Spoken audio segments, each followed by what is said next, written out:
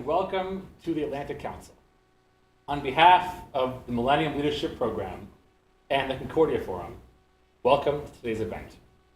A look at America's policy challenges for the next decade. The Millennium Leadership Program, as the name applies, is a center that focuses on leadership, investing in the people who will go on to tackle the world's most pressing challenges. When we look at the world today, it's quite clear that we are in a dire need for new leadership. People who are trained to collaboratively work together on finding solutions for the common good.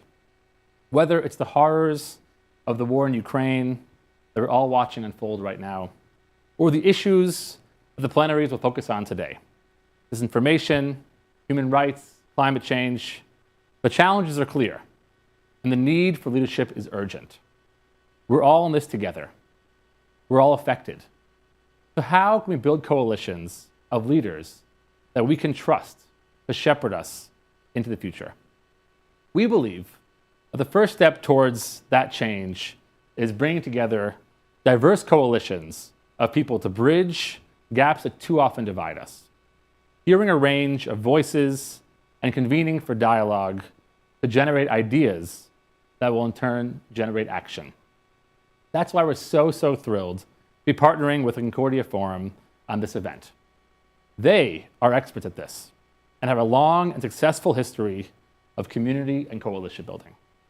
I'm proud to introduce my partner and friend, Mudassir Ahmed, founder and president of Concordia Forum. Mudassir, over to you.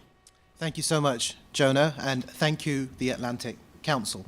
It is truly an honor and a privilege to be here again.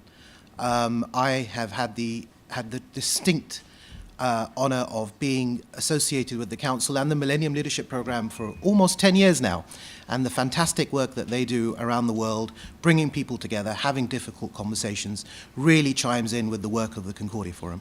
Of course, for the Concordia Forum, this is a very historic occasion. This is our first ever in-person event in the United States for at least 5 years.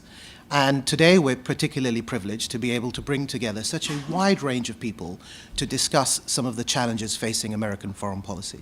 The Concordia Forum, of course, has been around for almost 15 years now, and we've successfully convened leaders across Europe and North America. We're very proud to have very strong alumni communities in places like Germany, Belgium, Australia, Canada, of course here in the United States, and our home, the United Kingdom. Concordia Forum essentially runs an annual leadership retreat, which takes place every autumn and rotates between Europe and North America. And we also do policy conferences like this across the world. We have some planned in London in a few weeks' time, and also we just finished one at the Nobel Prize Center in Oslo in November. So we're delighted to be doing this here at the Atlantic Council, delighted to be having such a wonderful panel, and I hope that you will all enjoy the program, and welcome again. Thank you. I now would like to introduce a short video by one of our friends, Congressman Carson.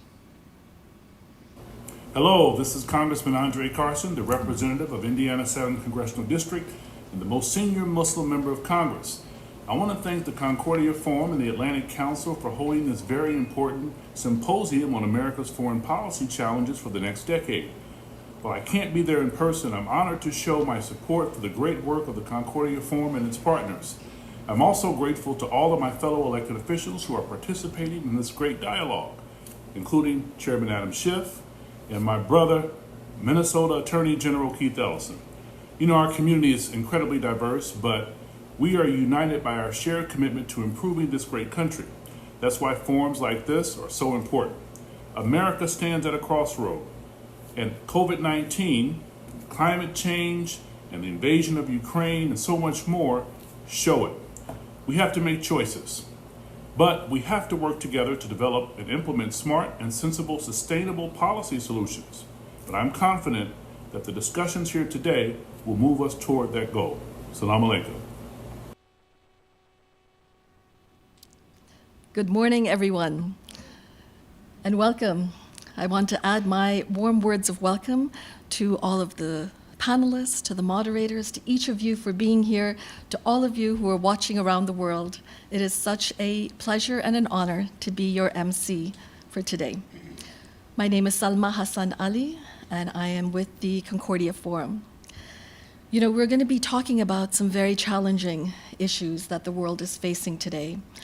And for me, often I turn to the arts for some solace, for some sustenance, for some inspiration. And I hope you'll allow me to share a few words that came to mind as we're thinking about the issues that we'll be talking about today. They're by a Sufi sage named Kharkani, beautifully translated by Umid Safi. Perhaps they'll provide some inspiration as we discuss the issues today.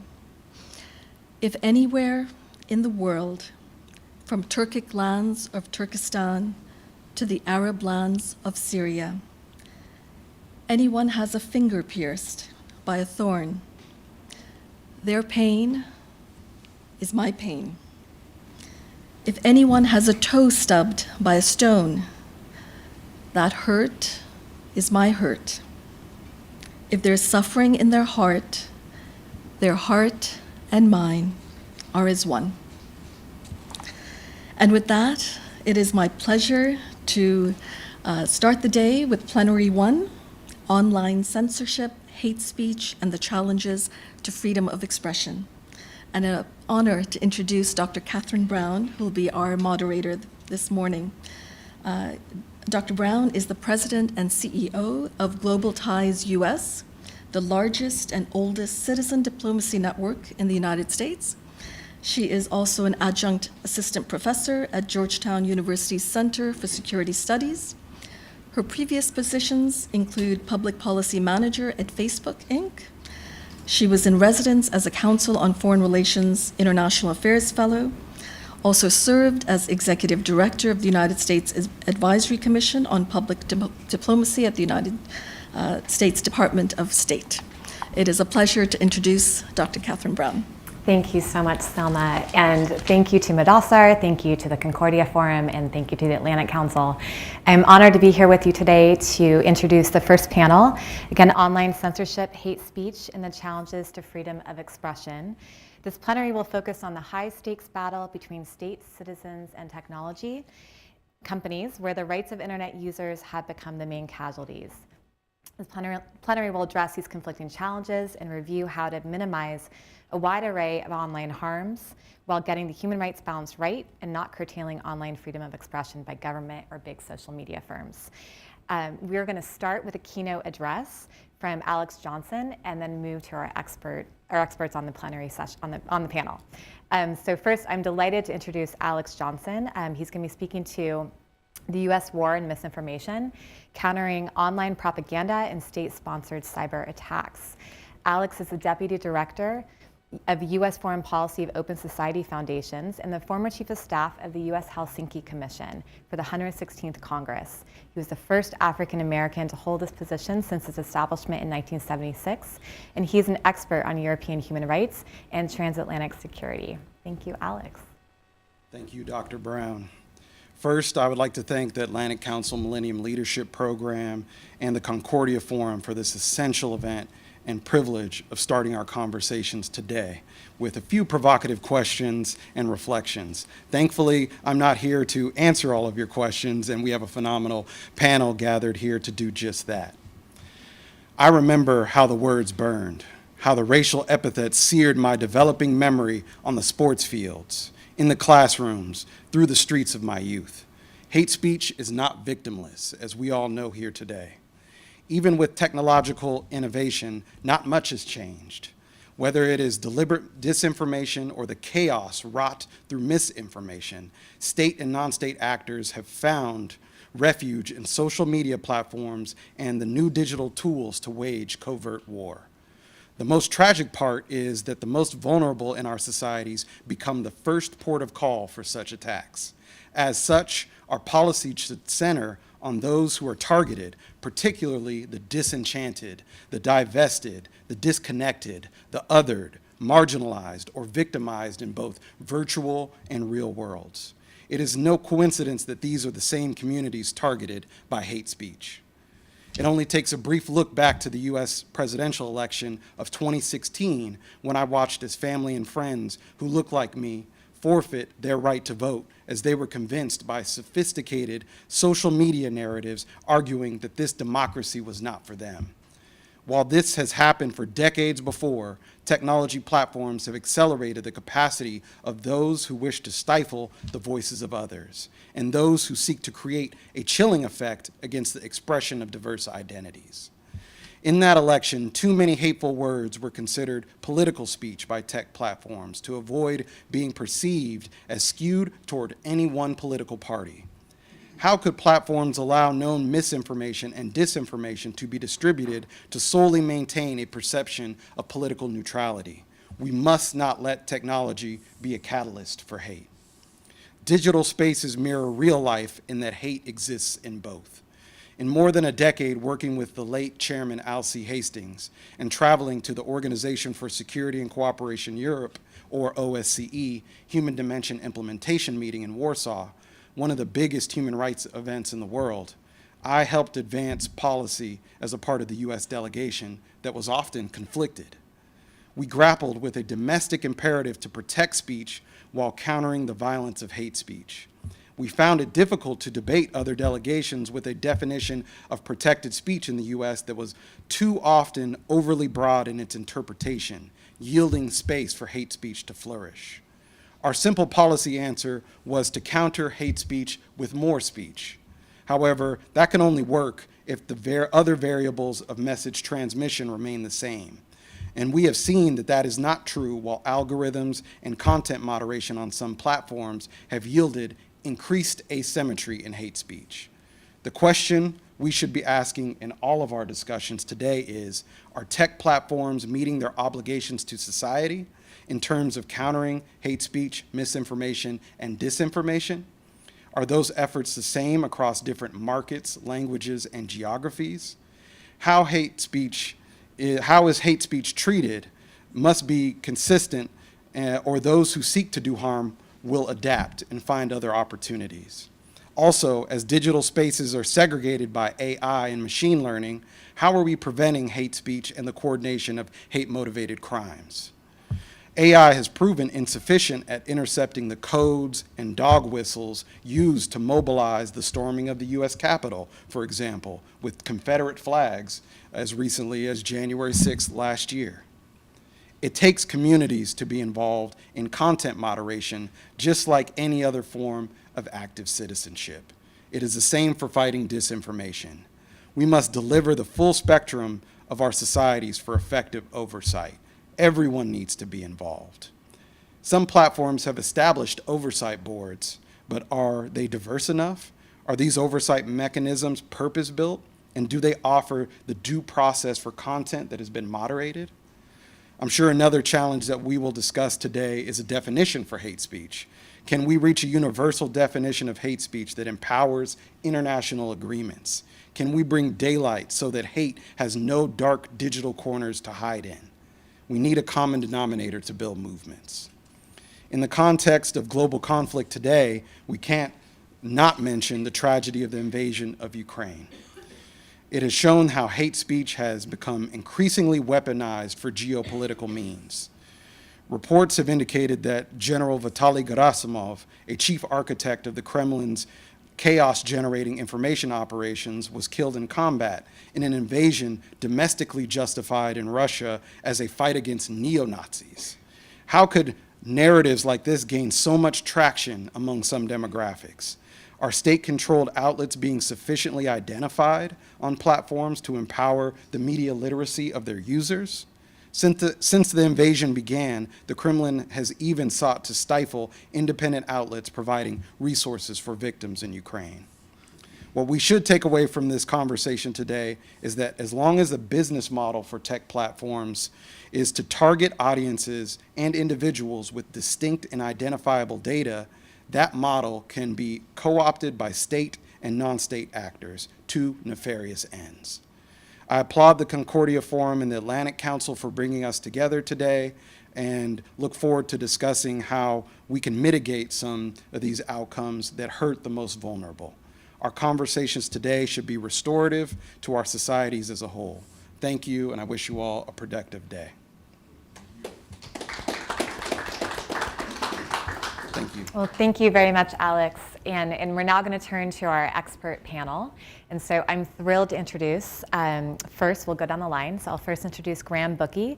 Graham is the Senior Director of the Atlantic Council's Digital Forensic Research Lab, based here in DC. And previously he served in various positions at the White House and National Security Council, most recently as an advisor for strategic communications, with a focus on digital strategy, audience engagement, and coordinating a cohesive record of former US President Barack Obama's national security and foreign policy. He also worked in the East Asia, Middle East, and North Africa directorates at the NSC. Welcome, Graham. And next, the honor of introducing Keith Ellison. Keith is an American politician and lawyer, serving as the 30th Attorney General of Minnesota. He previously served a dozen years in Congress, representing Minneapolis and the rest of Minnesota's 5th District. And Keith Ellison earned a place in history as the first African American elected to Congress from Minnesota, and the first Muslim to serve in the House or Senate. Welcome. And next we have George Salam. He is the Senior Vice President for National Affairs at the Anti-Defamation League, and he came to that position with approximately 15 years of service in the executive branch, and prior to that worked for a variety of nonprofit endeavors. Welcome, George. Thank you. And so, Graham, I'm going to ask you to go first, and I believe you're going to talk about election disinformation and protecting a shared set of facts that democracy depends on. Thank you so much, and I'll be very brief because I think this community in particular knows what the stakes are when it comes to the shared set of facts that democracy depends on. So, as Catherine said, my name is Graham Bukhari. I run a center here at the Atlantic Council. It's right downstairs, and we have staff across 5 continents. The opening that Alex just laid out, a lot of the stakes here. And right now, today, we have a very large team that's looking at the shared set of facts around the conflict in Ukraine right now. For us, a large part of what we do is research on the online information environment for things like manipulation, things like defining things that feel like very amorphous, like disinformation. So I'll start with kind of how we see this set of challenges, or how we define these things. Disinformation for us is deliberate spread of false information. That means somebody is intending to lie. And that is obviously a major, major challenge in elections. Now, that's a little bit different than misinformation, which is the unintentional spread of false information. I think it's fair to say I certainly do. We typically all have at least one family member who engages in misinformation from time to time. Mm-hmm. It makes for awkward conversations at holidays and things like that. So for us, disinformation and a focus on elections is really, really important, because elections in free and open societies are when we all come together and need a shared set of facts to make collective decisions. Now, this has become a kitchen table issue here in the United States because of things like what Alex just mentioned, Russian interference in 2016 elections, in the presidential elections here. That is what became a kitchen table issue. And when you say something like disinformation to whoever in this country, generally they'll kind of know what you're talking about, know that it's a challenge that we face.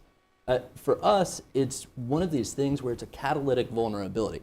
When disinformation touches a discrete topic, whether that's any number of the challenges that were laid out in the opening of this session, climate change, racial justice, like any challenge that we face, as soon as disinformation touches it, it makes it a lot harder to solve for. Because you don't have the stakeholders who have a shared set of facts, the shared set of facts to go and solve that problem. How that relates to elections, why elections are so important. 2020, I don't have to relitigate the disinformation challenge that we had in this country and we continue to have in this country around things like the big lie. And as Alex said in the opening, disinformation this isn't a victimless crime, right? There are very real world results of coordinated efforts towards disinformation. Now, I would say this, sitting at a foreign policy think tank in DC, the scale and scope of domestic disinformation in the United States right now is far greater than anything a foreign adversary could do to us. And it's also a vulnerability that foreign adversaries definitely try to exploit.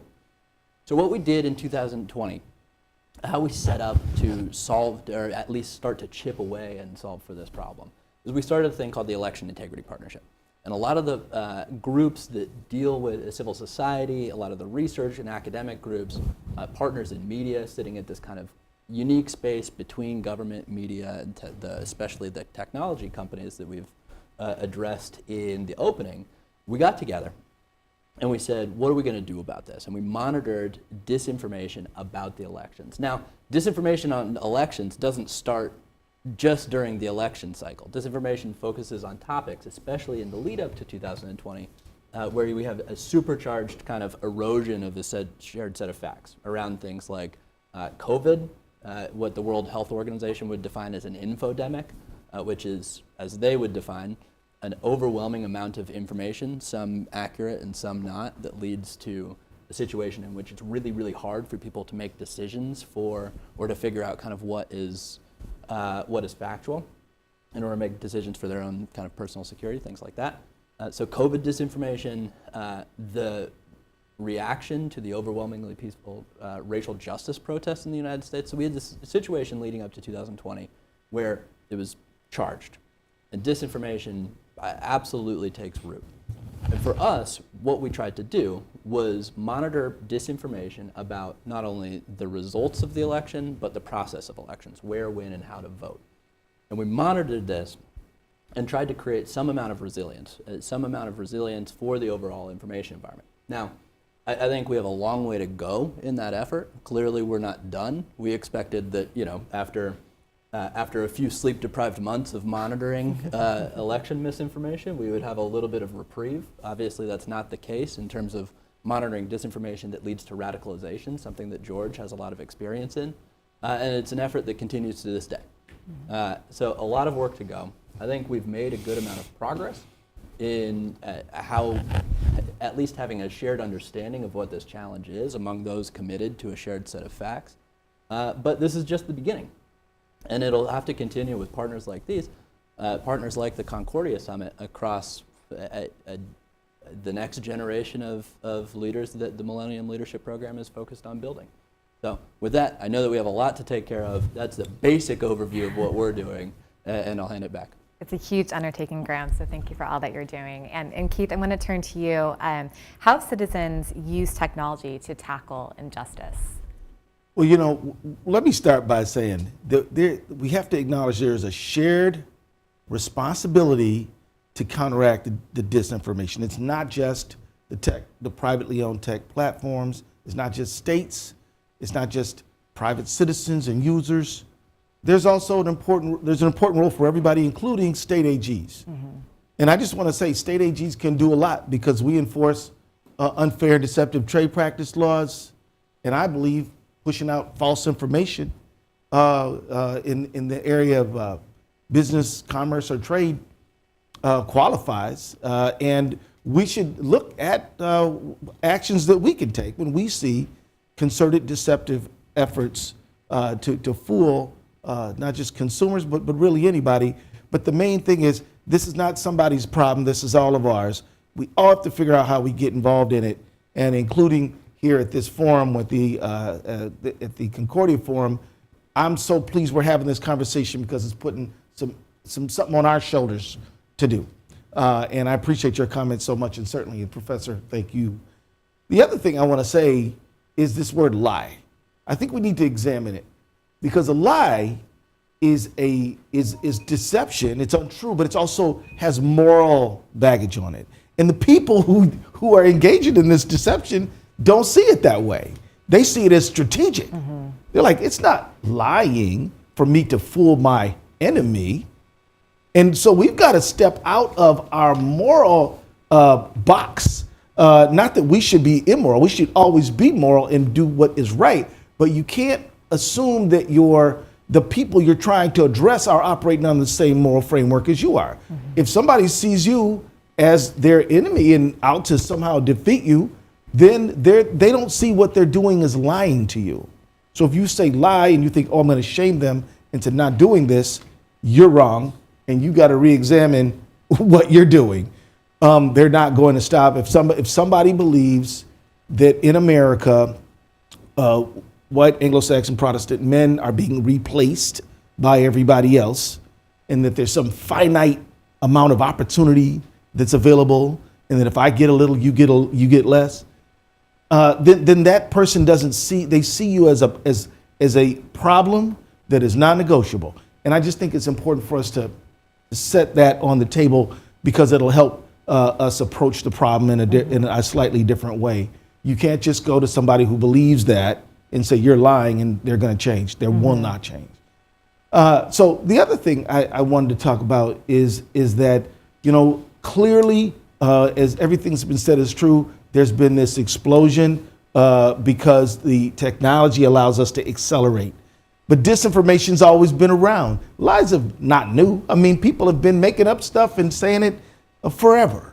And Lord knows my experience in politics is like, okay, here's another story. And there's a lot of reasons that it's annoying, one of which is that it just wastes time.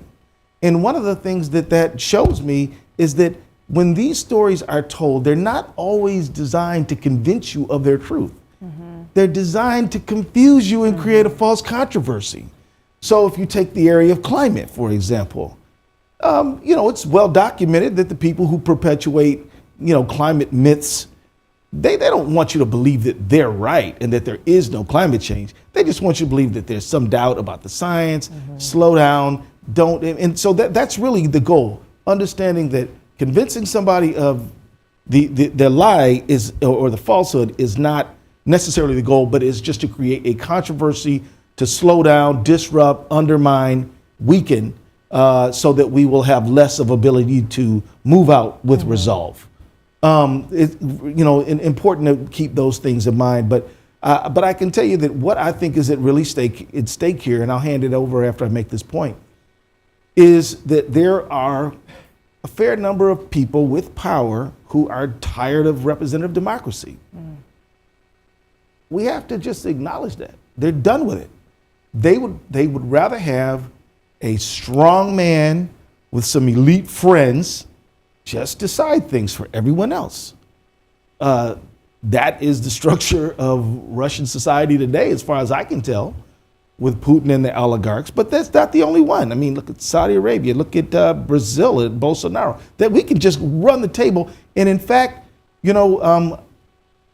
I'll just be candid and direct. I think that a guy like Donald Trump looks at that scenario and thinks, why should I have to put up with all of this democracy? I just want to do what I want to do and have my friends who I'll take care of them. And so I believe that there is a concerted erosion of democracy. We don't want everybody's opinion. We don't, and so the job of this moment for everyone is to say that democracy is worth it, that representative democracy is worth it, that yes, it comes with a lot of arguments and a lot of fussing and a lot of fighting, and everybody gets their say so, and it doesn't always look orderly, but it is worth it. And we should stick with it, and we should defend it, and we should fight for it. And if we make that commitment to ourselves and each other, I think what we come up with is a good plan to make sure that we have some common set of facts that we can all base decisions on. And honestly, I'll say I'm what people might call a progressive, liberal, bleeding heart. I've been called all of that, and it's probably true to a large extent. But I don't mind debating with the conservative, as long as we're debating on 2 + 2 = 4, as opposed to 2 + 2 = 27. As long as we're operating on the base, as long as there is a cogent argument to be made. The government needs to be restrained. The taxes could be lower. That you need a robust foreign policy. Okay, fine. But now we're debating over where you want to slice the cake, as opposed to whether or not there's a cake. And so I'll turn it over to George, but those are a few thoughts. Thank you. No, thank you for making those foundational points. Thank you. Yeah, and for the reminder that representative democracy is hard work and how important it is to build trust in order to be on the same page and have the same set of facts. So thank you. And George. Thank you. Over to you. And so, Attorney General Ellison, tough act to follow. I don't know if I have a good cake analogy, but I will do my best. You got a few in there. Let me just start off by saying, Catherine, thank you for the kind introduction. And it's really great to be here with the Atlantic Council and with Concordia and the spirit and intent of this conversation today on this particular topic, as the previous panelists mentioned, is so important and so critical. Thank you for convening this. And I just kind of want to take a moment of personal privilege to acknowledge Attorney General Ellison as someone who, in the Bush, Obama, and Trump administrations, served in the executive branch. I had the opportunity to testify in front of his committees when he was in the House, as well as participate in small convenings in his congressional district on very difficult and contentious issues of the role of domestic security vis-a-vis ethnic and religious and racial minority groups in his congressional district. Those conversations were not easy, they were not simple. He convened them in a very fair and judicious way, and I just wanted to acknowledge your leadership on those particular sets of issues. George. A few thoughts to kind of frame this issue, Catherine, before we jump into some question and answers. The first point I'll make overarching that echoes the theme of my previous panelist is that social media companies and technology platforms need to do better, period. They need to do better across a range of different categories. They need to do better on detecting hate speech and disinformation and misinformation on their platforms. They need to do better on their governance structures. They need to do better on their artificial intelligence algorithms. They need to do better with their transparency on their policies. They need to be clearer with their advertisers and funders, and potentially a restructuring of their business model in general. So in summary, the technology and social media space needs to make significant improvements, and I can illustrate a number of examples in that regard. The second key theme that I really want to underscore here is the pattern and trends of hate speech online, and when that hate speech and misinformation and disinformation online leads to real world acts of either domestic or international terrorism.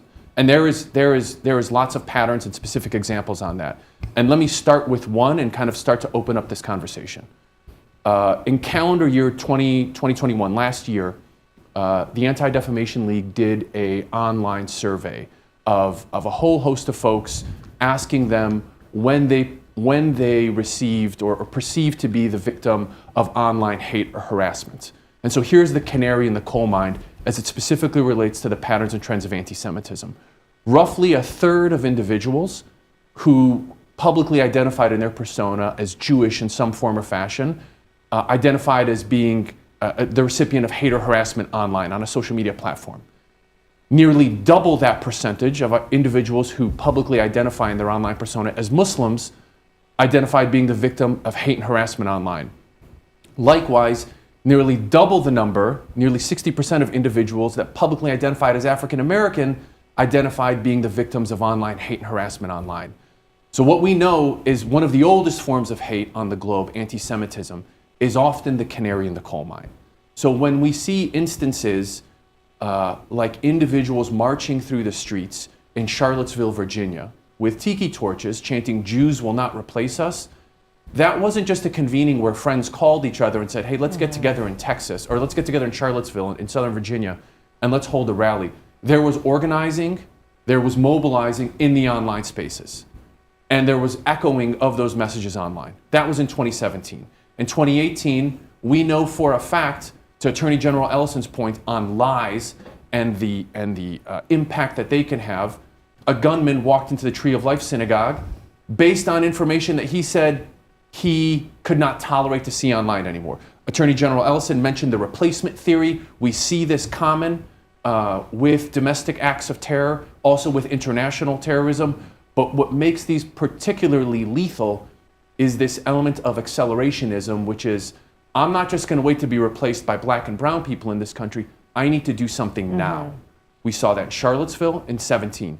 We saw that in Pittsburgh in 18. We saw that in Poway in 19. We've seen this, and the victims of the El Paso Walmart shooting know this. The hostages in Colleyville 2 months ago, they know this. They've seen this. And so the hate speech and vitriol online leads to real world action. And as the Attorney General mentioned, we have to have a conversation about 2 + 2 = 4. There is a problem online. We know it results in victimization, and most horrifically, it results in loss of life. We know we've seen the past 3 years some of the highest numbers of anti-Semitic incidents online and offline that we've seen in our nation's history. We need to do better to combat hate speech. We need to do better to push back against misinformation and disinformation online. Lives depend on it. and it's a conversation that needs to be multi-sector, multi-domain, and that conversation has a sense of urgency and relevance today like it's never had before. So those are some framing topics I'll start with. And Catherine, if it's okay, I'll turn it back to you. Yeah, thank you, George. Thank you so much. And I think you're going towards this whole society approach that's needed.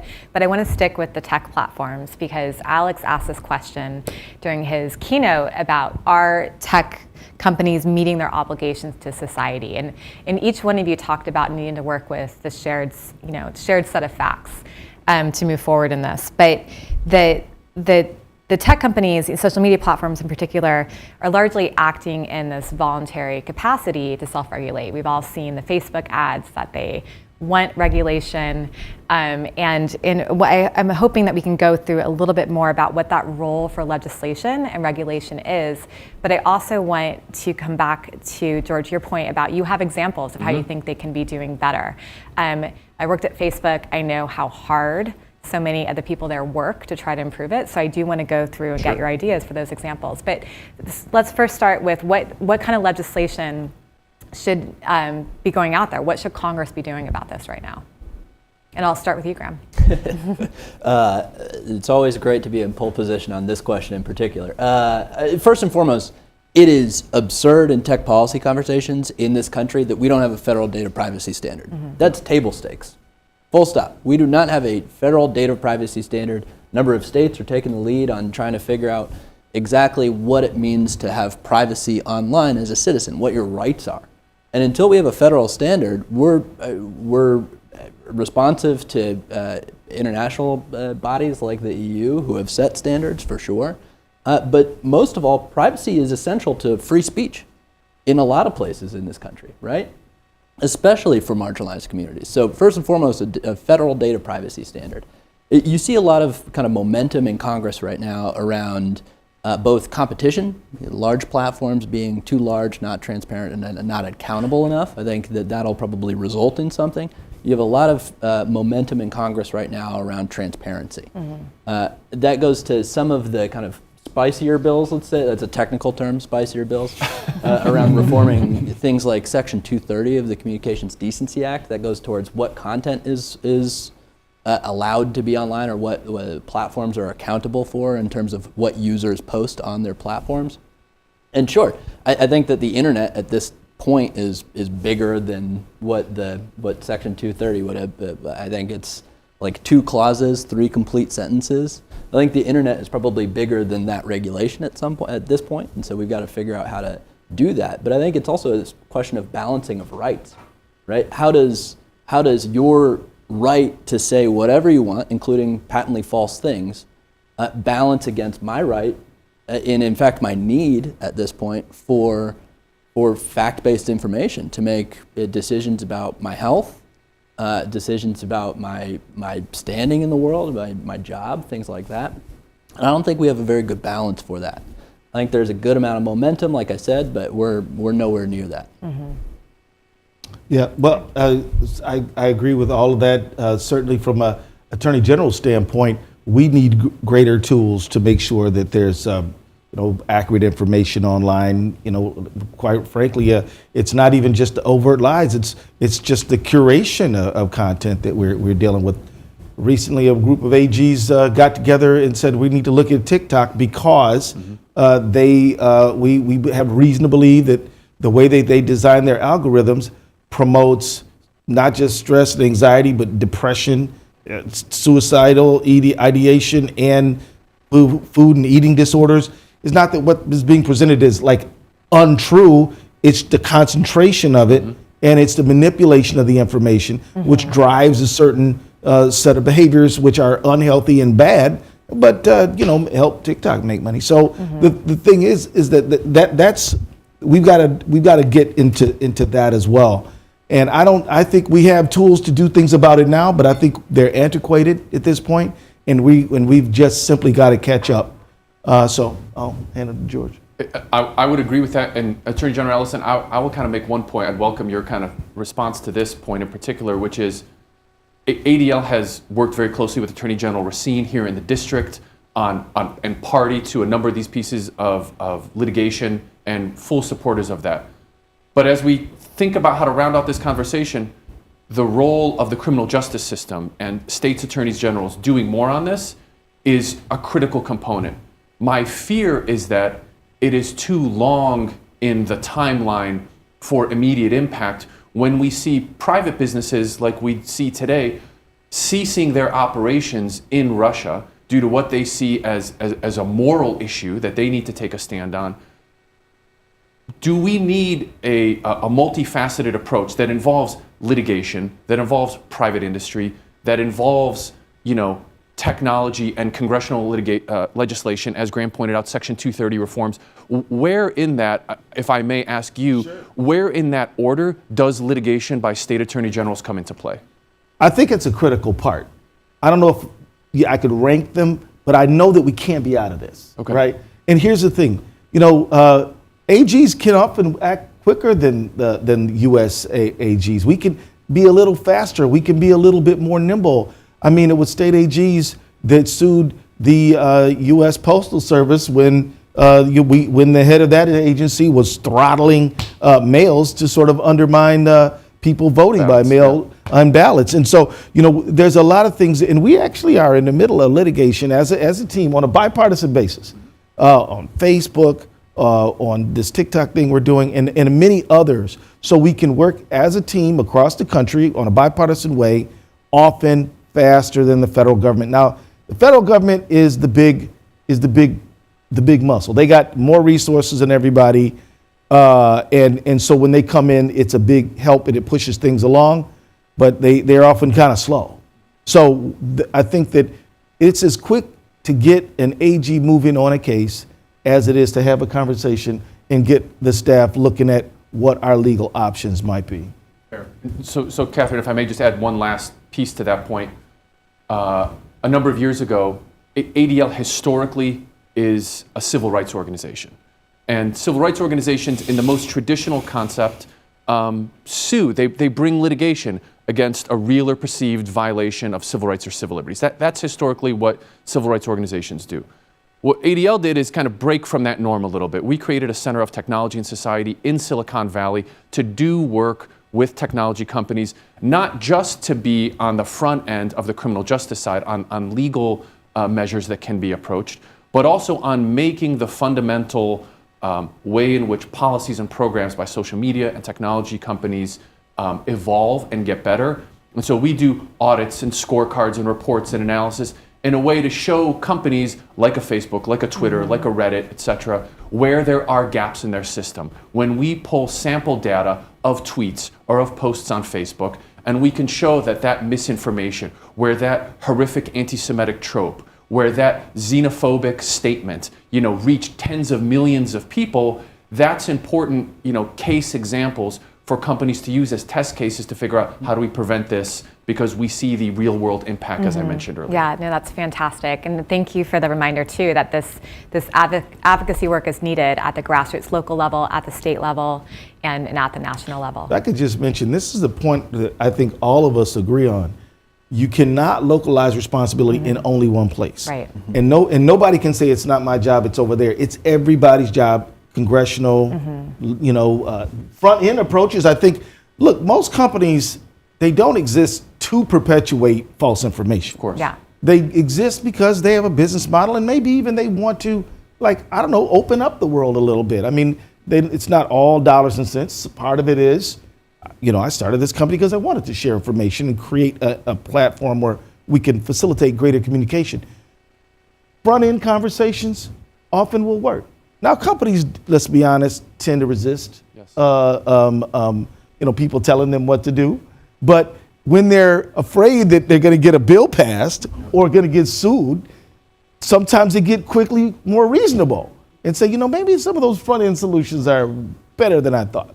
So that's good. So we've got to do all these things, and mostly we've got to have the public demanding change, because that's something that will definitely catch the attention of any business as well, knowing that their customer base wants this.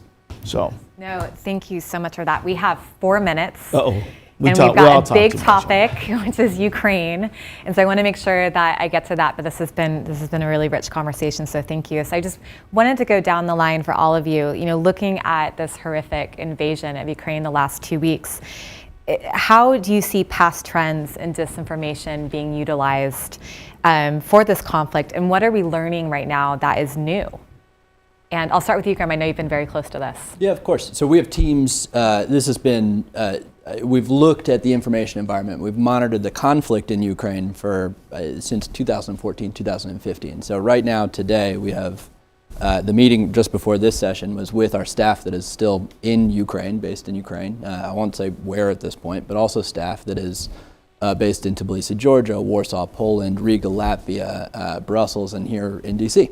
And they're monitoring the information environment. What we saw in the lead up to this military offensive, this military invasion by Russia of Ukraine, was an age-old Russian information operation based in disinformation, false justifications for war, based in things like hate speech. Right, the fact that the Russian public believes that, or has been told time and again, repeatedly, that Ukraine is run by Nazis, or that Ukraine is run by Jews at the same time, right? Throwing things at this. Is theirs. Right, Yeah. or Ukraine is traditionally theirs, ethnically theirs, Yeah. in their opinion. And so this kind of colonial narrative in that sense. And so we saw any number of justifications for war.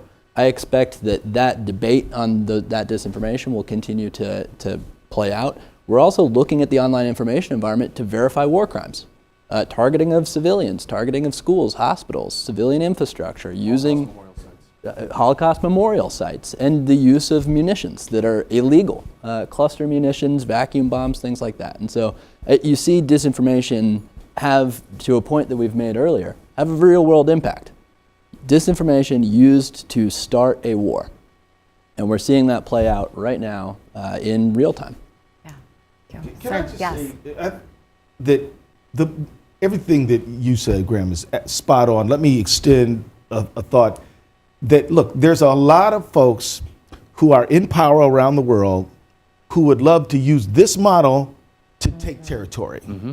If Putin is allowed to do this with the disinformation, expect way more chaos. This has to be stopped because it is sort of just getting started. Although, Putin has been working on this for a long time, and all of the lies and disinformation will just proliferate. The anti-Semitism, the all of the hatred and ethnic persecution of ethnic minority will just ratchet up. Mm-hmm. And so that's another thing. I think it's another reason to take this really seriously. And the other thing is that, and this plays off something George mentioned, yes, the loss of life caused by this disinformation is without a doubt completely tragic, but it's even, in my view, more tragic because when you have a tree of life, what you do is you inject a paralyzing fear into the group that was targeted. So now, if you're Jewish American, you're like, oh my God, can I go to the synagogue? This thing happens at Mother Emanuel Church. Can I go to the church? Mm-hmm. These things happen at all these different, at the mosque. It's like, can we go to the mosque? We're afraid to go to the mosque now. And so this is a effort to demobilize and weaken civil society writ large.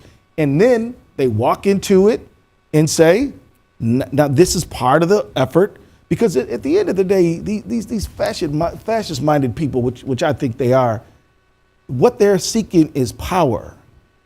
And and how do you get it? Well, one way to get it is make everybody else give up their power. Mm-hmm. Yeah, thank you. And George. 10 seconds to just kind of round out my two co-panelists. I would, Attorney General Ellison's last point is spot on. I would just kind of conclude by saying the anti-Semitic tropes, the direct kind of accusations of a Nazi-controlled Ukraine, the targeting of Jewish institutions, Holocaust memorial sites in Ukraine.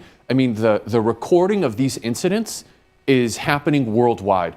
Institutions like the Atlantic Council, organizations like the ADL, International humanitarian organizations are documenting meticulously what's happening here, and ultimately individuals and potentially countries need to be held to account for the human rights atrocities that are happening in the Ukraine and elsewhere across the globe to other ethnic, racial, or religious minority groups.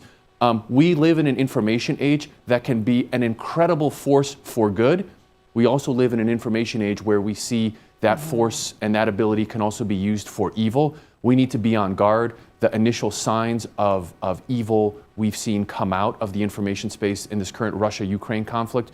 We will continue to monitor and look forward to reporting back with this audience what we find and potentially some solutions. Yes, thank you so much. I think we've all talked about how disinformation is not new, but we're in some terrifying new territory, whether it be in Minneapolis, Pittsburgh, or currently what's unfolding in Ukraine. And so thank you so much to each of you for all that you do to combat hate and disinformation online and offline as well. And everyone, please join me in thanking our panelists. Thank you. Good job. Thank you, sir. Good job. Sir? You bet.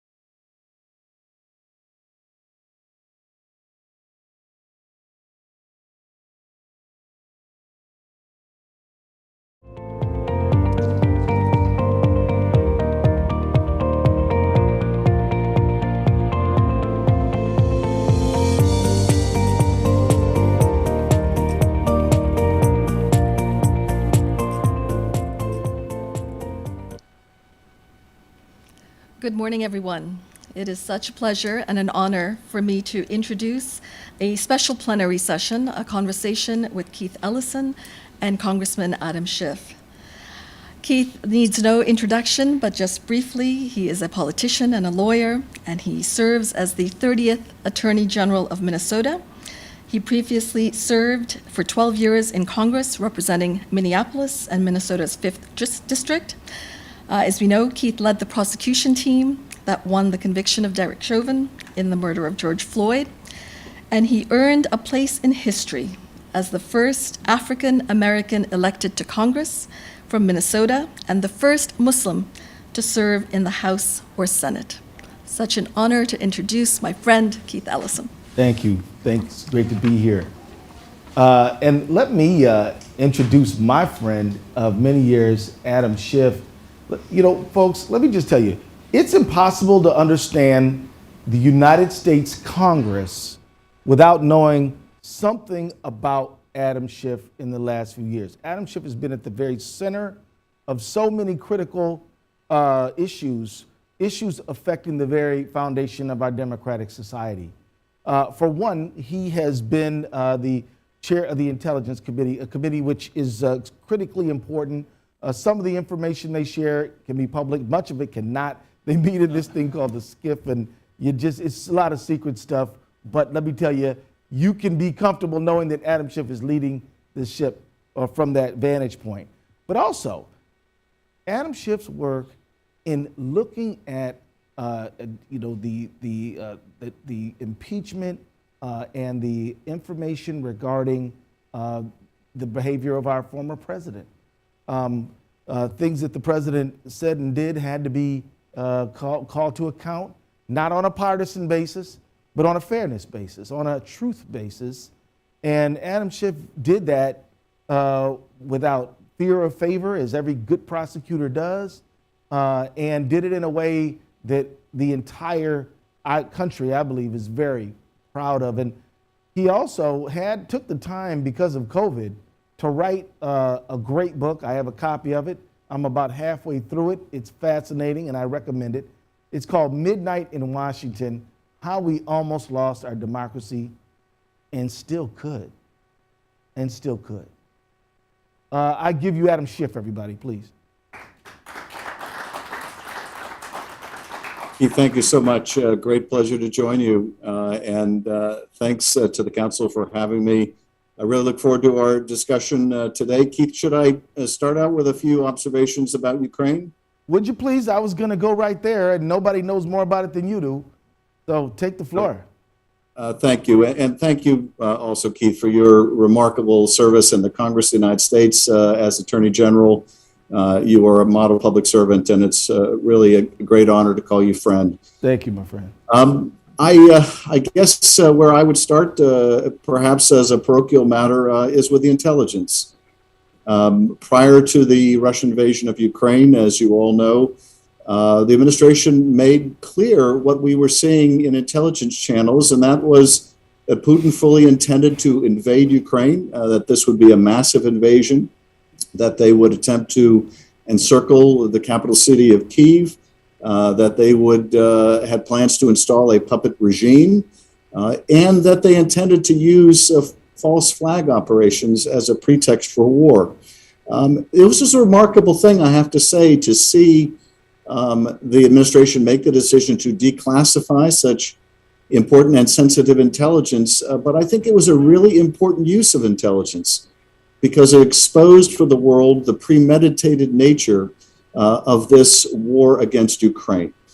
It stripped bare Putin's pretext and showed the world what this was for what it is, and that is a premeditated, unprovoked war of aggression by Russia against its neighbor. I think it has also been vitally important to reveal the horrors of what's going on and the terrible tragedy that Putin has wrought on the Ukrainian people and indeed the world. I think the degree to which the Biden administration has been able to unite our allies, our NATO partners, and other democratic allies around the world in some of the toughest sanctions imaginable is really quite remarkable. I was at the Munich National Security Conference just a couple weeks ago when President Zelensky spoke at the conference, and it could not have been a more marked contrast from 2 years earlier at the beginning of the pandemic when I also attended that conference. The subject of that conference 2 years ago was Westlessness, as in, was there a West anymore? Was there a reason for NATO? Was there a reason for a community of democratic nations? Well, this year, as you might imagine, that question, if it existed 2 years ago, has been answered with a resounding yes, that the importance of the community of democracies, of NATO, is more important than ever. Because what we see in Ukraine is not just a war of aggrandizement by Putin, not just Putin's desire to be the next Peter the Great, but also Putin's response to a democracy, an aspiring democracy on his border, giving demonstration to people in Russia that they too need not live in the kind of despotic regime that Putin provides to his people. Putin was terrified of the color revolutions sweeping the world years ago, and none terrified him more than the Orange Revolution in Ukraine, or the massive demonstrations that we saw in Moscow and other cities. So this is as much an effort to put down those democratic aspirations as it is to aggrandize himself. And in that sense, this is a global part of the global struggle for democracy, of which we are a very important part and leader. So look forward to our discussion today. Thank you again, Keith, for inviting me, and I hand it back to you. Well, thank you for getting us started that way. That I agree with every single word you said. Let me bring you back a few years ago when there was a critical conversation. And I don't really want to dwell on the conversation so much as I want to dwell on what we learned from it in this moment. So let me bring you back to the conversation. Hello, President Zelensky. Yeah, hello. Well, you know, Mr. President, I could really use some more arms. I think that there could be some aggression against my country. He says, yeah, we've been holding them up. We'll get them to you, but I need a favor, though. Remember that conversation? Does that ring a bell for you all or anybody in the room? Looking at that conversation in hindsight, Mr. Chairman, what do we need to learn? What do we take from that now in this moment? Anything you could share with us? Yes, and I think it's important for people to remember at the time of that conversation, Ukraine was even then at war with Russia. It was a hot war, a long simmering conflict, years-long conflict, in which even then, during the time of that call, Ukrainians were fighting and dying every week, sometimes every day. And the United States Congress, on a bipartisan basis, just as we are today, in fact, approved military support for Ukraine. But Donald Trump withheld that military support because he wanted a political favor from Vladimir Zelensky. And that favor, of course, was to smear Joe Biden during the presidential campaign. Now, that tells us something today, but more importantly, it told Putin something then and now. It told Putin that the United States didn't care about Ukraine, didn't care about its democratic aspirations, didn't care about its sovereignty or territorial integrity. None of that mattered, at least to the former administration, which considered it a mere political plaything, a tool to be used to extract a political favor. And we were willing to sacrifice Ukraine's defense in order to get it. That's what it told Putin. I think Putin also understood, flash forward to today, that with the former president still a dominant force in his party, that he could count on the former president in that party to downplay the seriousness of an invasion of Ukraine and continue to praise him. And sadly, that's exactly what we saw at the outset of this war, was the former president once again praising Putin as a genius, talking about how savvy he was to come up with a pretext of declaring independence of 2 areas of Ukraine and declaring himself a peacekeeper. And so, sadly, I think that the former president's conduct was an encouragement to Putin. Now, in this, Putin terribly miscalculated, I think, the will of the American people. which has rallied to Ukraine's defense. And I think it has to come as a bitter shock to Putin that not only is the United States united and Congress has come together on $13 billion of economic, humanitarian, and military assistance, but we have also come together with the rest of the world in a way he never imagined. Yeah, thank you. You know, I also would like to ask you, this is a follow-up. We know that Vladimir Putin's not the only world leader who has his eyes on territory that he currently doesn't possess and may want to take action to take new lands. We know that. But if the world doesn't unite and doesn't signal that this is not going to be tolerated, what message does Putin's action in Ukraine send to the more illiberal, undemocratic parts of the world? Well, a terrible message. And indeed, I think we have to be very conscious of how China is watching this conflict, very much with an eye towards Taiwan and its hopes to one day conquer Taiwan and the possibility that we use military force to do so. I think what President Xi must walk away from so far is, first of all, being pressed as the rest of us are with the will of the Ukrainian people to resist.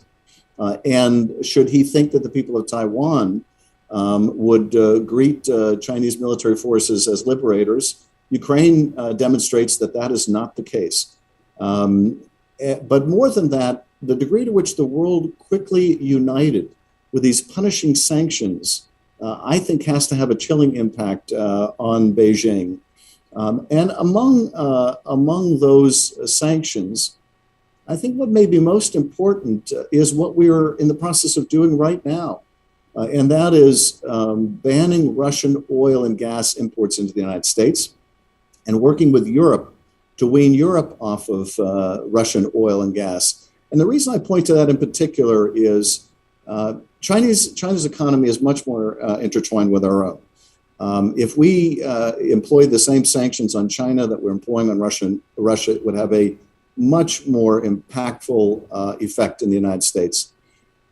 The degree to which Americans have rallied to support such a ban, numbers in public support of up to about 80%, bipartisan support, even though we will feel the pain of it ourselves, tells China that we are willing to sacrifice. And so I think that, too, sends a powerful message to China. You know, your book, I would like to talk about it a little bit, just to remind everybody. The title is Midnight in Washington, How We Almost Lost Our Democracy and Still Could. Chairman, how could we still lose this democracy, and what do we need to do to make sure we preserve it and strengthen it? Well, it's a very important question. And watching these images from Ukraine and the reports coming back even today of more horrors in terms of civilian loss of life, one stands out for me. And it's the image of what looked like an old Ukrainian man throwing himself in front of a tank, a Russian tank. And I look at that and I marvel at the courage and what Ukrainians are willing to do to defend their democracy. And I ask myself, what are we willing to do to defend our democracy here at home, where our democracy is also at risk, not from Russian tanks, but from our own dangerous flirtation with authoritarianism, from the breakdown of so many of our democratic norms and institutions over the last 4 years, from the fact that even now, as we speak, people around the country are using the big lie about fraud in the presidential election to usher in a new generation of Jim Crow laws to make it harder for people to vote, in particular people of color. How state legislatures are stripping independent elections officials of their duties, and partisan legislatures are trying to put themselves in the position of overturning the next presidential election if their candidate loses. And I think we have to recognize that our democracy held in 2020, but not by much. There were multiple points of potential failure, and those need to be addressed. And so As we watch and we support the people of Ukraine, and we marvel at their courage and their dedication to their democracy, we need to be devoted to our own and realize how much we need to do to rebuild our own democracy at its point, I think, in this country of maximum peril. Yeah, and you know, in the last segment before ours started, we were having a pretty robust conversation about how online disinformation, hate speech, things like that were impacting the political landscape. Do you have any insights for us on that? We see in Ukraine that there's been manipulative usage of disinformation by the Putin. Any thoughts from the chairman of the Intelligence Committee on what we should be on guard for and what we should be thinking about as it relates to online disinformation and divisive speech? Yes, and of course, well before this current invasion, we saw Russia using social media to attack other democracies around the world. Through a variety of means, we saw Russia engage in a hacking operation of democratic institutions in the United States in 2016, and to weaponize the data that was stolen. They did the same thing in other countries in Europe, but they also had a clandestine social media operation run out of St. Petersburg. And that operation continues. It has become more sophisticated. They are working harder to hide their hand, but they're still involved in many of the same ways to the present, ever since 2016, with really a two-pronged strategy. One, to divide us, to cause Americans to disbelieve our own election system. Not surprisingly, they have amplified the former president's false claims of fraud in the last election. So they want to undermine Americans' confidence in their own democracy. They also, of course, have their favorite candidates. They worked against Hillary Clinton in 2016, and they worked against Joe Biden in 2020. And if Donald Trump runs again, they will probably work to mobilize support for him in social media as well. And we need to do a far better job, I think, ferreting out that kind of foreign interference in our election. It may be that the Russians support a Republican candidate for president now because of the uniquely sycophantic relationship Trump has had with Putin. But the Russians aren't Democrats and they aren't Republicans. They will turn against either party depending on what they see advantages Russia. And so both parties you need to be united in rejecting any foreign assistance, whatever form it takes, whether it takes the form of dirt on an opponent or takes the form of a social media campaign or a hacking and dumping operation, because sadly we can only expect to see more of the same from the Kremlin and other countries that may decide, after watching the degree to which Russia successfully intervened in our affairs, that this is a low-cost, low-risk way to mess with the United States of America. You know, last question, Mr. Chairman. You know, talk about things that we need to be united against.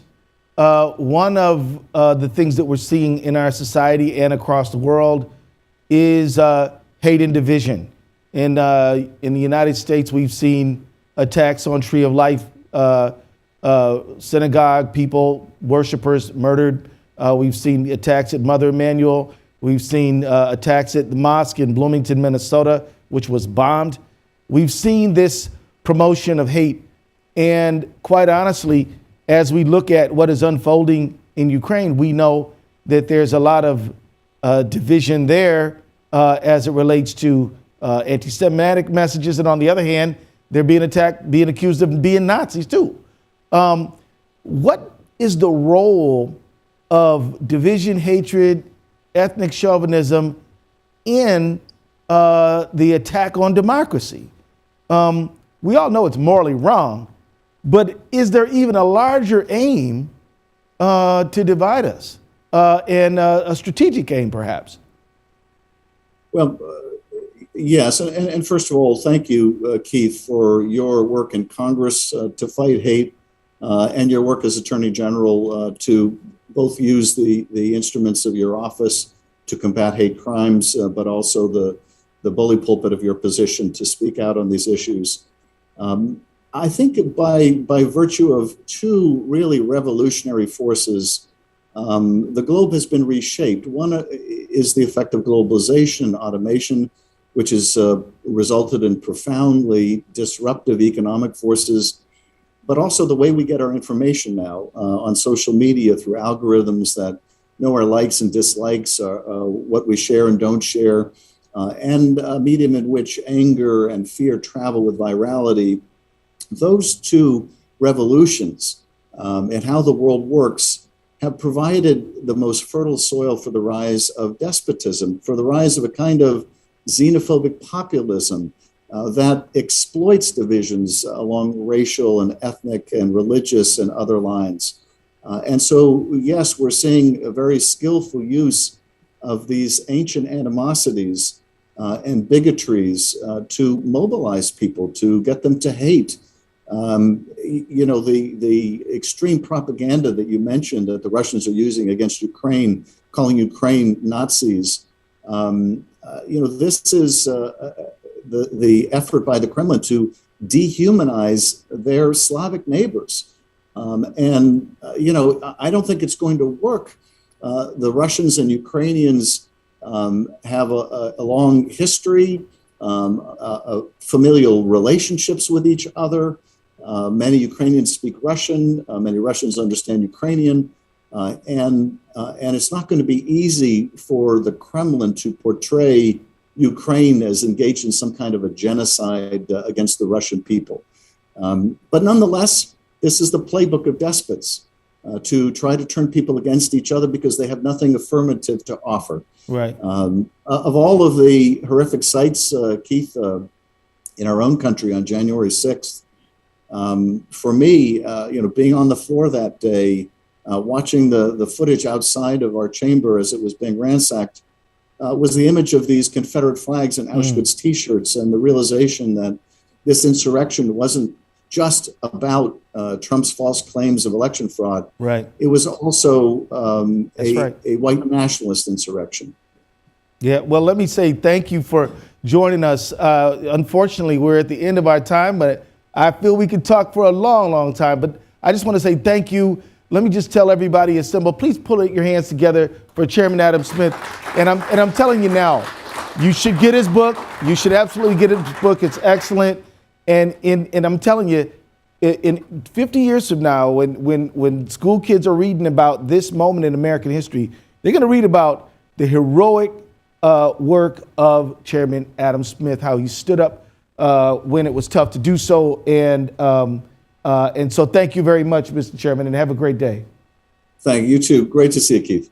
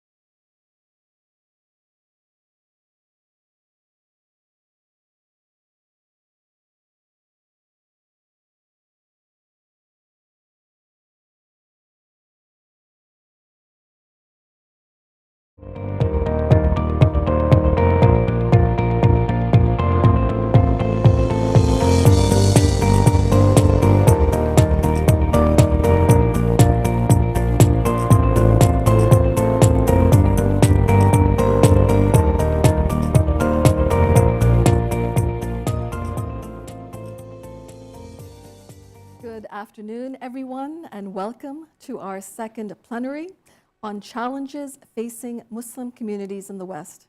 It is such a pleasure to introduce to you our moderator for the session, Arshia Wajid. Arshia is the founder and president of the Chicago-based national nonprofit, American Muslim Health Professionals. It's an innovative group that lifts up these professionals to best serve their underrepresented communities. In 2015, President Barack Obama honored Arshia's work in a roundtable of Muslim health professionals, marking her undeniable impact on healthcare in the United States. Arshia is also an American Civil Muslim Leadership Institute Fellow, an ambassador for the Women's Empowerment Campaign, and she received the 2018 Muslim Women's Alliance Inspiring Woman Award. You know, I asked Arshia where her passion for healthcare comes from, and she shared with me a story about her grandfather, who practiced medicine in a small town in India, and he would often write off medical bills and provide free housing for poor patients who couldn't afford to pay for their care. It's a beautiful story, Arshia, and it's a pleasure to welcome you. Good afternoon, everyone. It's a pleasure to meet you all. I wanted to start by introducing our keynote speaker, Farah Pandit. Farah is the author of How We Win, a foreign policy strategist, former diplomat, and world-leading expert and pioneer in countering violent extremism. She served as a political appointee under 3 presidents, and most recently, she was the first ever special representative to Muslim countries, serving both Secretaries Clinton and Kerry. She has served on the National Security Council, at the US Department of State, and the US Agency for International Development. She's a senior fellow at the Harvard Kennedy School and an adjunct senior fellow at the Council on Foreign Relations.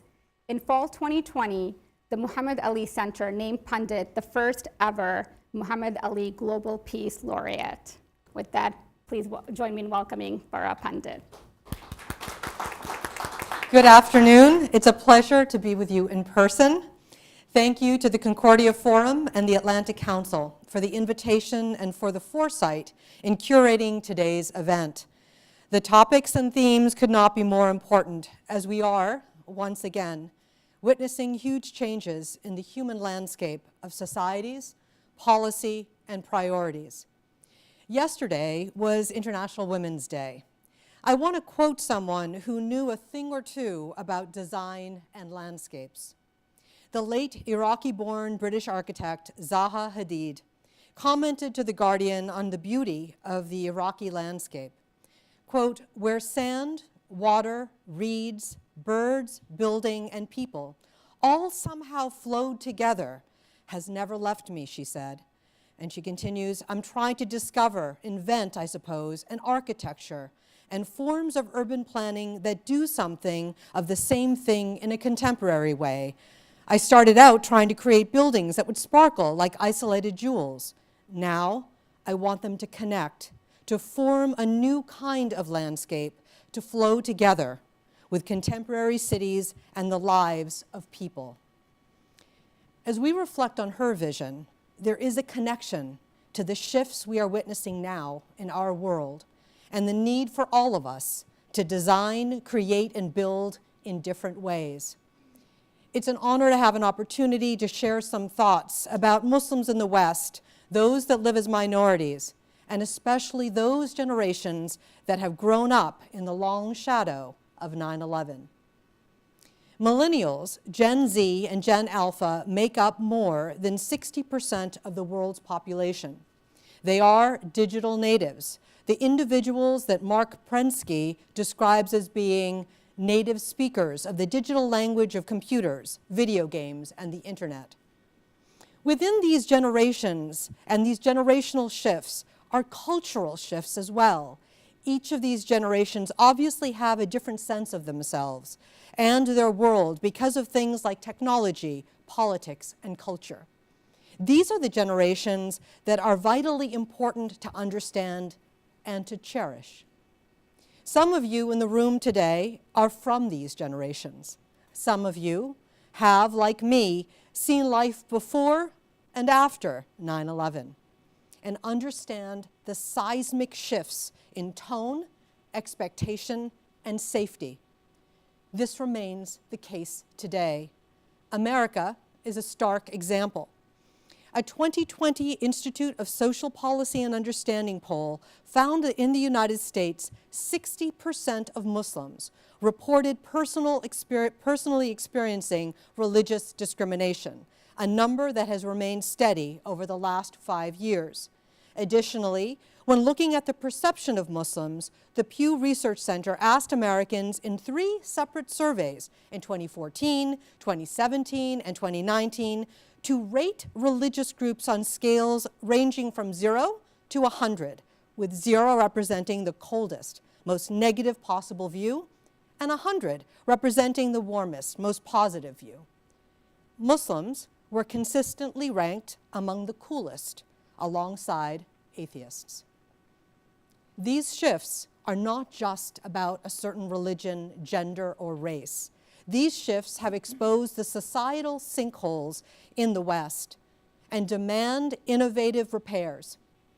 And the demands are coming from all kinds of places, including civil society, policymakers, and CEOs. How we think about these generations and what they've experienced allow us, in fact, to create strong supportive architecture and powerful systems to allow them to thrive. That should be our goal. And when they thrive, their success will affect us all. I believe that goal is possible despite the obvious challenges. Over the course of the last 20 years, I've had the chance to engage with Muslims on the ground in nearly 100 countries who have felt the impact of, quote, being Muslim in their daily lives in big and small ways. For some, it was an awakening. It was an opportunity to think differently about their identity and to mobilize peers to express themselves, to take back the mainstream narrative about what Muslim means. For some, the Muslim identity hasn't been a big deal. And for others, it meant something else, something powerful, but not positive. The emotional pull to retreat and feel less of themselves, resulting in negative thoughts and mental health challenges. The rise of us versus them ideologies has been devastating. Hate is a growth industry, and discrimination, prejudice, and violence is not abating. It has resulted in deep despair. This is evident in a study published by the GAMA Psychiatry Journal in 2021, which found that, quote, Muslims are 2 times more likely to have attempted suicide compared with other religious groups, unquote. Nearly 8% of Muslims in the survey reported a suicide attempt in their lifetime, compared with 6% of Catholics, 5% of Protestants, and 3.6% of Jewish respondents. Without a doubt, there have been serious changes in the human landscape that require attention before more damage is done. In Europe, what I witnessed in places as diverse as Oslo, Norway, and Palermo, Sicily, was a common response to others trying to define diverse Islamic heritages, lifestyles, and belief systems. The refrain I heard from youth was, do we matter? Do we even have a voice? Why are others defining who we are? Even when European Muslims were running for office and winning, becoming thriving entrepreneurs, health workers, or teachers, it felt to those with whom I spoke that there was always so much farther to go to feel like they belonged. I recall a conversation with a Dutch Muslim who told me it was never enough, meaning he would always be considered an outsider. Here in the United States, American Muslims have also felt this sentiment. Despite a very different history, Islam has been part of this nation even before it was the United States of America. In the 1600s, Muslims were forcibly brought to North America through the practice of slavery. It's estimated that anywhere between 10 and 15% of enslaved Africans were Muslim. I mention this because while things have never been perfect in this great nation, the attacks on September 11th, 2001 changed America dramatically and the very experience of being an American Muslim. Over these many years, organizations like Concordia Forum have created a space to address some of these changes and advance a more positive future for Muslims, asking questions like, how can we work together to engage? What do we need to do to make a difference? How can we pioneer new solutions? This goes to the heart of a response that is transforming societies in the West and creating new societal skylines. Today, we see dramatic difference in engagement in issues around society, culture, policy, and politics. We had witnessed creatives taking the lead in bursting old stereotypes and applying their skills and vision in sectors that have not traditionally been professional paths. New coalitions and movements are taking shape and growing. It's exciting to see and to recognize the changes that have happened despite the hardships. However, as I think about the pace and the focus of what needs to happen going forward, the heart of the effort for me is a question. What more must we all do to make sure millennials, Gen Z, and Gen Alpha can thrive? Their unique experiences are fundamental to a new landscape. Raised in a world connected through a swish of a finger, seen through the filter of wars of Iraq and Afghanistan, navigated through watching how minority Muslims are described, treated, and contained, and excited by discoveries and innovation, allow them to ask different types of questions and prioritize things with a different timeline. Social justice, equity, diversity, climate, business values. These generations are profoundly important, and we need to recognize that in our thinking and our doing. How? We must be global citizens. We must take part. We must find allies. We must speak out. We must engage. We must design efforts to build the landscape we know is possible. This means it's not just about the exciting new filmmakers or podcasters or writers or policymakers or teachers or doctors or entrepreneurs. It isn't about Muslim comedians or musicians or librarians. To make a new landscape, we need this and more. To flourish and repair and reimagine, we need to think differently about how to build bridges across religion, race, gender, and location. This is about all of us, all of society. This is about humans taking responsibility for creating the change by providing insights, ideas, and support for those who want to do good and finding ways to bring in others as well. It's about teaching and living with kindness and civility and compassion. It's about learning about those who are different than you. It's about thinking out of the box and asking what hasn't been built yet. A reminder, when Concordia Forum began, there was a need to create a new kind of network. Today, I urge the members and friends of the Concordia Forum, along with the broader Atlantic Council and its partners, to ask, what do we need to create through the force of our networks that has not been built before? Zaha Hadid's vision to flow together means that we need all parts of society, a broader vision, and the focus to build a new human landscape that includes all of us, including Muslims. Thank you.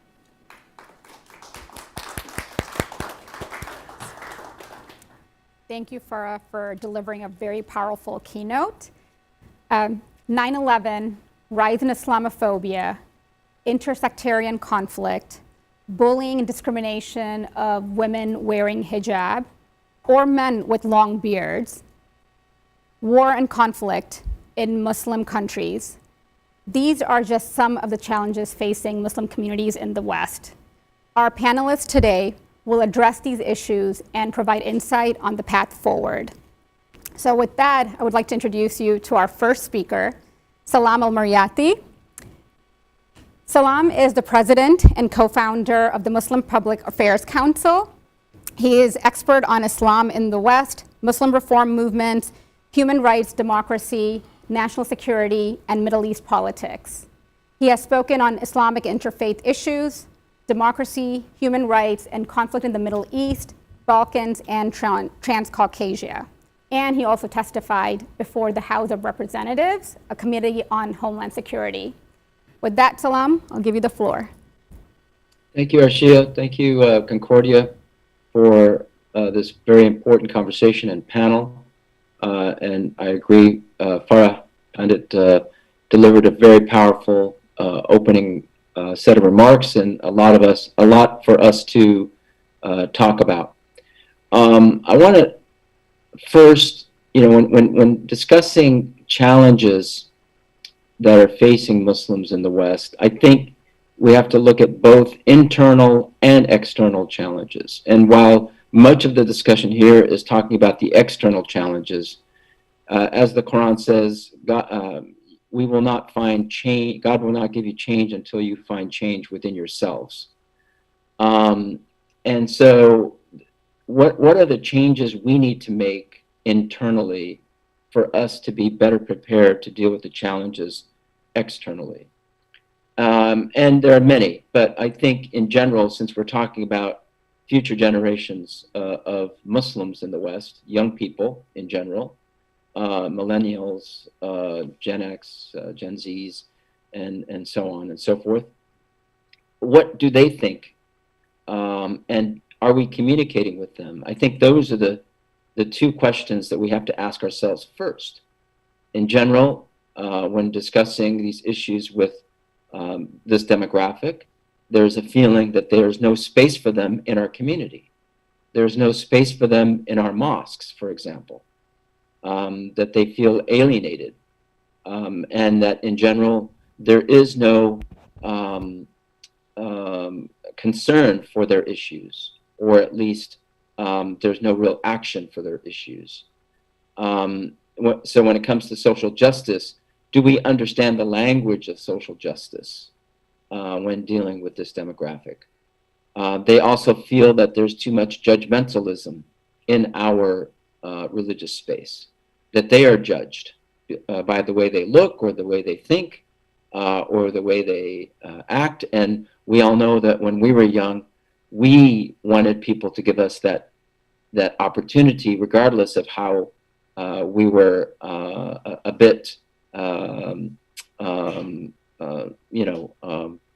young people are, that we're just way too reactive, and restless. And so do we address those concerns that they have in terms of their placement in our community? Then in terms of the external challenges, I think the two issues that we face as Muslims in the West is that Islam is still seen as a foreign religion. It is the Eastern religion, whereas there's the Judeo-Christian tradition. And this is done mainly to exclude Muslims from society, or from the public affairs in Western society. That is, Islam is a universal religion, just like Judaism and Christianity and other faiths. And what we see is this issue of Islam versus the West, as if Islam is a geography and the West is a faith. And so this continuing friction of Muslims integrating into our society so that we can be accepted as partners in the social objectives of our society is still a major challenge. And when we look at other societies that commit genocide against various populations, or occupation, or war, what they frame these communities as being, number one, being foreign. They're not indigenous to their populations. That's what the way the Uyghurs are challenged in China. The Rohingyas in Burma, the Bosnians, even in the Balkans, are not considered real Europeans. and so on and so forth. So they're not considered indigenous to their societies. And so being viewed as that foreign religion is still a major challenge and danger for us as American Muslims. Then number two, there's this notion that we are here to take over society, this idea of Sharia, even though people don't know what Sharia means. They don't know the first thing about Sharia, but they say, oh, you have Sharia and you're trying to take over our constitution. And then the third is that we, for some reason, are singled out as being violent, even though, for example, white supremacist violence has surpassed any other group. The majority of our national security endeavors and our budgets and our worries is dedicated to dealing with the quote-unquote Muslim threat, whereas the white supremacist threat is just not considered with the same gravity. So all these issues are challenges that are facing us in terms of the U.S. public affairs and American Muslims. What I would propose then for us to be discussing is, number one, how do we make Islam an American religion? What is the American Islamic identity? How can we change our reference point from looking at Islam in terms of, oh, we have to look to the Middle East as the reference point for religious scholarship and religious leadership, to what is the American Muslim religious leadership and how they fit in terms of identity formation and in terms of a reference point for us. And I think it's happening in terms of American Muslim religious leadership, but it has not achieved that critical point or critical moment where the public and the American Muslim community, for that matter, considers American Muslim leadership as the reference point. So making Islam understood as an American faith like every other faith, and what is that American Islamic identity is critical. Then in terms of other internal challenges, we all know that we still have a long ways to go in, since Farah mentioned it in terms of International Women's History Month, Women's History Month this month. We have a long ways to go in terms of including Muslim women in our circles and giving them that leadership. Definitely there are more Muslim women taking leadership roles in various organizations. But when we talk about the Shura Council, when we talk about community forums where mosques and their leadership are involved, do we have that women representation in those forums? And I think we still have a long ways to go.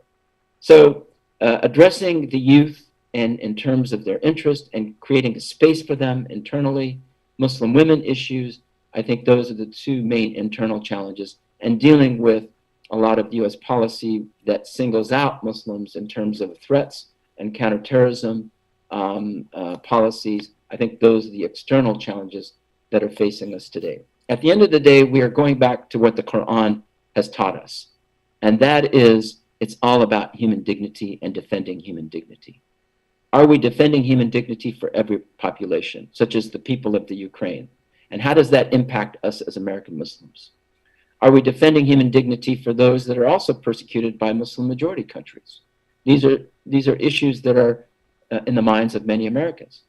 And then in terms of American democracy, what are we doing to unite this house that is divided? Because even though we have a lot of problems with discrimination, so are many other communities.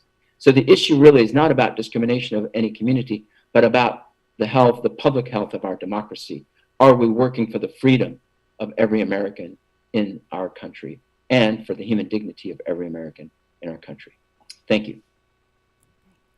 Thank you, Salam. Our next guest is Imam Sayyid Kashmiri, who is Ayatollah Sayyid al-Sistani's representative in North America. He is the founder, vice chairman, and religious affairs director of the Imam Mahdi Association of Marjaya, an organization aimed to support Shia community in North America. And he's a chair of Council of Shia Muslim Scholars of North America. Imam Sayyid. Thank you, Rashia. Bismillah ar-Rahman ar-Rahim. Assalamu alaikum. Peace be upon you all. Thank you for the invitation. Thanks for Concordia and Atlantic Council. No doubt, Islam is part of the Western communities. We don't need to discuss about that. As we heard very good points from Farah and Salam, Islam is growing in America, and generally in Western countries as well. The population of Muslim communities, according to so many statistics, Pew Center and Gallup Center, you see, we can find out 2% of a good number, 2% and as average number of the population are Muslim people. All these Muslim people who came from different countries, they are diverse, and the 60% of them are young age generation. Still, we see so many. If we want to go through some manifestation before talking about the challenges that Muslim people face in Western countries, there are manifestations needs to be considered and think about. One is the gap, huge gap between old and new generation in culture and understanding religion and the duties. Fragmentations between Muslim groups, communities, due to their ethnicities, different ethnicities and sects, school of thoughts, even though Islam is their main identity. Also, they are so behind in integration and getting involved with the other communities, which they usually, unfortunately, either be isolated themselves, or be melted in other communities. However, talking about challenges, maybe it will be so detailed and we can list so many challenges. I'm going to focus on a few of them, as long as we have good panelists here and we'll learn from them as well. But allow me to start from this point, from this tipping point, which is the main challenge, or all challenges are maybe starting from this one, which is mixing between religious identity, cultural identity, and citizen identity. We, from our perspective, as Shia Muslim communities, it is same. We face same, but from our perspective, as dear brothers asked me to talk about, we try to relate this message to the Muslim communities in the Western countries, including the United States, that our religious authorities insist and gives direction, and their teachings is all about what? Be good citizen, integrate, while you maintain your religious identity and noble culture. But in reality, when we come to practice it, we face a big conflict between religious identity, religious culture, and citizen identity. To solve this, we have to identify some of these challenges. In my draft paperwork, I found out maybe 17. I'm going to mention just 5 of them and leave the details for other colleagues here in the room. So one of them is we are missing Western unique identity. As long as Muslims in the West, they don't find their unique identity, they will rely and they will still continue, depends on overseas communities. We are relevant to each other. Islam is our religion here and overseas, but when we don't realize our unique Western identity, then we will rely on overseas more and more, and that will bring many challenges to us and put us in difficult conditions. Many of events happening overseas finally entails here. Their results unfortunately make bad impact on Muslim communities in the West. Why? Because lack of unique, Western unique identity. Number two, civil engagement. I know there's so many discussion about this. It's maybe better to leave this to other panels to talk about, but we need to understand why. Why Muslim communities still they are not getting involved in civil engagement, and one of the reasons is because they come from countries. They come from countries, and still we have relevance there. We have relevance, our people there, which many of those countries governed by dictatorship governments.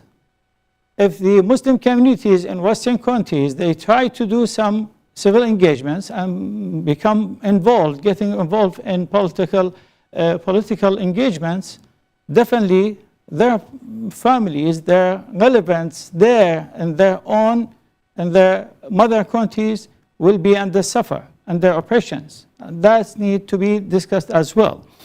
Third, the empowering. We know all, many of Muslim communities are refugees.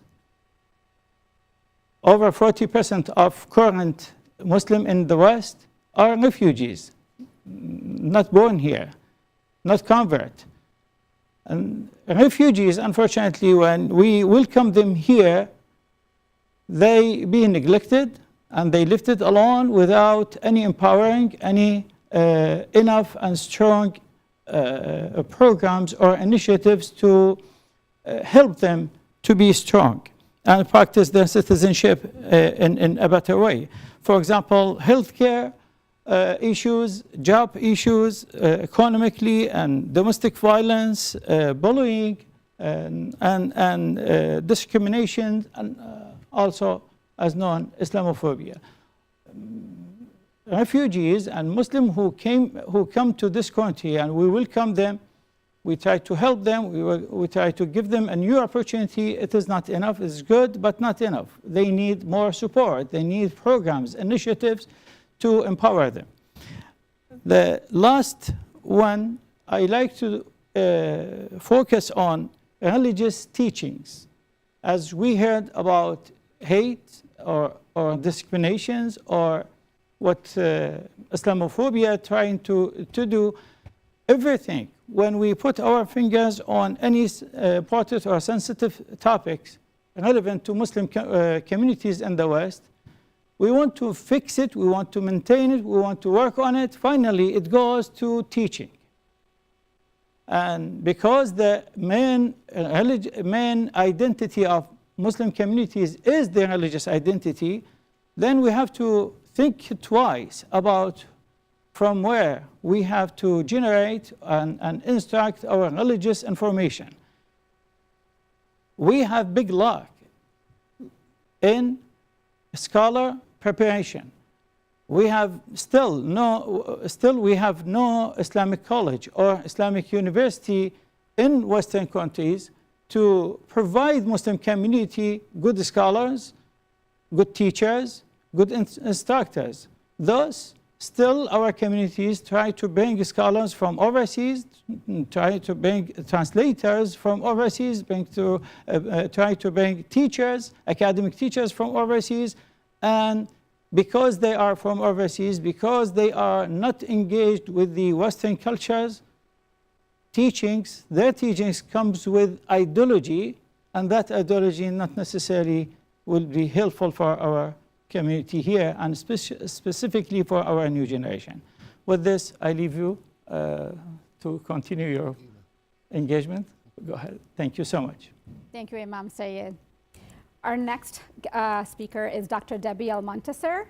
She is an internationally recognized award-winning educator, entrepreneur, speaker, authority on cross-cultural understanding, and author of Leading While Muslim, the experiences of American Muslim principals after 9/11. She is an influential community leader and the founder and CEO of Bridging Cultures Group.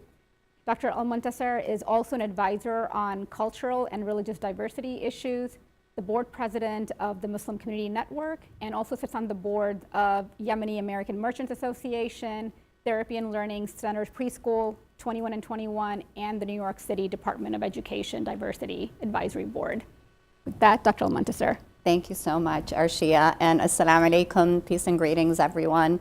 Really honored to be here and be a part of this very important conversation.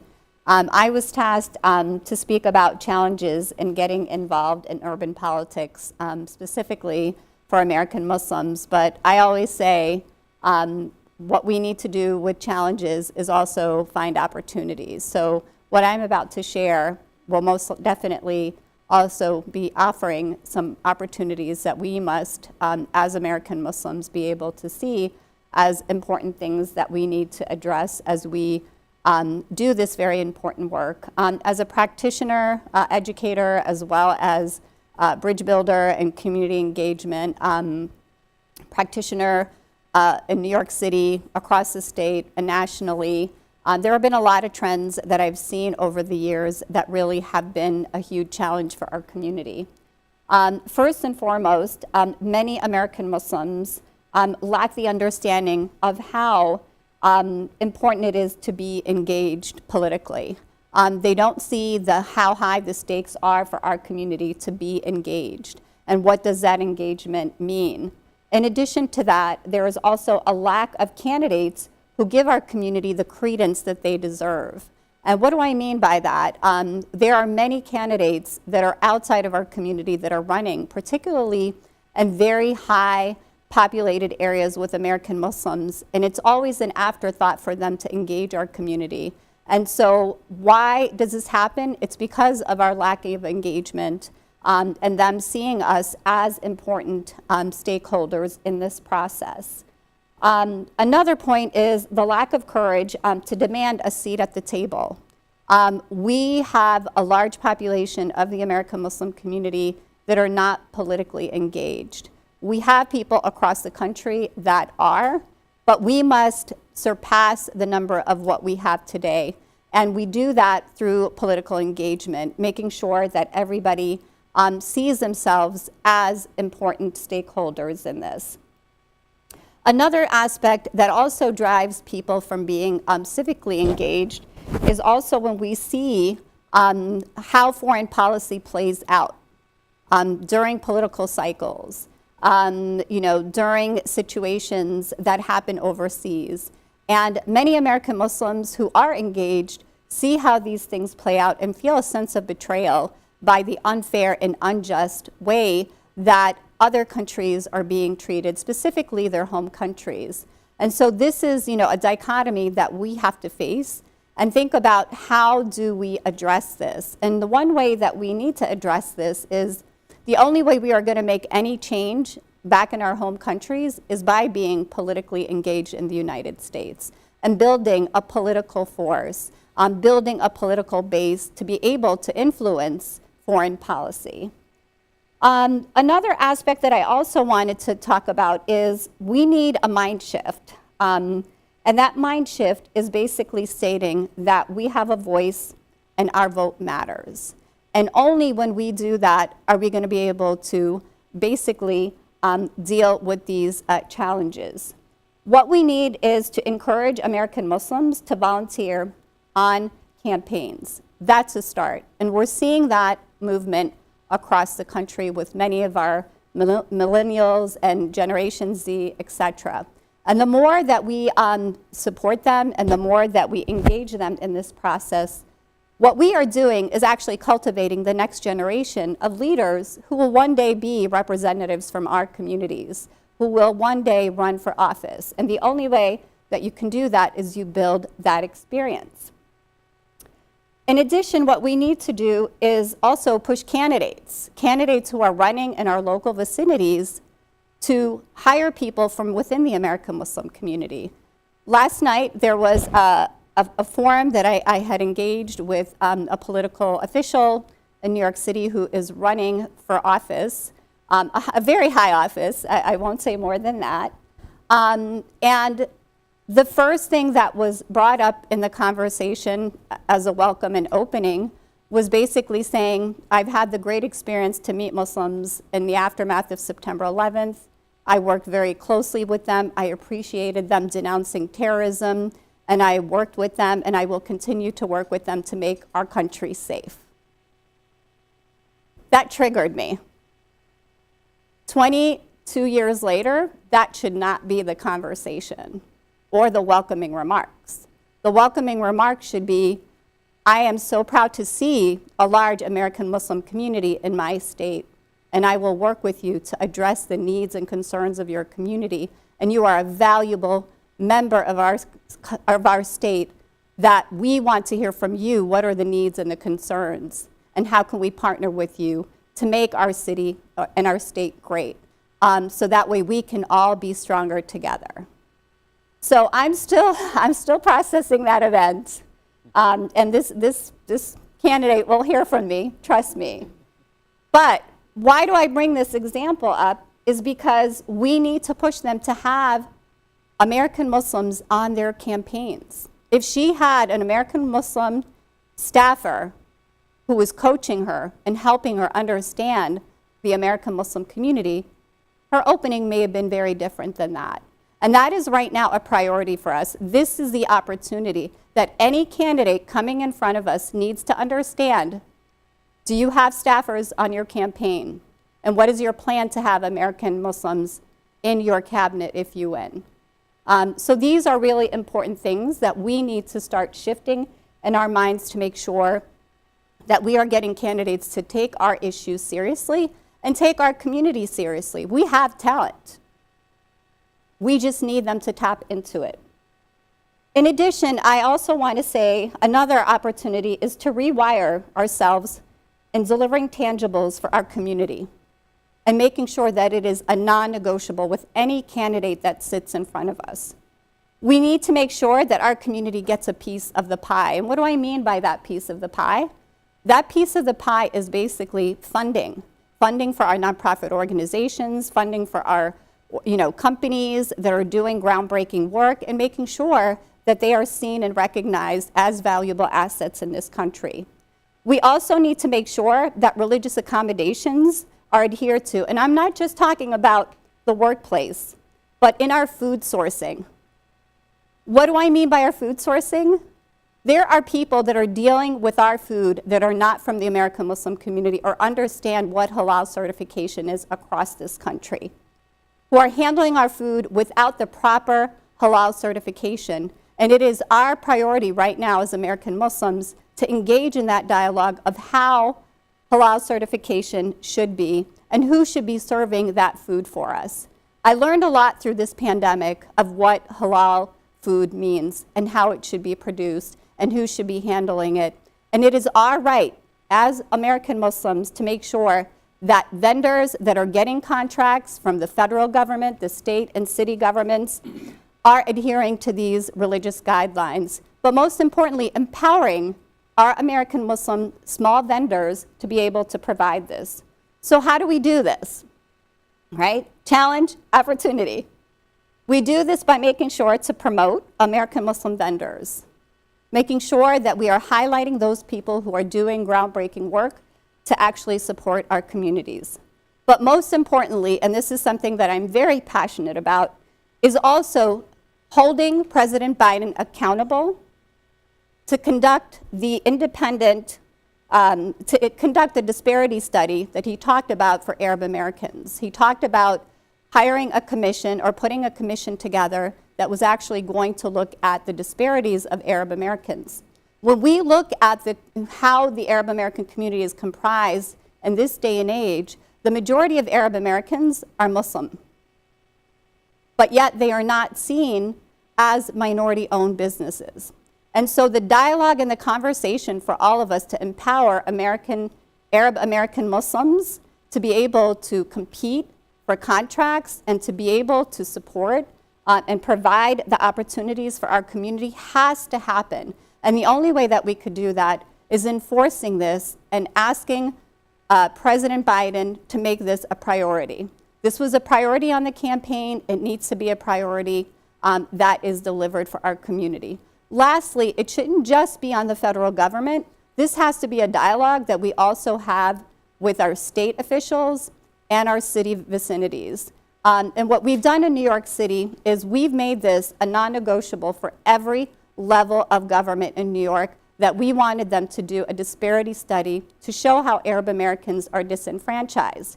As you all know, Arab Americans are considered white. Don't ask me how and why. I could do a whole nother panel on that alone.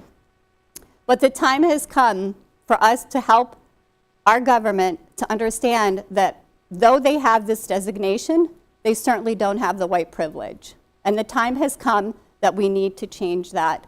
It's wonderful that the South Asian Pacific Islander community, which the Pakistani, the Indian community, et cetera, is a part of and has that opportunity to be minority-owned businesses. But now we must expand it. And the way that we expand it is through political engagement and making sure that the governments that we have in our local and our federal government understand this and see this as a priority.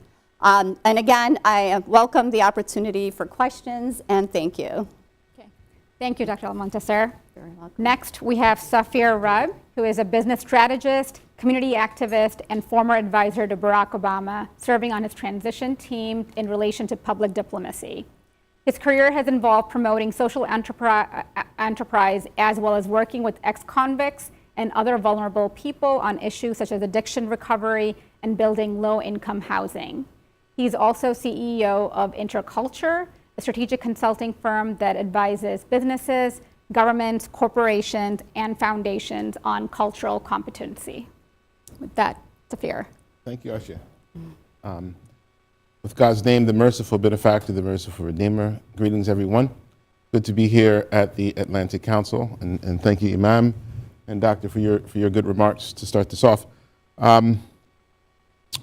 And also Farah Pandith, who, when I heard her give, I didn't know she got that award from the Ali Center, but I think there's a big irony in the title of that award and a big honor in receiving it, because Muhammad Ali, who's perhaps the most popular man in the world of our era, was a Muslim American, and I think there's a lot we could learn from what made that occur, what made that personality occur, what made that relevance occur. And it's good to be back here at the Atlantic Council at the request of and the invitation of Mudassir Ahmed, who's the CEO of the Concordia Forum, and which is chaired by Salma Ali, who did a great job introducing this, and she does an even greater job distributing soup, kind soup, which is giving out soup to people for free. And she works across all kinds of difference to do that. And I see a lot of familiar faces of people here who are investing in various ways, from making films to making soup to teaching people how to speak publicly. And these elements are critically important because they predicate the future and overcoming the challenges of Islam in America. When I first arrived here today, I was introduced to, I ran into a gentleman named Jonah, who is the leader of the Millennium Leadership Program here at the Atlantic Council. And my very first job, I was still in college actually, I had two jobs. One, I was a research associate for a gentleman named Ernest Wilson. And I was a consultant for a number of efforts around town, one of which was the Atlantic Council. And at the Atlantic Council back then, this is 25 years ago, it was small, it was like a hallway, a dank hallway. And man, you guys have come a long way. This looks amazing. They're real producers that are here, and air purifiers, and I mean, this is fantastic. I will say that it's important because the Atlantic Council started maybe just about 50 years before that. And there it was, 50 years later, still in this kind of very library-feeling hallway, taking on daunting issues, chaired by a general, U.S. General, Scowcroft, and they kept moving, and kept moving, and kept moving.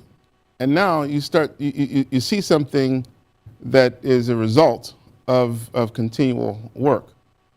I don't know. For me, the best way to achieve anything in life is to look at who's already done it, to understand how they've done it, and to draw from and replicate the best parts. And I think that that's what I see in the Atlantic Council. That's what I see in the evolution of this as an organization. It's what I see in the Concordia Forum. And I see institutions that start in a way and are all imperfect. But over time, they increase, they improve, they evolve, and they become something that is worthy of making the contribution to the world. I want to just mention that I ran for office at the request or the invitation of Congressman Keith Ellison, turned Attorney General Keith Ellison.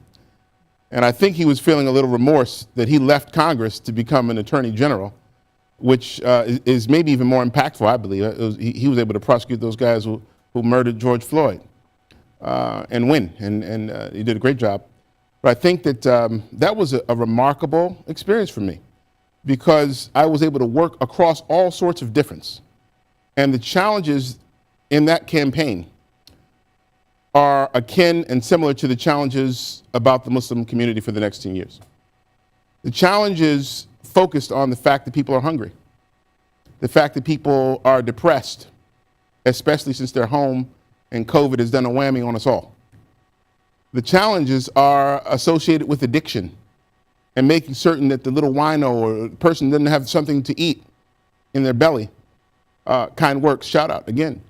You know, these are the things that we need to focus on, because when we focus on basic cares without respect to who, whether they're Muslim or Christian or Jewish or whatever, if they're a human being and they need these assets, these supports, these monetary contributions, this public service is the absolute best public service that any of us could ever give. And I believe that if we work in this public service, it then supports our ability to work in public service in a formal government sense. It was very easy for me because I just was able to talk about what I was already doing, talking about eradicating poverty, talking about, you know, dealing with folks who are suffering from the disease of addiction. And in fact, Islam obligates the adherents to this faith to engage in these sorts of activities.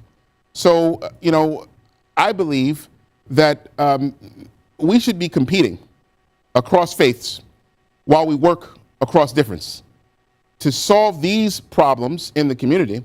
And I believe that we'll come to know one another and we'll then expand, similar to the way the Atlantic Council expanded in those 25 years, similar to the way all sorts of institutions were built and increased in this society over time, working across difference, servicing what matters. Thank you for that, Sayyid. Well, in closing, I wanted to thank Concordia Forum and the Atlantic Council for organizing this session.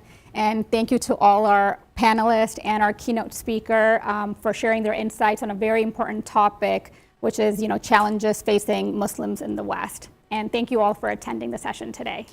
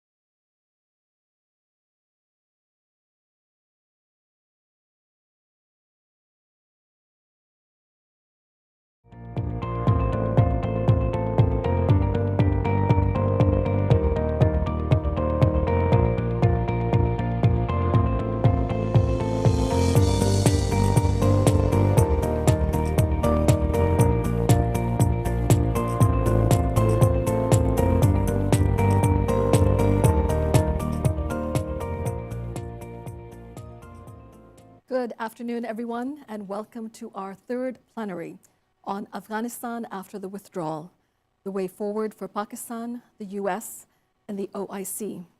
It is my pleasure to welcome you all here and to introduce our moderator for this session, Dr. Kamran Bukhari.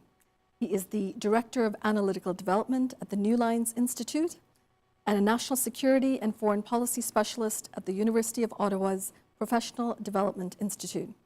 Previously, he has served as the Central Asia Studies Course Coordinator at the U.S. Department of State's Foreign Service Institute and was a fellow with the Program on Extremism at George Washington University. He has also served as senior consultant with the World Bank, and he's the author of Political Islam in the Age of Democratization. You know, I asked Dr. Kamran, what is a favorite quote that comes to mind, perhaps one that captures the sentiment of today? And he chose one by George Friedman. It says, when you drill down and see the forces that are shaping nations, you can see that the menu from which they choose is limited. And with that, Dr. Kamran Bukhari. Thank you, Salma. Welcome, everybody. It's great to be here. I thank Concordia Forum and the Atlantic Council for the Millennium Leadership Program at the Atlantic Council for putting together this very timely conversation on Afghanistan, which is only a few months out from the U.S. withdrawal, and the world keeps changing, and there are other issues to deal with, but we still need to talk about Afghanistan. So let me quickly introduce our panelists. Before I do that, I do want to mention that one of our panelists, Roya Rahmani, unfortunately could not make it due to health reasons, and we will miss her. But in the meantime, we'll try to make the most of it with our other panelists who are here. So you have Hassan Abbas from the Near East and South Asia Studies Institute at the National Defense University. He's a distinguished professor on South Asia security. He's written many books, including one on the Taliban. To his left is Haris Tareen, who is Chief of Staff at the Operation Allies Welcome program run by the Department of Homeland Security. He is with DHS. And then we have Hassan Abbas at the very far end. He needs no introduction. He's been a senior advisor to the Organization of Islamic Cooperation, the OIC, and he's a well-known figure here in Washington, and he'll be helping us on the conversation with respect to the humanitarian aspect that's going to be an ongoing, continuing mission for pretty much the world, despite, whatever issues we're going to be dealing with. So let's get started, and I want to say, wow, it's only been a few months after we withdrew from Afghanistan. There was that disastrous completion of the US military withdrawal. And we've gone through two different crises after that. So if you haven't forgotten, Kazakhstan went through a massive uprising in the month of January. That does have implications for the region, and particularly Afghanistan. And now we're in the throes of the Russian invasion of Ukraine. And that obviously is not just going to affect the region and Afghanistan, but in my opinion is perhaps the most significant geopolitical event since the implosion of the Soviet Union. I think we're in a new world, and Ukraine will be on the minds of everybody, but this panel is on Afghanistan, so I'm going to turn to Hassan Abbas, and I want to ask him,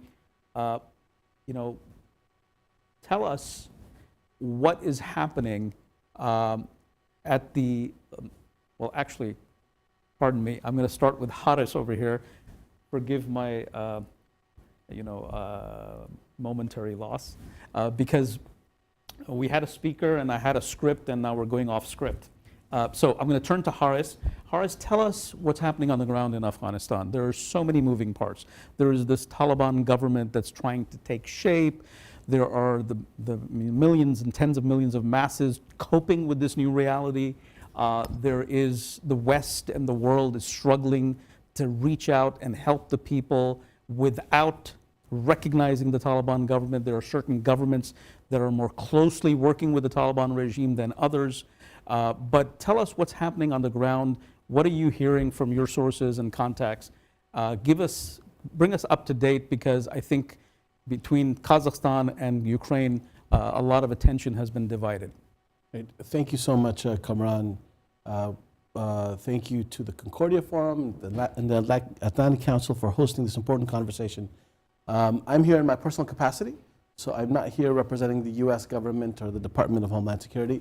I work on Afghanistan in my personal capacity as well, and so the views expressed today are my views. And I think the reason, as you mentioned, it's important for us to talk about Afghanistan is because there's something that we Afghans always say: Afghanistan never goes away. People forget about Afghanistan, and the past 40 years has unfortunately showed us and taught us that Afghanistan might go away temporarily from the psyche or conscience of the international community or even the region, but it never fully goes away, and it comes back to haunt us one way or another.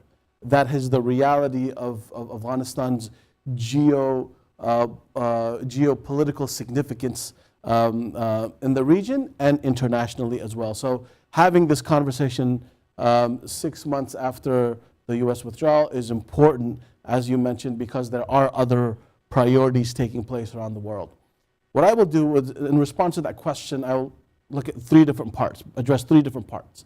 One, inside of Afghanistan. Number two, regionally, what's taking place, what's taking shape. And then number three, internationally, how the international community is engaging with Afghanistan. The first thing I will say, and I'll be remiss if I don't say it, is I think that the people of Afghanistan and the Afghan diaspora really feel that their voices are not centered in many of these conversations.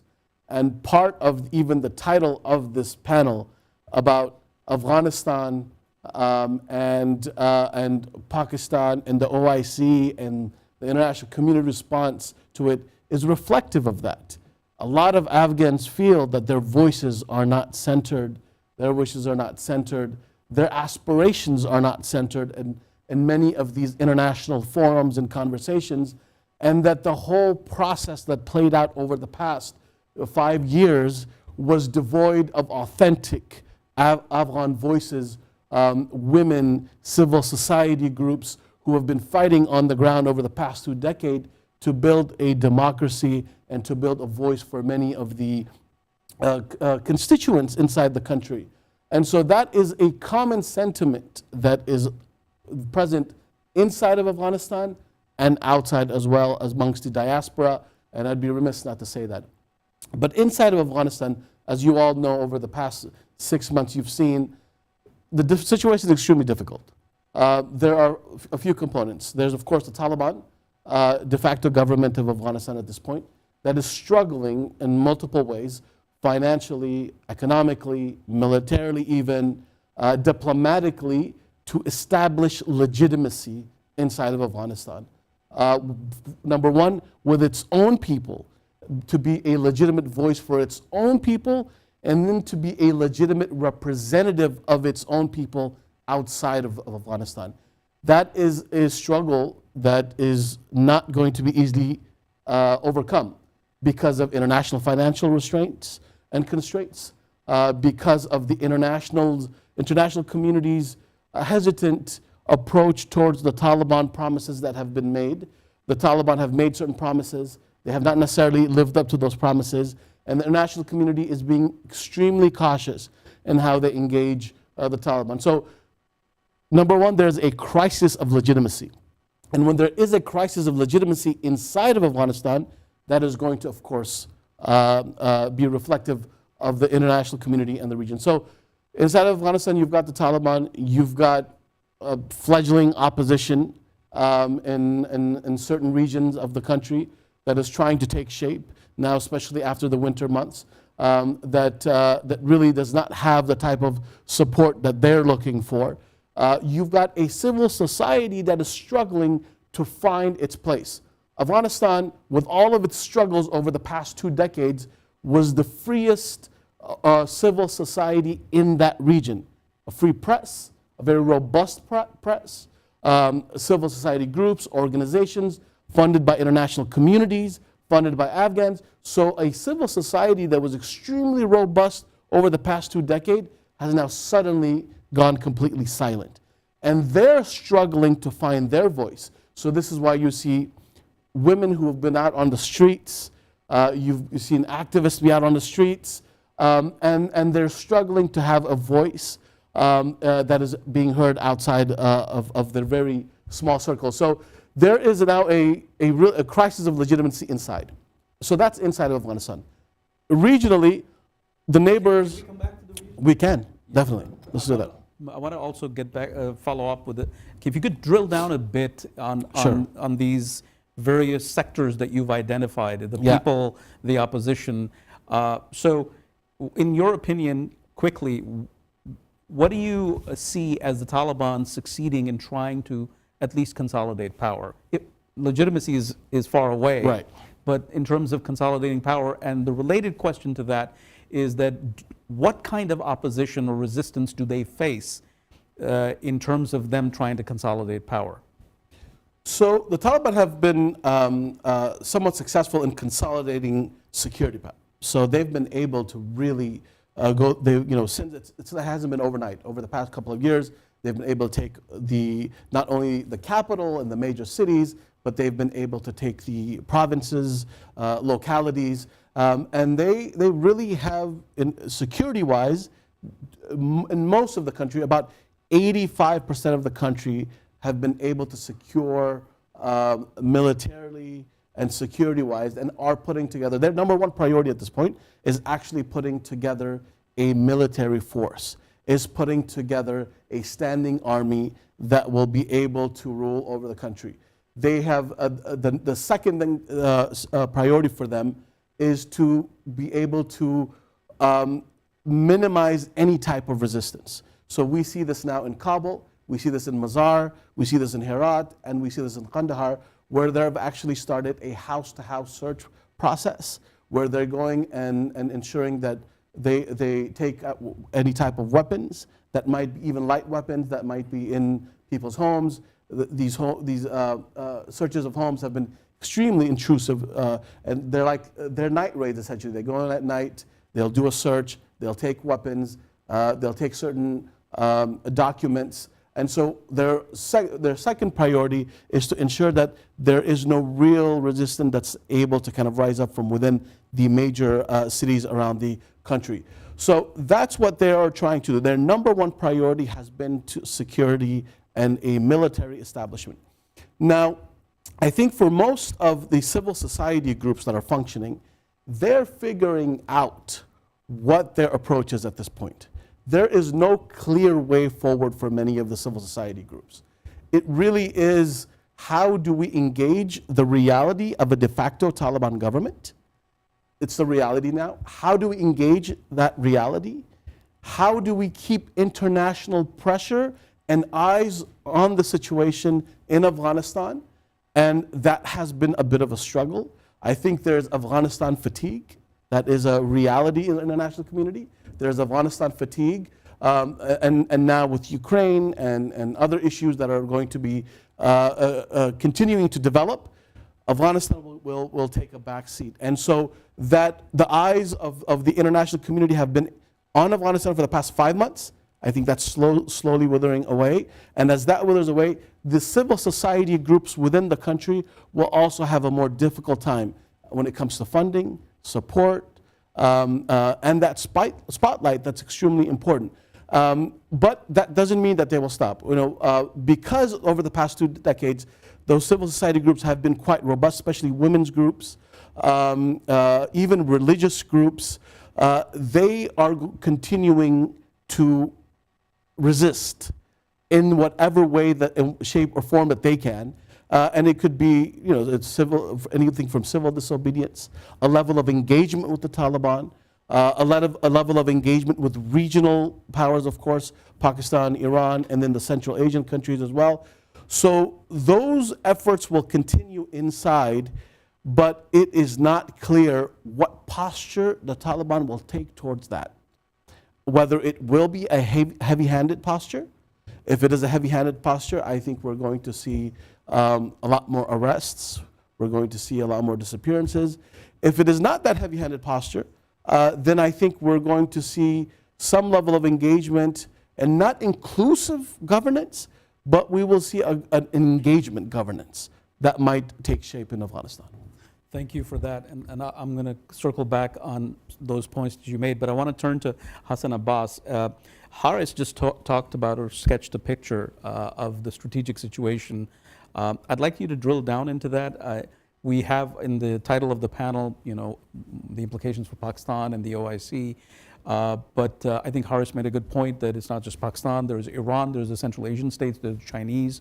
We're not completely, as the United States, disengaged from it, although our bandwidth is stretched. So tell us, what is the strategic picture? How is Afghanistan being seen strategically from the eyes of the regional players? Thank you so much. I'm very grateful to the Concordia Forum, to all the colleagues here. It's a great opportunity. Thank you, Kamran. I'll start answering that question first from the basis of the political and religious narratives that are taking shape, because they are having a deep impact on how Afghanistan is being seen and how Afghanistan, Taliban's Afghanistan, I should say, is impacting the regional players. So, and as you mentioned, Iran, I was immediately reminded of a statement from 1979 from the head of the then Islamic Revolution in Iran, Khomeini. The comparison is that as soon as the Taliban took over, initially there was a huge economic challenge. There was no money to give salaries to anyone. It was a victory. It was they had Taliban had walked into Kabul without any resistance. We know that. And they immediately saw that the salaries will continue to be given, the money will be in the banks, but none of that was happening. And when they realized the intensity of the situation, the Taliban top leader at that time, the prime minister, the acting prime minister, as they are saying, said, well, our revolution or the Taliban rise is not about economy. God has taken, from their point of view, God controls the economy and subsistence and prosperity. So the government has nothing to do with it. And I was reminded of what Khomeini had said in 1979, who had faced a very similar challenge in terms of economic ones. And Khomeini had said, the Islamic Revolution is not about the price of watermelons. So that's exactly the same crisis. These religious groups, they want to take over with revolution, religious fervor, maybe rightly placed or wrongly placed is another debate, but they immediately realize governance is a different matter. They are neither prepared nor the vision in many cases to run the modern day bureaucracies and economy. So that was the starting point.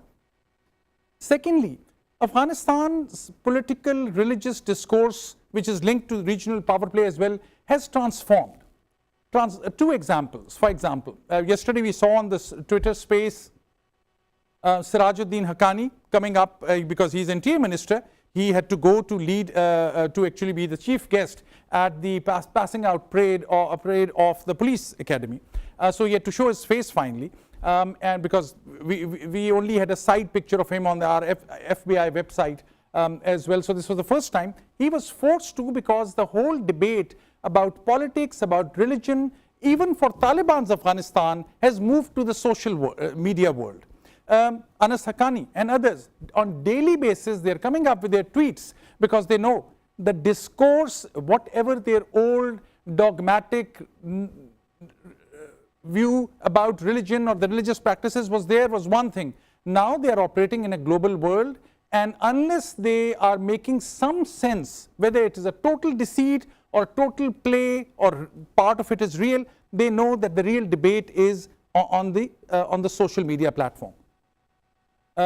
So that was one major point I wanted to make. The religious debate or the religious identity of Taliban has gone through some change in that shape. One other factor that we must keep in view, this current day Taliban, who we don't know their exact number, but whatever their number is, 60 to 70% of the Taliban today are these young Taliban who were not even born when last time Mullah Omar was ruling Afghanistan.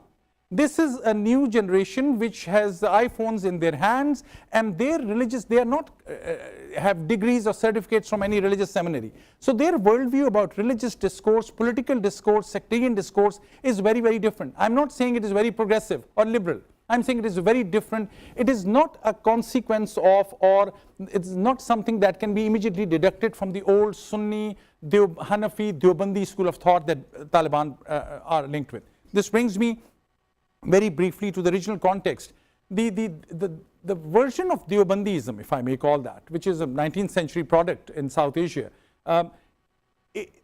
the Taliban version of that is directly linked with or associated with or is a product of the Pakistani Deobandi seminaries, which had adopted the slogan of political Islam or political jihad, if you call. Kamran, you have done tremendous work in this area, so I want to engage with you later on as well. The point is here, the modern day Taliban Deobandism is more political. It is cut off from its roots in India, the real Deobandism. It is even cut off from the Karachi Deobandi seminaries. It is purely the Naushera, the Haqqani Madrasa version of very jihadist worldview that Taliban had adopted. And the younger generation may not be fully aware of it. They can't sit into those debates. Linked to this is also sectarianism, because few people realize, I mean today, because we have now left Afghanistan, we frame Afghanistan in a different sense, but in a current day, any book that you will pick up on Afghan history will tell you that the hub of Sufi groups in the whole of South Asia were always in Afghanistan. There's a scholar, I'll mention Dawood Azmi, who has done a phenomenal work on the Sufi groups in Afghanistan. So that element is still there. Taliban, when they came into power, and I'll take not more than 2 more minutes on this, right after August 2021, there was the Ashura, the Shia processions, also Sunnis and Sufis participate, but the Ashura was happening. And Taliban leaders called so many of the Shia centers in Kabul and said, look, we are going to give you security. And you can perform these rituals and commemorate Ashura. That was the time, although they stopped them from certain practices, which the Deobandis have an issue. But this was more in line with the old Afghan worldview. And that's what ISK, Islamic State in Khorasan, which is more Salafist, Wahhabist, extremist, the way they have started attacking some of the Shia centers, also not only in Afghanistan, but in Pakistan. Something happened, of course, a terrorist attack happened in Pakistan, Peshawar, like 3 days ago. Who was responsible? Who took responsibility? ISK. Why? Because they want to challenge Pakistan for supporting the Afghan Taliban as well. So the sectarian dimension of the discourse is also very, very evident, which will have regional implications. So, and the last but not the least, the rise of Taliban, even if they are not the pure Deobandis, if they are not very religiously qualified, even if they are reaching out to the minorities for a political settlement, so to say, the reality is that this will be seen in a very different fashion by religious extremist groups and Islamic movements across the world. Because this is, other than Saudi Arabia and to a limited extent in Iran to a big extent, this is the third major, in a modern sense, religious movement, Islamic movement, which has got a chance now to govern. How they perform, what they do impacts the worldview, politics, governance models of all Islamic movements. So we'll see a huge impact on what Taliban do. Taliban, whether the West is looking elsewhere or thinks that we have done enough and now we can close our eyes, I think they must realize what Taliban will do will have a huge impact, likely more negative than positive, but maybe a little bit positive as well. That's how I will frame. Thank you, Hassan. And that's a great segue to go to Hassan Abedin. With your experience, Hassan, with working for the OIC and helping the OIC countries, basically work within the framework of the organization, but also have bilateral and multilateral relations. How do you see because the OIC is like, an acronym for the Muslim world. Right. How are Muslim governments dealing with Afghanistan? Tell us both from a point of view of humanitarian assistance, and also what is their relationship or attitude towards the Taliban regime?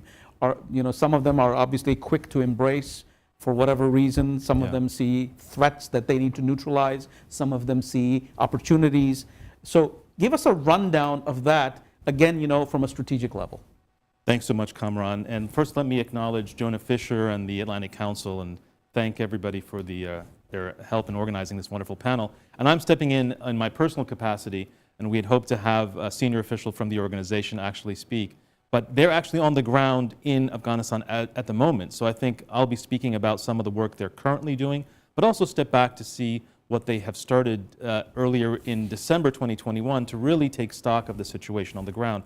And I think the organization is often misunderstood and left out of the discourse in international affairs, particularly because it often is in the shadows of its own member states. The member states take the initiative, ask the organization to implement the decisions of the member states, and then the countries take the credit. So oftentimes the organization and the secretariat itself is taking a back seat in terms of exposure in the media or the wider political discourse.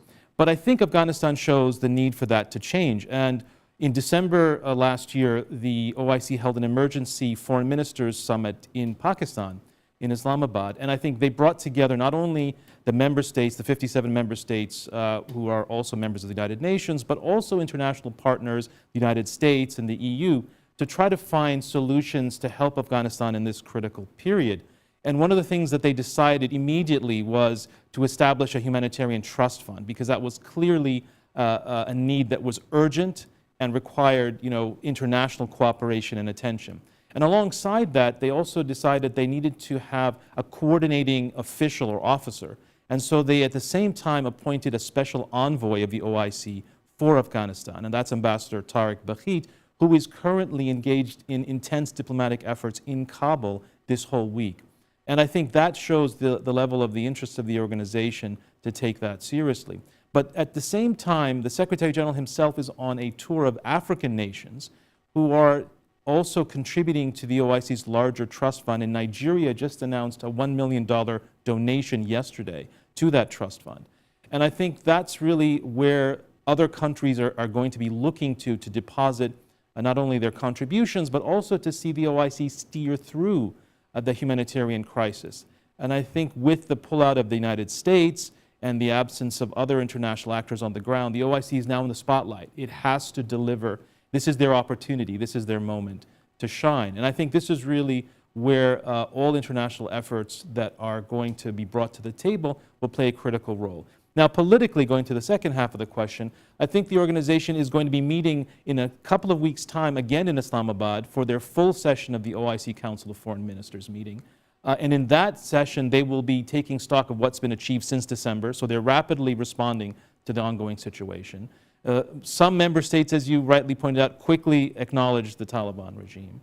Others were still in the process of working out how to navigate that. And of course, in such multilateral organizations, it's consensus which often is the demand of the day, but it's very hard to achieve that in this very complex situation. And I think that's really going to be one of the more difficult questions that will be discussed behind the scenes in the quiet meetings of the foreign ministers.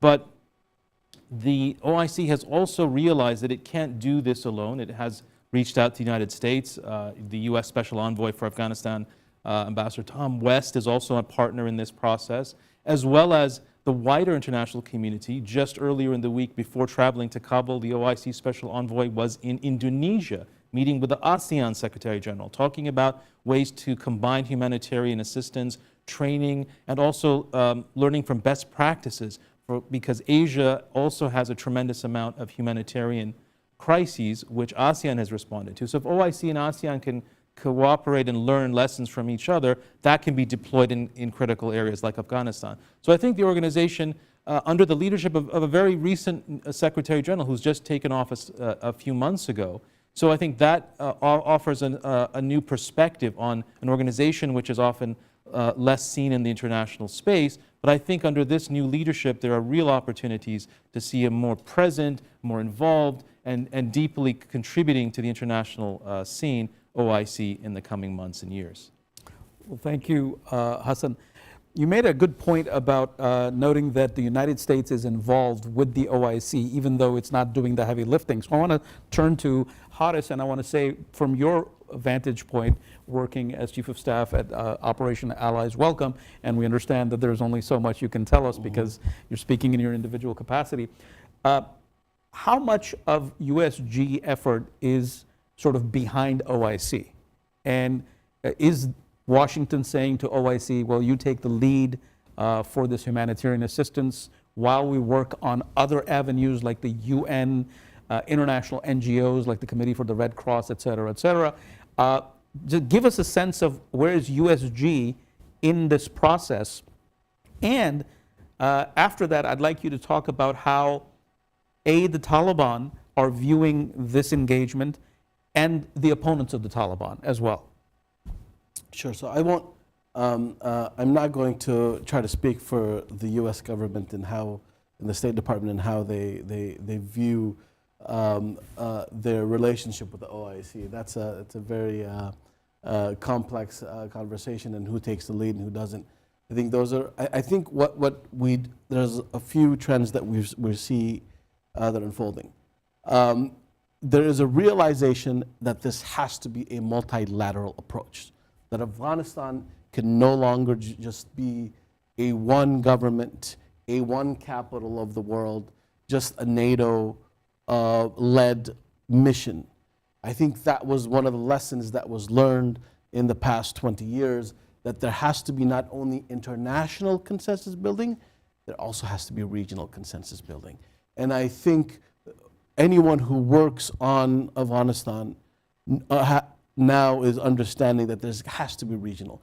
The complexity of the forces, both ethnic, sectarian, political forces, economic forces that function inside of that small country the size of Texas is really, it's so complex.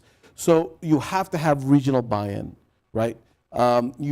Even a neighbor like Iran has to be brought into some conversations, even though there might not be warm relations there.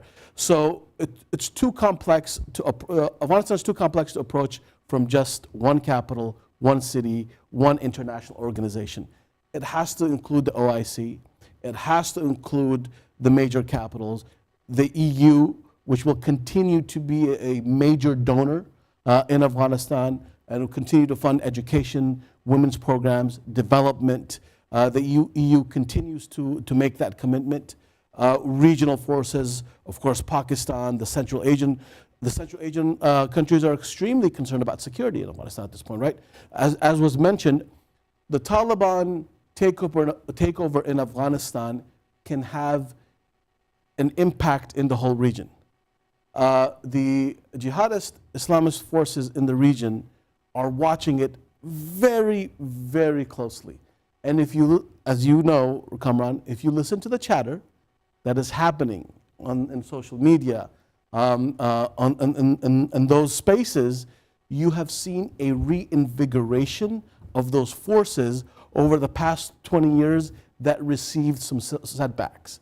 Those forces are now starting to talk about, wait, if it could be done in Afghanistan, why can it not be done in Pakistan? And we are already seeing, as you've written, the Talibanization of Pakistan itself. And that challenge that the government is currently engaged in. We're seeing that not only in Pakistan, we're seeing that even in signs of that in Bangladesh. And the Central Asian countries are extremely worried about that spilling over to their neighborhood. And so they're trying to, each country, even in the Central Asian countries, they're not engaging Afghanistan or the Taliban as a bloc. Each actually is engaging differently, if you noticed. Uzbekistan, Tajikistan, each one has a very different approach, and one is being more conciliatory, one is a bit more oppositional. And so, but one realization is that none of this can any longer be unilateral. It has to be multilateral. There has to be some international and regional consensus take place. And I think Afghanistan is at a place, and this has been an old, since the King Zahir Shah's time, the Afghanistan with its politics wants to be the Switzerland of that region. They want to be neutral. And I think that is a consensus amongst most of the political players inside of Afghanistan as well. This was the consensus even with the Republic. You're seeing even the Taliban put out these statements as well. When they put out their statement on Ukraine, that was a very kind of, we're a neutral entity. So neutrality is big inside. How do you develop neutrality when you are so reliant on regional forces and international forces? That's a very tricky and difficult place. I mean, the Republic dealt with that. They wanted to be neutral, but they were being supported by by NATO, and then you had regional countries who never accepted that they were neutral. So the one lesson, I think the one thing that we can say is any capital who chooses to engage Afghanistan will no longer engage it unilaterally. It has to be done multilaterally. Thank you so much. And on that note, Hassan, I want to turn to you for the last round, and then we'll open it up for Q&A. I want to go to Hassan, and then the other Hassan, and then we'll go to the floor. So Hassan, Haris made a good point that, so if it can happen in Afghanistan, why can't we have an emirate in Pakistan? That's what the counterparts of the Taliban inside Pakistan are imagining, thinking, and working towards.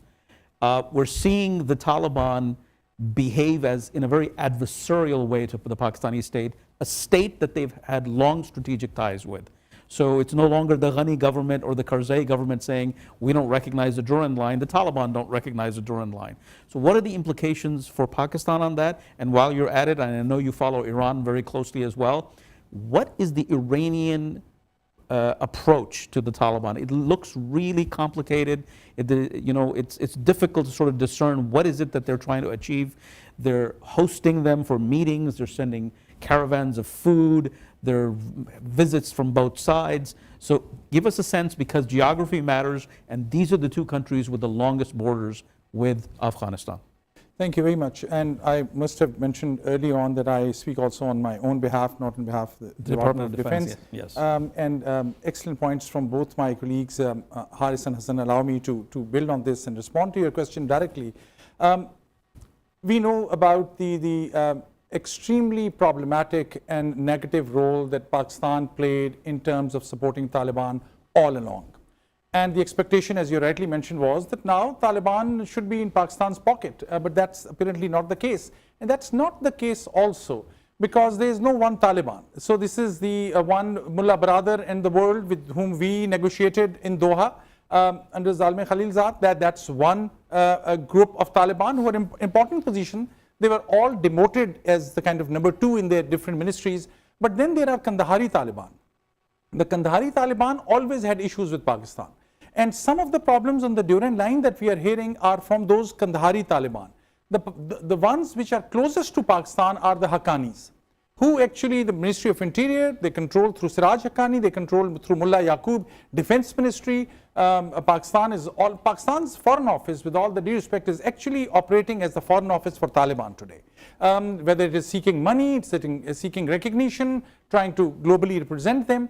So they will be impacted. And Pakistan has tragically always failed to realize that their Taliban policy will have a deadly impact on Pakistan, which we are seeing in different waves.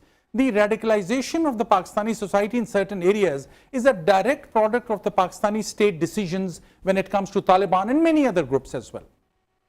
Iran, of course, Iran wanted to compete always with Pakistan. At times, in a couple of times, they were able to penetrate in the top Taliban leadership even in Pakistan. Iran is trying to benefit from this situation because Afghanistan for them is a strategic depth. Like Iran has strategic depth in Iraq, Iran has strategic depth in Afghanistan, economic depth. And they will try to make best use of trade relations. Look at Ismail Khan when he gave up in front of Taliban, ultimately left for Iran. Dostum went to Turkey. Recently, we heard the Pakistani intelligence chief was in Turkey and maybe in Iran as well, trying to meet all those opposition leaders. So the regional players, they all know, they want to side different groups. Iran has been quite effective in terms of their economic outreach with Taliban, even because they are competing with Pakistan. One side point I want to make, what was mentioned earlier is, it's also linked to the humanitarian issue. I mean, this was highly controversial. We now think of multilateral approach and US wants to support others. But look at just on one hand, look at what's happening in Ukraine, what our views are about refugees, challenges in Ukraine, about humanitarian aid also, and what about Afghanistan? We even took away Afghanistan's money that was in the bank. I have absolutely no reluctance in saying that's not something that we can defend. We used it for something else. We have a lot of money for that. This is the ordinary Afghans' money. There's a debate whether any money that US will release, in which we have frozen, would have helped Taliban. But the arguments, it has to be consistent. That money can use be used for economic activity inside Afghanistan. Any other international aid package will make little sense to the Afghans. And this I'm hearing from the Twitter space from all Afghans who are outside Afghanistan. They are not the ones who are pro-Taliban. This is a basic humanitarian issue. The case that to unfreeze the money that Afghanistan's money, I mean, that case is a very strong one. I think that, to be fair and honest, that case should be further debated and discussed in policy circles in this city. Thank you. Thank you so much. Hassan, for the last question before we open it up to the audience. Both Hassan and Haris have talked about how they've basically, highlighted that yes, there's multilateralism, there's a need for multilateralism, but in their presentations it became very clear that it's every state for itself. Okay, so Iran has its interest, Pakistan has its interest. Haris talked about Tajikistan opposing the Taliban government actively. Uzbekistan, in contrast, is selling free electricity to the Taliban in the hope that there won't be any blowback to them. To keep the Taliban happy and they stay off your lawn. So from the OIC's point of view, how can you corral all these nation-state national interests and put them in a multilateral forum to get the people the aid that they need? Because yes, there's multilateralism, but at the end of the day, how do we bridge the gap between national interest and the interest of the collective? Yeah. Well, I think the OIC has always tried to focus on that collective interest and trying to help people on the ground. And I think that was a commitment that was reiterated both in their December meeting and in their resolution that they adopted at the conclusion of that by the foreign ministers, that the commitment to help the Afghan people is there, that the humanitarian aid fund is not set on any preconditions of resolving any political issues. And the donations that have come in, including those by Nigeria and the Gulf states, reflect that commitment to help the people on the ground.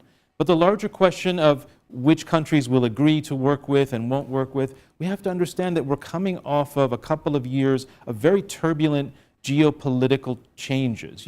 Just 18 months or 24 months ago, some of these countries weren't even talking to each other, let alone dealing with a common threat in the region. And those dynamics, could be seen in the meeting in Doha just on last month, where the Gulf states, including Saudi Arabia, Qatar, Kuwait, Oman, and the UAE, met with the Taliban foreign minister jointly and worked out a way in which those collective states would support under the GCC umbrella the Afghan people through the humanitarian fund, not committing to any political recognition or definitive decisions about engagement on political issues, but reaffirming the commitment that humanitarian aid must come first, the Afghan people must not be allowed to suffer, and that commitment will continue, I believe, when they meet again as the OIC at the end of this month. So we have to watch this space. But this international and multinational forum is very much, typical of this kind of consensus-building exercise. But I hope for the sake of the Afghan people, that commitment and that continued support will be reaffirmed and reassured for those people on the ground. Well, thank you. I thank all three of you profusely for sharing your thoughts. I think the takeaway is that there are lots of multilateral mechanisms. There are lots of mechanisms through countries that have influence, like the United States, other regional players.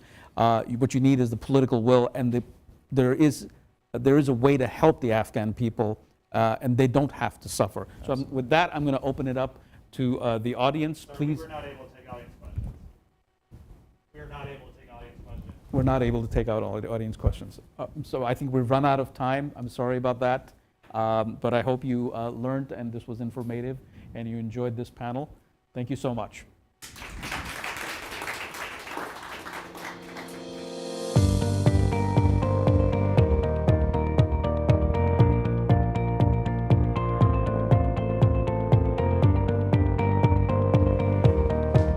Okay, we're clearing the studio.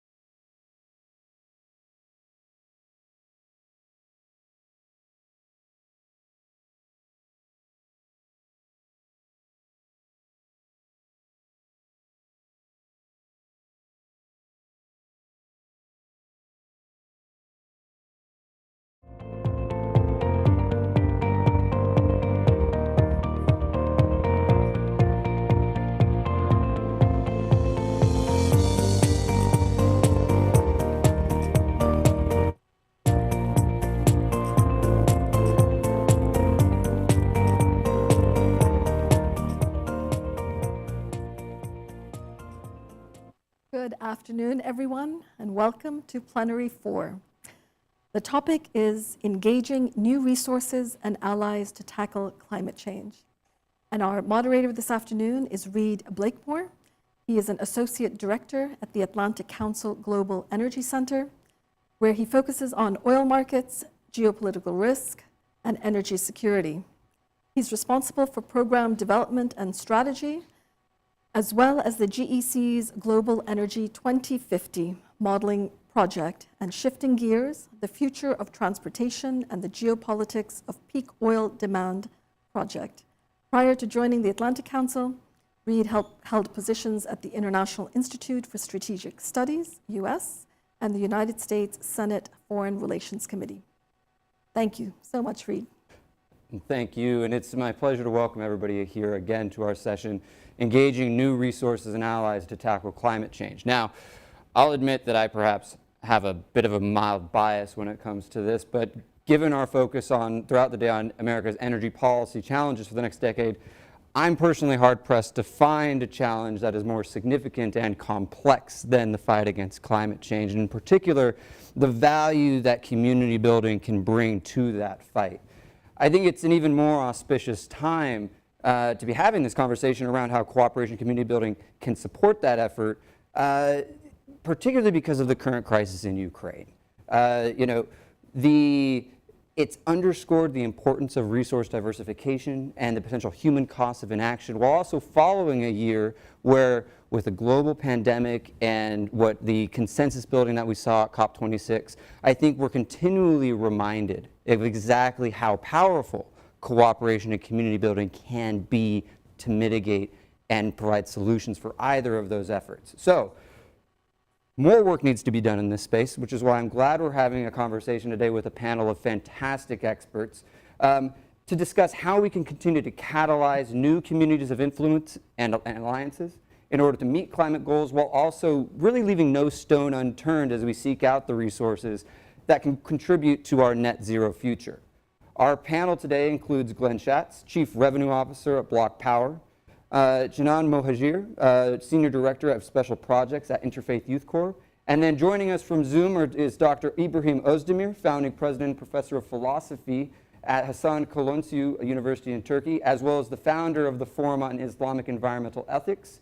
Vicente Mayer, Director at Lightsource BP and Founder and Director of solar storage technology company Ampere Energy, as well as the former Chairman of Spain's National Energy Commission. And finally, Dr. Michael Schenk is joining us via Zoom, co-director at the Carbon Neutral Cities Alliance. Now, everyone, I'm glad to have you here. What I think we'll do is we'll start by going through each one of you, allow you the chance to offer some initial remarks as it relates to the subject, and then we'll open things up and use the balance of our hour for some group discussion, all right? So, Dr. Özdemir, I'd like to turn to you first, because I think your expertise on the criticality that we're currently facing in regards to climate change, as well as the value of interfaith dynamics in meeting that challenge, really set the stage for us well today. So why don't you start us off? Thank you very much. Good afternoon from Istanbul. I would like to thank Atlantic Council and also Concordia Forum for having me here this afternoon. I am here for almost 4 hours. I also learned a lot from other presenters. And the climate crisis, climate change, once more convinced almost everybody about the role of religion and faith in the society. Because in the late 19th century and some part of 20th century, we just underestimated the role of religion on people, on societies, in mobilizing, individuals and communities, etc. But now I have been working on environment and environmental philosophy. I am teaching environmental philosophy, environmental ethics, philosophy of technology for more than 2 decades. So, as a part of my academic life, also part of my activism, I met a lot of interfaith groups.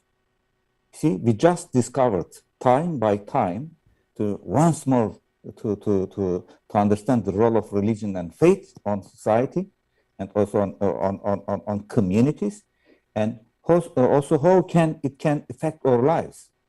How religion can be a source of inspiration, how a source of values, just to discover that the earth, the planet Earth is a gift to us, to be protected, to be preserved, to be understood, to be respected, and but we understand the concept of butterfly effect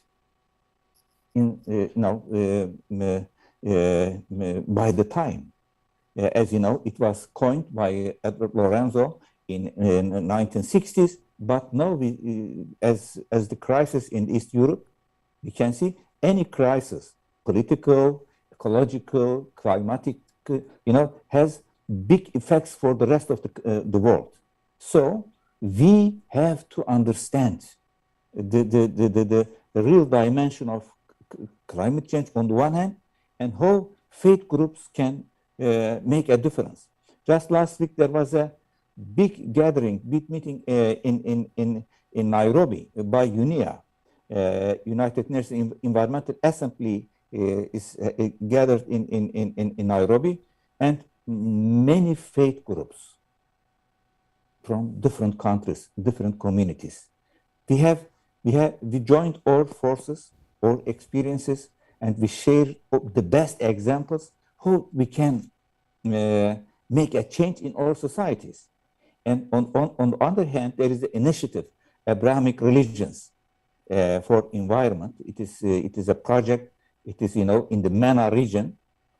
It is based in Yukon, Connecticut, and we also came together as Abrahamic Religions, and we are surprised to discover how many things we can share to mobilize our communities.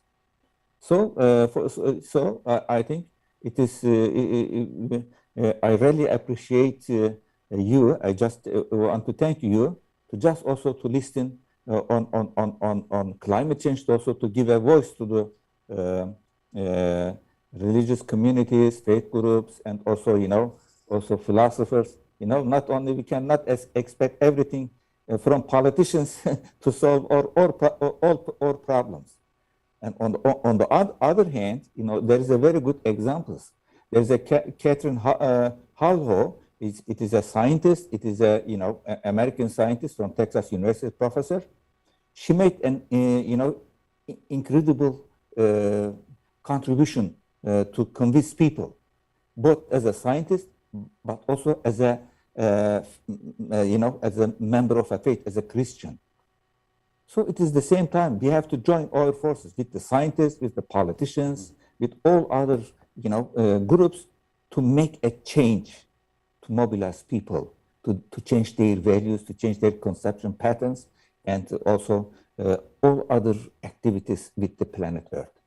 Is it okay for now? Just then I can continue again. Well, I think that was fantastic, particularly in terms of really framing the urgency both of the climate crisis, but also the opportunity. I think now I'd like to turn, Glenn, I'd like to turn to you for a brief moment. I think Dr. Özdemir, has done a great job of saying, here's why we're here. Here's the challenge that we have. The larger arc of the issues we're confronting in this space. But I'd like you to, contextualize what we're talking about a little bit within what we're currently seeing in the Ukraine crisis, right? Obviously, these issues of energy transition are at play here.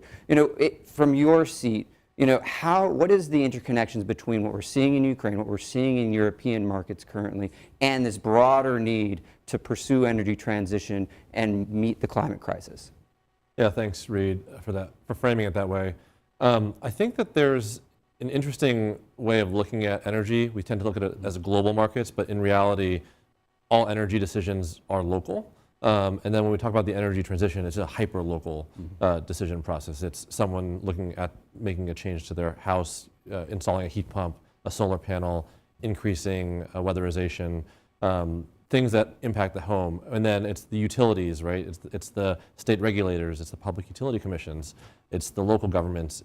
In the US, a lot of that is captured at the state level and in some cases the federal level. But we sometimes forget here in the US that it doesn't quite work out that way globally, and that global energy markets are a lot more interconnected than sometimes we anticipate. And so looking back to a little bit of history to think through the energy transition, and specifically some of what may have catalyzed some of the conflict today, and I don't want to oversimplify that conflict because it's very complicated, but through the lens of energy, I look back to the early 2000s when Germany was really trying to look at how to diversify their energy sector, starting to think outside of coal, starting to think about how to utilize natural gas resources that were flowing through Russia, and starting to think about the original Nord Stream 1, as well as Russia trying to figure out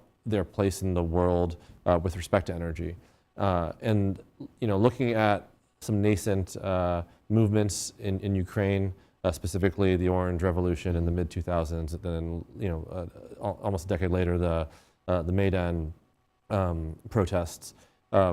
If you look at Belarus in 2004 and 2007, and then Ukraine 2005, 2007, 2008, 2009. Really, the big crisis was 2008-9.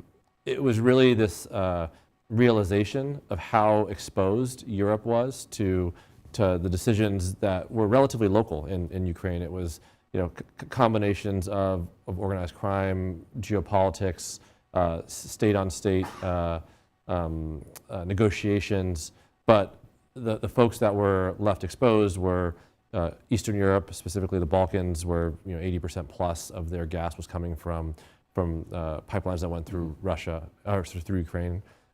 Germany at the time also had a very high exposure. And so looking around 2010, Germany, especially post-Fukushima, was looking to really diversify their energy sector. And they invested in the Energiewende, the energy transition, which was a huge hundreds of billions of dollars of investment in renewables as well as efficiency.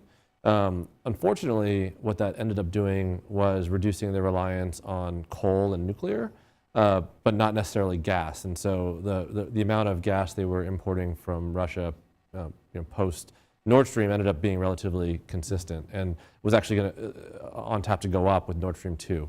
And so again, diving down into the local level, are there things that Germany could have done differently and that Europe could have done differently to help with that transition, to think about the exposure to Russian gas, which ultimately has been a big part of the Ukrainian crises over the last 10, 15 years? Yes. I'm a little bit biased. I come from the energy efficiency sector, and so reduction in use is very important to the work that I do. But also thinking through, baseload energy, industrial energy sources, things that are harder to replace with renewables, and thinking holistically about how that might happen. These are all relatively local decisions that plant managers make, municipalities make, states and countries make. But obviously, they have huge implications, as we've seen today. Yeah. Certainly. I think, Vicente, I'd like to turn to bring you in on some of these ideas that Glenn mentioned. He's talking significantly about this historical path that Europe has walked in its own transition from fossil fuels to renewables. Europe, of course, isn't the only region of the world exploring that pathway currently. Could you speak a little bit to, how you see this transition playing out, not just within Europe, but around the world, and in some ways, how different regions are beginning to explore the inherent tensions between transitioning from one energy system to another? Yes, with great pleasure. Good afternoon to everybody. Evening from Madrid in this case, from Spain. It's a great pleasure being with you. Thanks so much for inviting me to participate in this relevant forum of the Atlantic Council and of Concordia. That is exactly what we need today in the international arena, that more Concordia as a legacy that we have left for future generations. Let me say just one word of expression of solidarity and of admiration for the people of Ukraine that are living in very difficult circumstances in this situation of war in the European land bring back some tragic memories that should never return. And of course, energy is once again a geopolitical issue, more perhaps than ever in many decades, unfortunately, for under these conflict circumstances of Ukraine and Russia Federation. But it has been certainly and well explained in the latest remarks. From one side, we have the dimension of climate. From the other, we have the political and geopolitical tensions related to the reserves and resources of energy and the location where they are expressing from production to consumption on all the supply chains of energy. It has been already remarked that the energy is something, and also the energy transition process is related, and we have to take into account not only the global dimension, but also the local implementation. And I would pay your attention, as you have been asked to do me, about the regional dimension of the energy transition, particularly in Europe.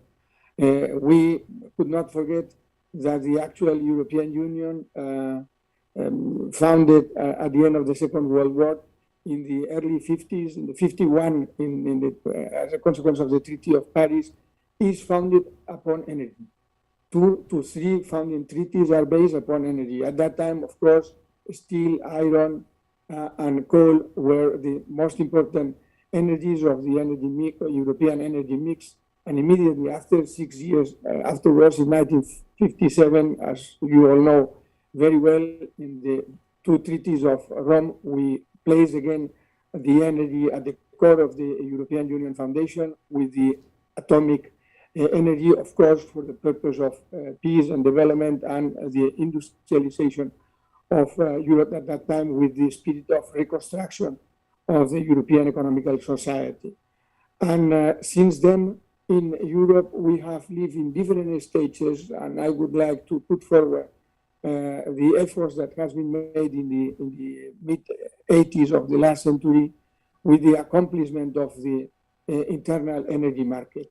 Why the internal energy market? Of course, with 2 pillars, electricity deregulation and the natural gas opening up to competition. Why? Because Europe is extremely dependent in terms of fossil fuels for third parties, and we don't have in our lands, we have a very few oil, natural gas, and coal, and we have been obliged to import all these fossil fuels for third providers. And then we will focus on the habilitation of our infrastructures in order to provide and to create and to develop the European internal market. In the 90s, this energy market is being complete with the climate change package. So today, the energy policy, in fact, is one of the sides of one single coin, and the other side is the climate change efforts. Energy and climate today come together in the efforts to build up the energy transition at the European Union level. But after the 90s, at the beginning of the first decade of 2000, the European Union directly drives its policy. I would say, as an average, it's clear policy in the field of decarbonization. And immediately after to the pandemic, if you remember well, at the end of 2019, it was launched the Green European Deal as a first priority of the 5 priorities of the European Union. In 2019 and 2018, we also approved the Clean Energy Package, that is a very comprehensive legislative package in the field of decarbonization for the internal energy market, for the natural gas market, with energy efficiency and with measures of governance, and at the end of the day, adopting what we call the Climate Change European Act. So the circumstances of the war in Ukraine has arrived and at the core of the discussion and the evolution of the shift to the energy transition in Europe. But the natural gas that is at the core of this problem, as the nuclear energy, as you know, that has been also recently recognized through some modification of the regulation of European taxonomy, as the energies of transition. In my view, there is no doubt today the technologies that provide this not only clean but green revolution, solar, wind power plant, biomass, and so on, are playing a leading role in the evolution and the reinforce of the decarbonization targets in Europe. Of course, the measures include some important actions in the field of energy efficiency and in other chapters as mobility, digitization, or buildings and infrastructure. But these efforts being done by Europe, of course, we can also see similar effects in US, and particularly during the latest periods, with very important actions taken in different states. Always is a flag symbol on that field of decarbonization, California, with the programs connected with disadvantaged communities that I consider extremely interesting and is a good example to be followed in other parts of the world. The things that has been happening during the last 15 years in Australia, for instance, or in China, in promoting the shift in favor to the energy transition, I also believe that is extremely remarkable. So I believe some examples we can perfectly found in some countries of the Latin region and also in other countries, even in Africa or North Africa. And I believe in the months and years to come, we will experience a very interesting outcomes in some of these regions and areas. I agree that the efforts in the shift from fossil fuels to renewables is not only global but local, but I believe the efforts to be also complete in regional packages and through the integration of infrastructures could be extremely important and relevant in order to achieve these decarbonization objectives that are one of the main goals of these centuries. Thank you. And so I think what we've done now, right, we've effectively painted the picture of the global transition that's had, the global need for change and the global transition that's underway and the various crises that are offering really, you know, sharp points of need of immediate action, right? And so now what I want to do is I want to start bringing it back to this concept of communities as we move towards Michael and Janan. Right, so you know, we've talked a lot about hyperlocality of these decisions. We've talked a lot about cities. So, Michael, I'd like to turn to you next. You know, through your work at Carbon Neutral Cities, you know, speak to a little bit to, given the arc that we've painted here thus far. You know, how are these decisions, how are these issues playing out at a more local level, at the city level, and what lessons do we need to think about? Particularly at the nexus of city level action against climate change and the role that interfaith you know, communities can play in that effort. Yeah, Reed, thanks for having me, and greetings everyone. Big thanks to the Atlantic Council and Concordia Forum for hosting this critical conversation.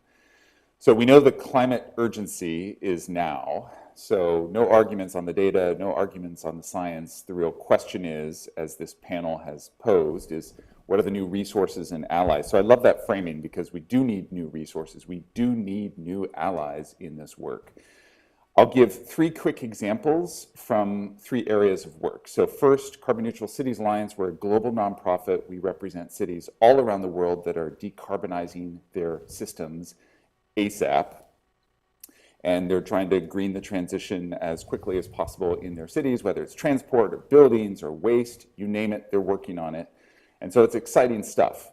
Now, from a new resources and new allies point of view, what our cities are quickly realizing is that they need to do things differently in terms of how they engage communities.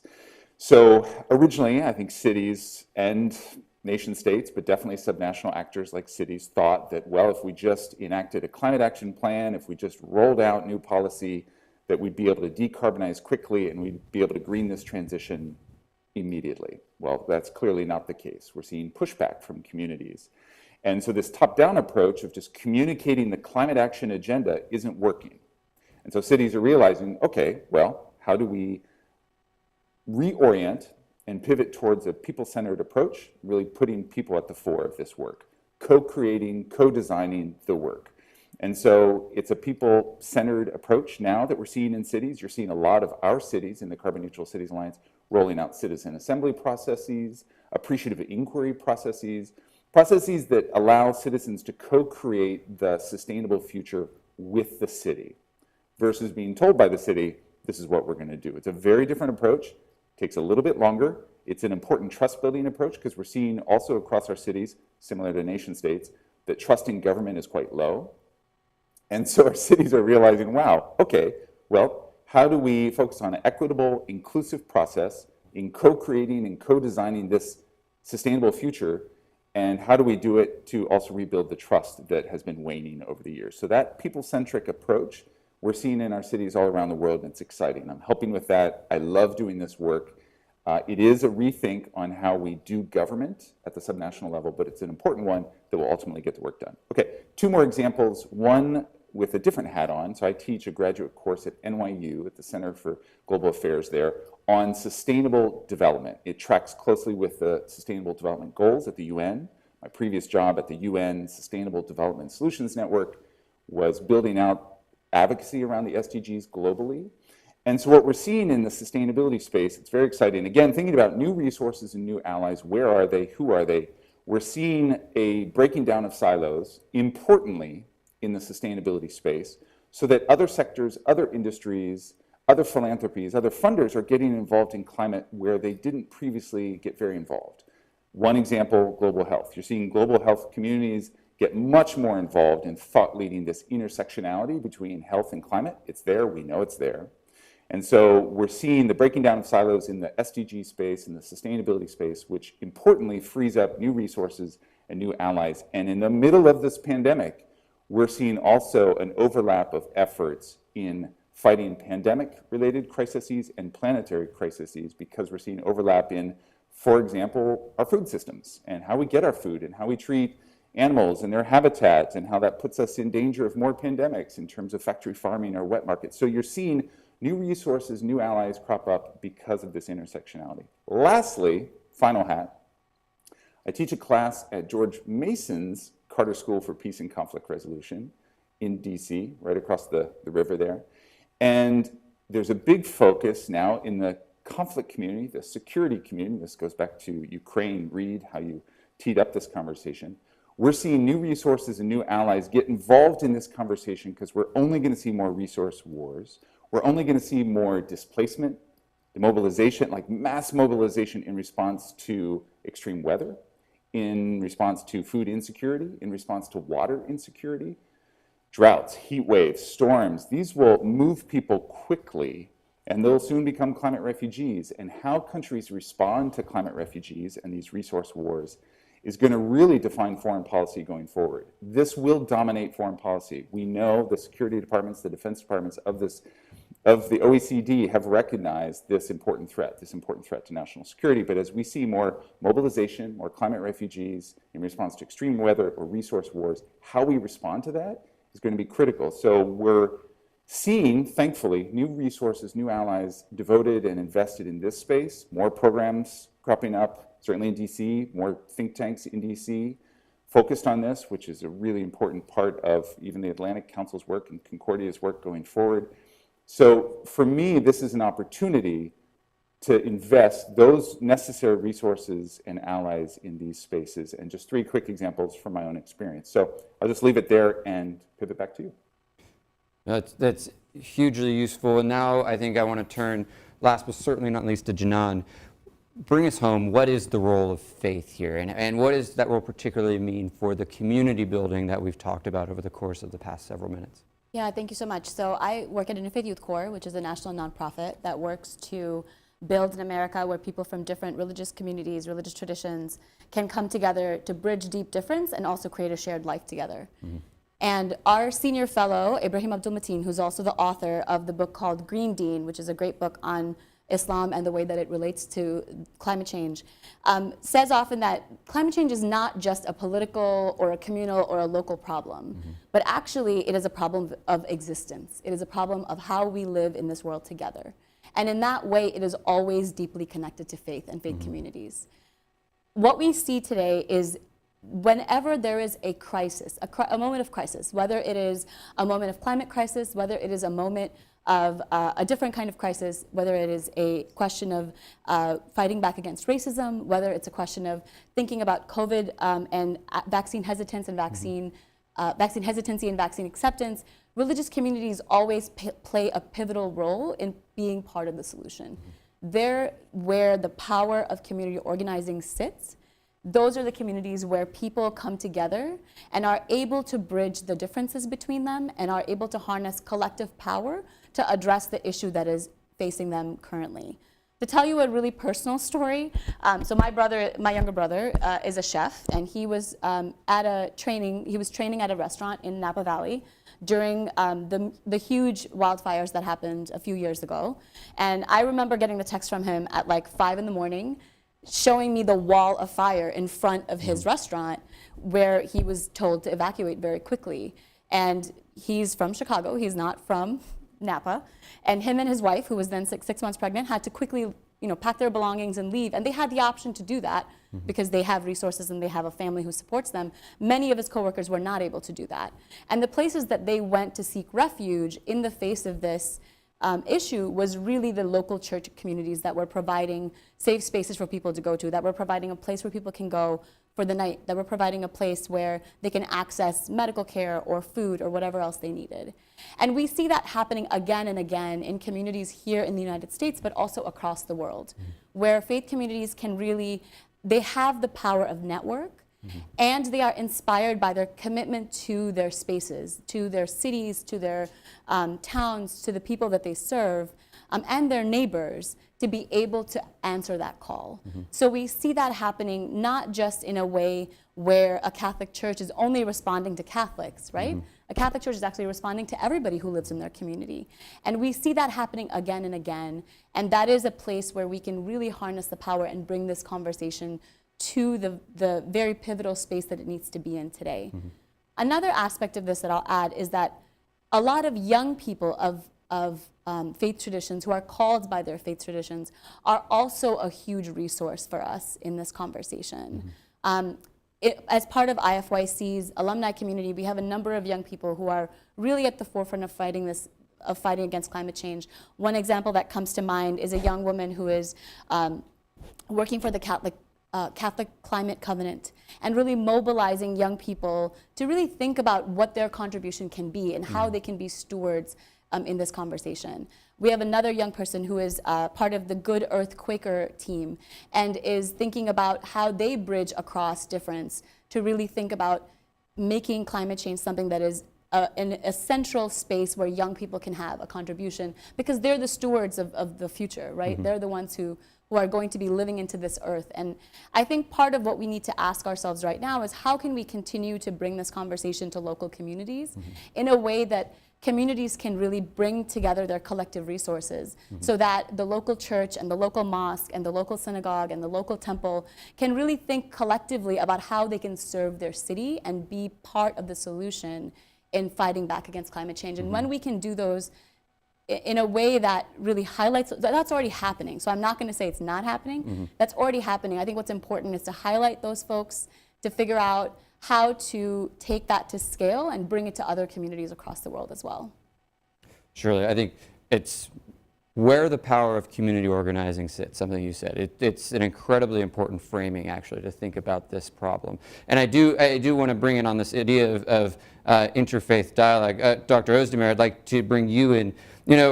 prior to COP26, we had this significant gathering of 40 faith leaders from, all major religions gathered at the Vatican. Could you, and actually, Janan, I'd love for you to weigh in on this as well. Could you describe, Dr. Ozdemir, the significance of that, in particular in kind of signaling the leadership and importance of interfaith dialogue on these issues? Sure. First of all, let me thank Janan. She made a very good point. Whenever I presented sustainable development, climate change, environmental problems to my students and to young Muslims, when they discover their potentiality, they can make a change. They can change themselves. We can't change the laws of nature, but we can change ourselves. Then I discovered I also save them to be a part of radical and marginal groups, because with the understanding environment, the whole environmental problems and climate change is connecting all of us, not only human beings, with the rest of the nature, with the rest of the life. They discover new dimension in their lives, then they are not exploited by some radical and marginal groups. This is the contribution of environmental groups to the international peace. And yes, we are, as a group of Muslim environmentalists, we just prepared a document, it is called Al-Mizan, a Covenant for the Earth. It's the first Muslim document on environment, which is just finished. It will be presented to Muslims, environmental ministries of environment in coming months. Then, after we finished this document, we sent it to almost 300 Muslim institutions around the world. Also, one of our colleagues just attended the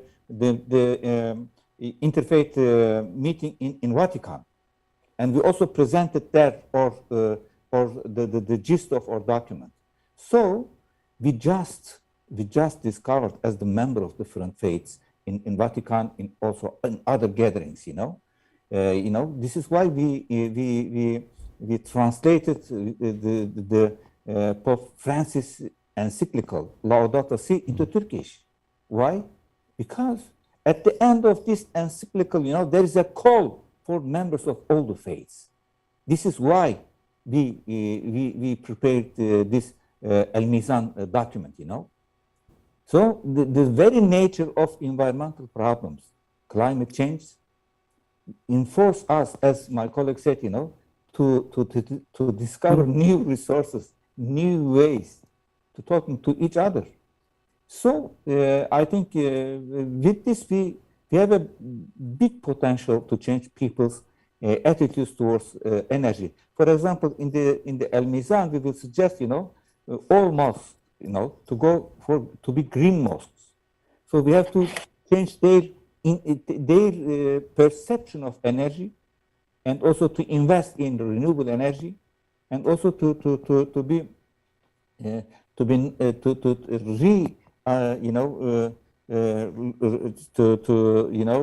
how we can find new ways of renewable energy. If, for example, in Turkey also, there is some universities in the U.S. They go for green universities. They just invest in renewable energy. So maybe the the message of interfaith groups is that let's invest in renewable energy. If we were not the Europe, we was not relied on the Russian energy today, it will be the picture will be different. So we have to invest, in renewable energy, and also we have to change our interaction and our conception patterns of energy resources. Yes, we as members of different faiths, we discovered our potentiality for the change. Mm-hmm. So, Janan, I want to give you the opportunity to weigh in here, particularly, what is the role that, and even what responsibility do faith leaders have in, building narratives that help mobilize these communities? And I think from there, I want to turn back to our city's narrative and build up towards our alternative resources discussion. We started top down, now we're going to come back up. So the role of faith leaders in all this, and particularly how do you see that role mobilizing the communities that you work so closely with? Yeah, thank you for that. So as a Muslim, there's a hadith, which is a saying of the Prophet that says, if you're faced at the end of the world and you have a sapling in your hand, it's your responsibility to go ahead and plant it, right?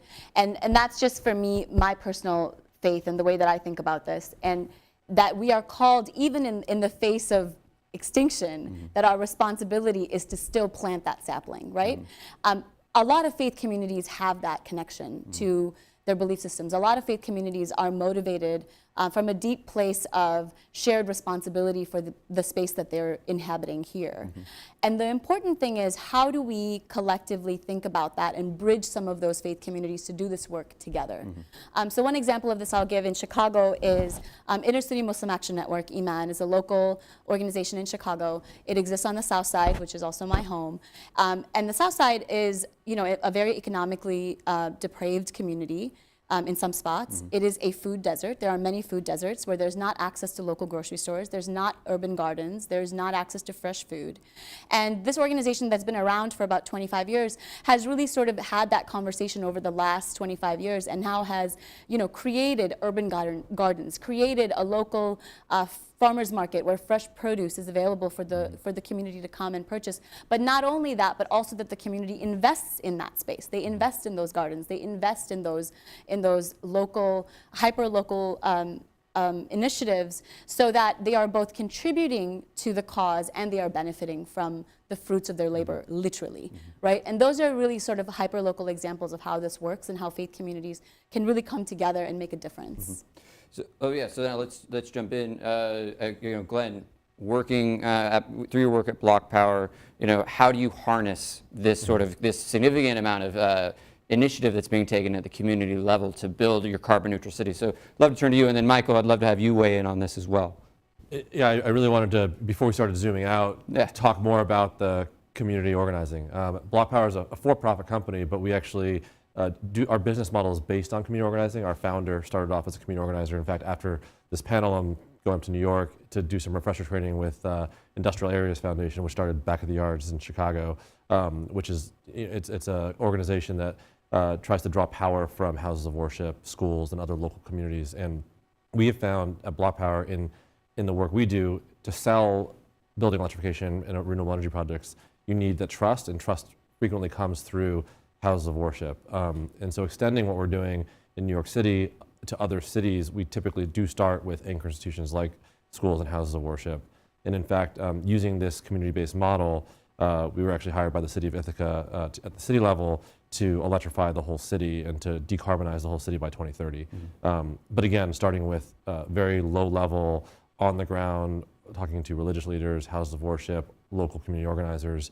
I mean, we haven't kicked the project off yet, and we've already had conversations with over 100 organizations, and it's a city with maybe 20,000 people. So it really is, it's slow, but if you start the right way and lay the groundwork, as you start to pick up steam, you'll have that trust within the community, and you'll be able to do the harder things, which inevitably will come with huge transitions like this. So, Michael, I'd love to turn to you. A very similar question at the Carbon Neutral Cities Alliance. From your perspective, how do you, harness this level of engagement in a positive way? Because it seems like it's certainly the potential's there. It's just a matter of seizing it and using it in the most effective manner. I love where this conversation is going, and really appreciate what Janan had to share, and also Glenn, and props to Block Power for being the #4 most innovative company in the world, according to Fast Company's recent ranking of innovative companies. I know that came out recently, so props to Block Power for that. And their work in Ithaca is a great example of involving every aspect of the community, every stakeholder, every voice, every organization. Certainly the interreligious approach there too, but also other community organizations.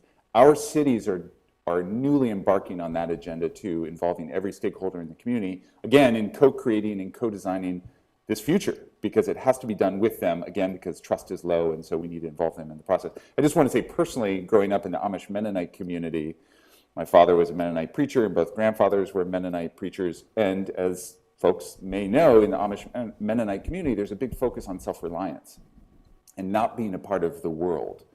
And so that self-reliance is where the opportunity lies here as we think about community mobilization, community organization, this resilience, whether it's decentralized renewables or food sovereignty or water security, I think there's a newfound appreciation, especially during the pandemic, especially this recognition of supply chains being really disrupted, certainly by COVID, but also now by war, and this need for a new kind of resilience locally, whether it's food or energy or water. I think this is a real opportunity to work with communities in building that self-reliance, building that resilience, and building that sustainability. I think across partisan spectrums, there's an opportunity. I'm up here in Vermont, and during COVID, I saw both Republicans and Democrats talking about food sovereignty and food security. So real opportunity now to help communities build that self-reliance and build that resilience. And one of the items that I think we continually begin to hit on is there is a level of, we keep talking in some ways about the vulnerable communities that are out there that need the access to these clean energy opportunities. In so many ways, what we're seeing is a bit of an energy justice conversation is what we're really ultimately having here. And I think you can again, broadening the aperture a little bit, you can speak to the risks that we're seeing over the long term, and something that Vicente mentioned with this idea of possibly seeing climate refugees emerge out of this transition. And within that, of course, you have certain regions and populations, particularly maritime island nations, et cetera, who are well more exposed to the changes we're going to see. So Vicente, I'd like to push you a little bit on this idea of climate refugees, and in particular, as we're looking at the available resources we have to fight this climate crisis, what renewable energy resources do you see as being particularly effective, whether that be distributed solar, et cetera, in terms of providing this clean energy access to these island communities, but also resiliency solutions? Yeah, and thank you very much. I'm also enjoying very much this conversation, and I love the tone and the scope of the remarks that you all are expressing. Because this conversation in terms of energy and climate turns to a conversation about values, and values with all the implications and with all the connections of these values. And I believe that the goals of the decarbonization, and now I'm going to answer your concrete question, but all the goals of decarbonization are not only top-down, are not only going top-down, but also bottom-up. That's the reason why the communities are playing an incredible and very intensive role in this path of sustainability and all these efforts to have a better climate for all, and to be consistent and to be success on all these efforts. If we look at this purely on economical terms, I believe that one of the clear characteristics of this process of change or convergence between climate and energy goals is precisely the change in terms of the industrial organization of the sector, because it is not just a planified and central energy system, but it's something that goes precisely from bottom up, and is not only connected with economy and energy and consumption, generation from consumption, that it touches and interrelates with another sectors that are closer to the energy one, but are different also in its own nature. We are talking about the transport, we are talking about the digitization, as we mentioned before. We are talking about infrastructure, circularity, that is extremely important. And all this is very much closer to the citizens, with the sense of participation, with the sense of transparency, with the sense of cooperation. So at the end of the day, it's very much close to values. As the situations that you refer of the very, very sad and hard situation of the refugees as a cause of the war that we are living in the north of Europe, in Ukraine, and now, what are the elements and factors coming from climate change and energy renewable technologies that are suffering more? I would say everything, and I would put on the just exactly. I try to upside down the question with decentralized energy technologies. With clean and decent energy technologies, we could provide some beneficial action in these very difficult circumstances. Because that technologies, first, are clean. Second, they provide all these positive elements, starting by the values that you mentioned in favor of the climate, reducing the emissions, improving the quality of the air, and so on and so forth. But I believe also in these moments of punishment, in this moment of difficulties, all the citizens that are there living this extremely hard situation, they would very much appreciate this proximity. They would appreciate the quality of these elements that are aligned with the cleaner technologies, and I believe that would be also they would provide some element of human relief for all of them. Undoubtedly, is a situation against of the climate justice. That is one of the main and most important principles of the new energy and climate change law that I think all of us we should defend with maximum strength. Climate justice is a beautiful principle, also very much connected with the universal access of energy, and as a consequence of these circumstances, no doubt that it is being very, very much under difficulties. So we have just under 5 minutes to go, and I want to give everyone the chance to provide a little bit of a key takeaway from this conversation, but certainly say something certainly forward-looking. And I'll tee each of you up with the same question, which is, coming out of the pandemic, I think everybody saw that we had a real opportunity to accelerate this energy transition towards climate change. Now, a year on, I worry that some of the optimism around that has dwindled, and this most recent crisis in Ukraine being just one additional point against the hope that we had just over a year ago. Looking forward, can each of you highlight one thing that you feel you really feel is a positive development that we can count on over the next year? And let's put a timestamp on this, right? That is useful to pushing the needle in this space. And it can be something that we haven't addressed necessarily today, or it can be something that is right in front of us that perhaps we just need to take that first step towards. Dr. Özdemir, I'd like to start with you. We environmental philosophers, for years and decades, we were talking about, a new system of thinking to just look at the universe and also the nature as something interconnected, to just overcome the Cartesian, dualism. But this pandemic just show us very crystal clear to us, all people on the globe, we are interconnected. As Michael said, in the food security and in energy security, and also in the peace and or in social relations.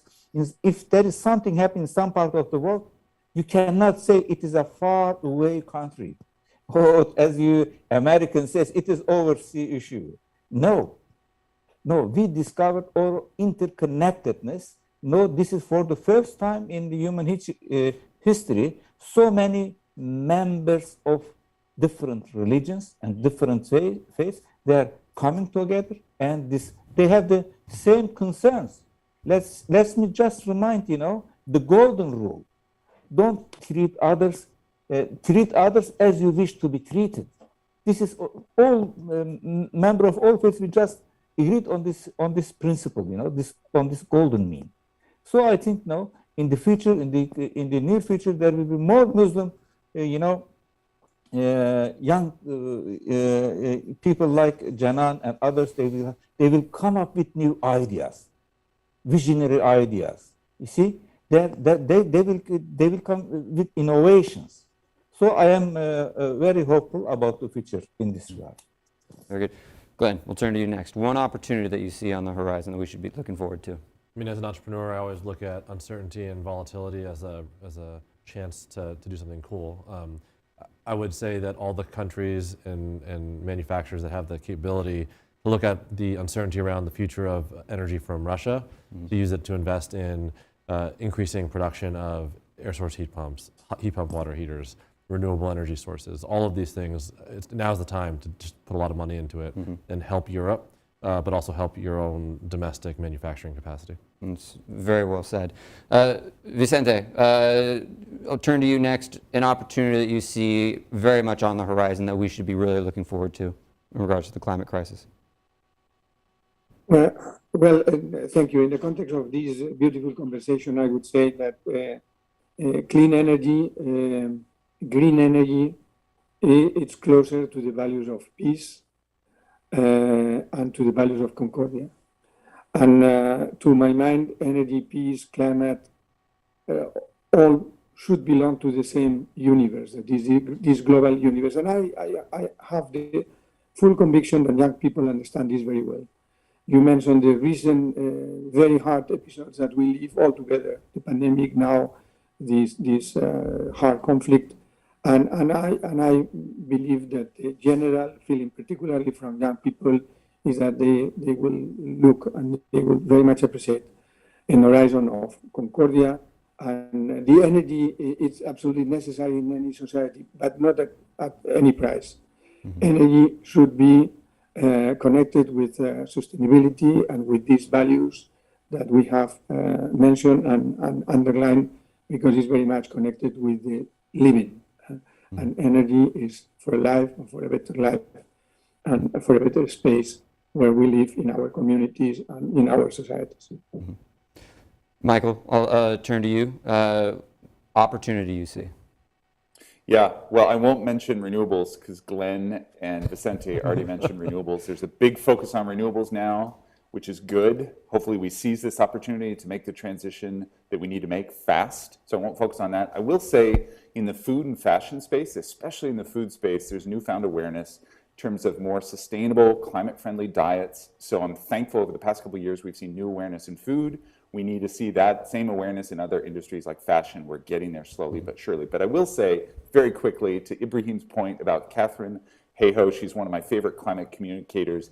If you're ever struggling with hope and read, I hear you coming out of the pandemic. We thought we'd be able to build some collective will to tackle these problems. Certainly talking with folks at the UN, very frustrating to see the lack of collective will, building the public and political will to make sure the world is vaccinated as one example in terms of the African continent being under-vaccinated. We really need to rally resources there collectively because, as the Secretary General said, solidarity is also self-interest. So if you're ever struggling with hope and optimism for the transitions we need in these spaces, do listen to Catherine Hayhoe. Go check her out on YouTube, see any of her TED Talks, read her new book, because she is always full of optimism. She's an excellent climate communicator, and she's really great at building the necessary public and political will for this work. So do check her out.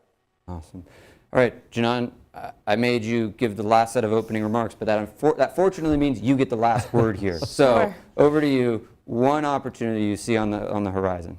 There's a park by my house called Gwendolyn Brooks Park, named after the Chicago poet, and there's a plaque of a couplet that she wrote embedded in the grass that says, "True, there is silver under the veils of darkness, but few care to dig in the night for the possible treasure of stars." And I think this particular moment is a moment where we can really mobilize faith communities and people who are inspired by their faith traditions to really think about what it means to engage this conversation and in their hyperlocal individual ways and bring their communities along on that path and to dig for those stars, which is the possible reward of this work. Certainly. All right. So there you have it.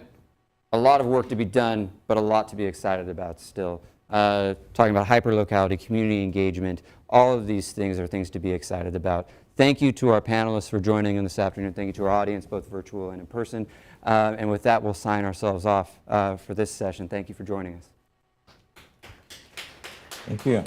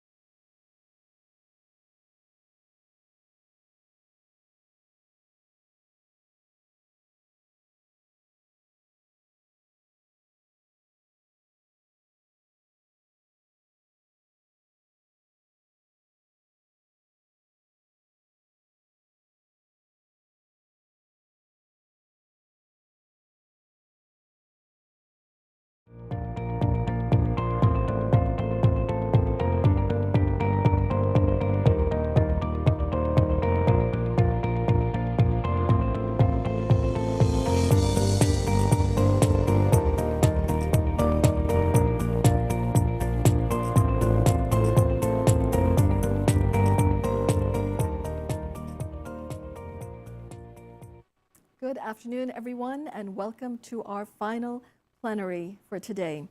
It is on human rights and foreign policy, lessons from the Uyghur and Rohingya struggles.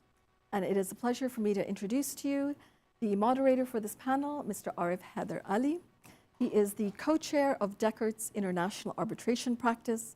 He has nearly 30 years of experience in international law, including public international law, investor-state arbitration, international commercial arbitration, and internet governance-related disputes. He was a section chief at the United Nations Compensation Commission of the United Nations Security Council, and he served as senior counsel at the World Intellectual Property Organization.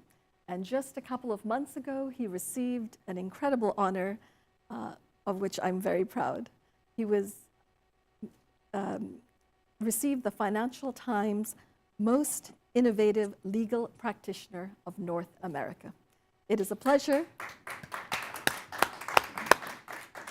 It is a pleasure and the first time to introduce my husband, Arif Ali. Salma, thank you very much, Salma, and good afternoon, everyone. I think a bigger accomplishment than the Financial Times Award is that Salma has put up with me for more than 32 years. So it is again, a great pleasure to welcome you all to this final panel. As Salma described it, human rights and foreign policy, lessons from the Uyghur and Rohingya struggles. And I'm going to take the moderator's liberty and add to the end of that particular statement, if there are any. Because I think that we are today living in a world in which we don't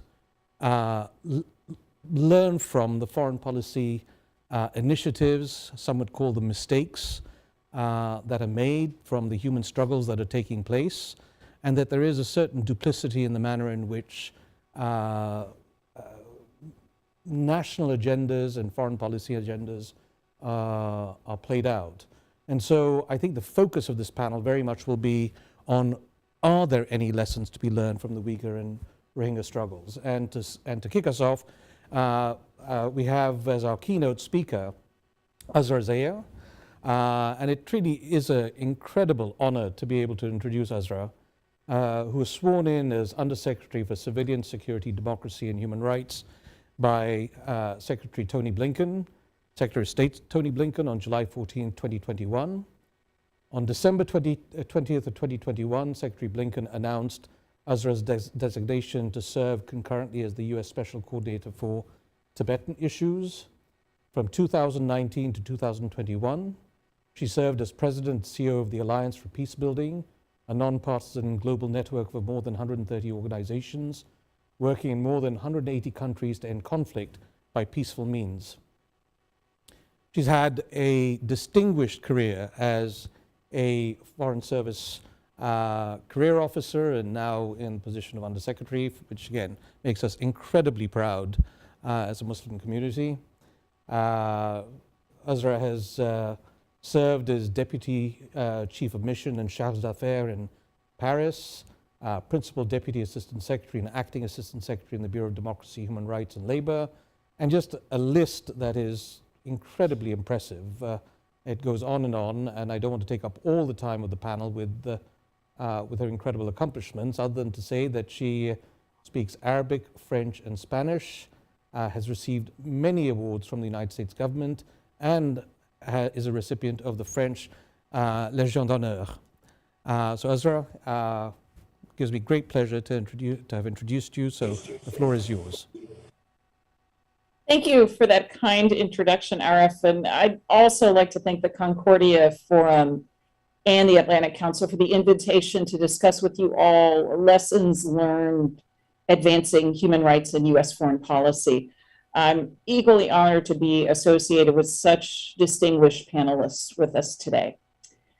So the Biden-Harris administration has squarely placed human rights, democracy, and equality at the center of America's foreign policy. It's a commitment that Secretary Blinken and I, along with the entire Department of State, take very seriously. Each day, we put our tools of diplomacy to use to defend human rights and hold accountable perpetrators of abuse. Human rights are universal.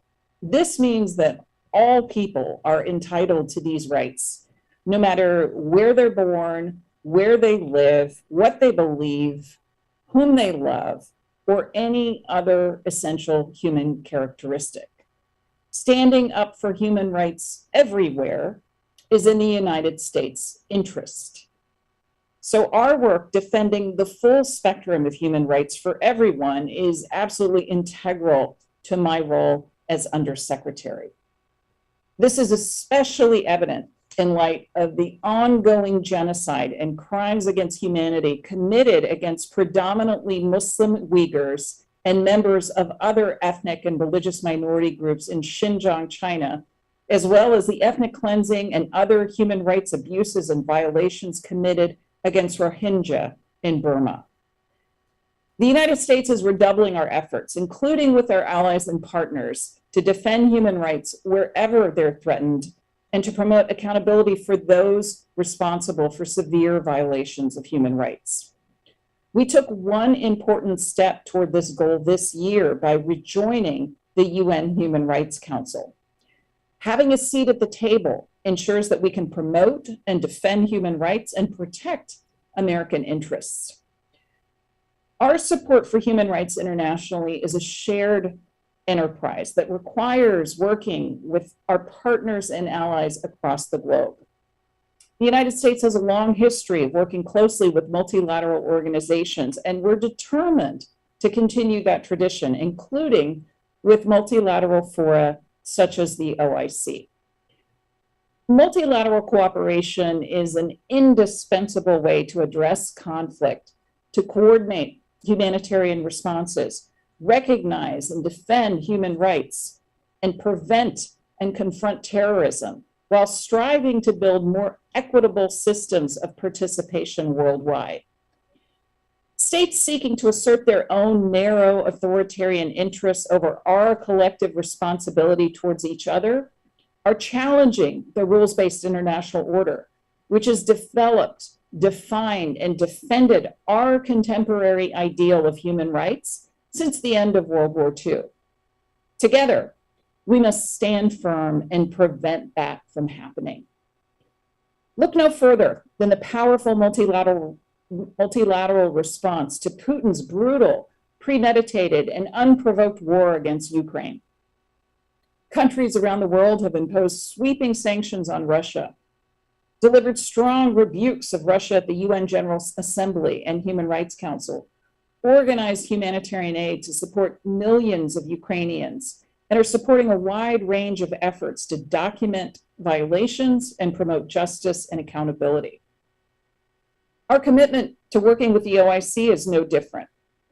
We know that together we can address pressing human rights and humanitarian concerns that have not disappeared while the world's attention turns to addressing Russia's ongoing aggression against Ukraine. We don't have to agree on everything, but we can agree that all people who aspire to freedom and justice deserve our collective action and deliberate leadership. Together, we can build shared solutions to our global challenges. One such challenge continues to unfold in Burma.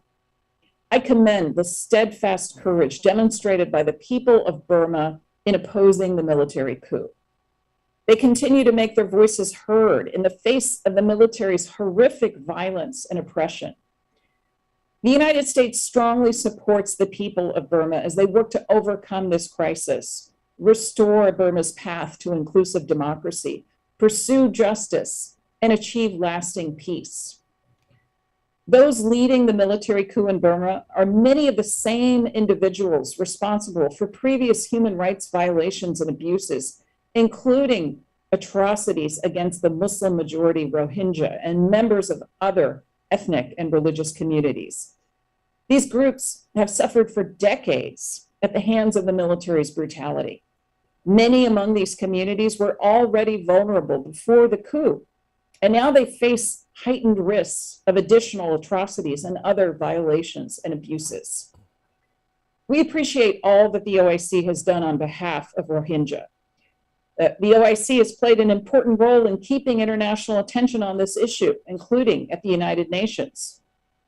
We can do more together to pressure the military regime to cease the violence and restore Burma's democratic transition, which are key initial steps for finding a long-term solution to the larger challenges facing Rohingya. This includes ceasing the sale and transfer of arms, material, dual-use equipment, and technical assistance to the Burmese military and its representatives. The Rohingya plight dramatically affects the region, especially in Bangladesh. The government of Bangladesh is generously hosting nearly 1 million Rohingya. Together with our international partners, we're working to ensure protection, education, and livelihood training for Rohingya throughout Bangladesh.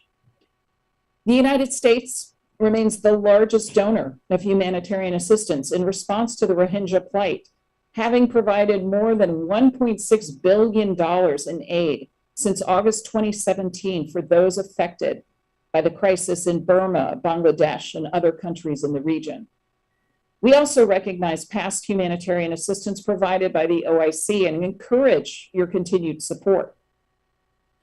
We're optimistic that working together, the international community and countries in the region can find long-term solutions that promote and protect the human rights and dignity of Rohingya refugees.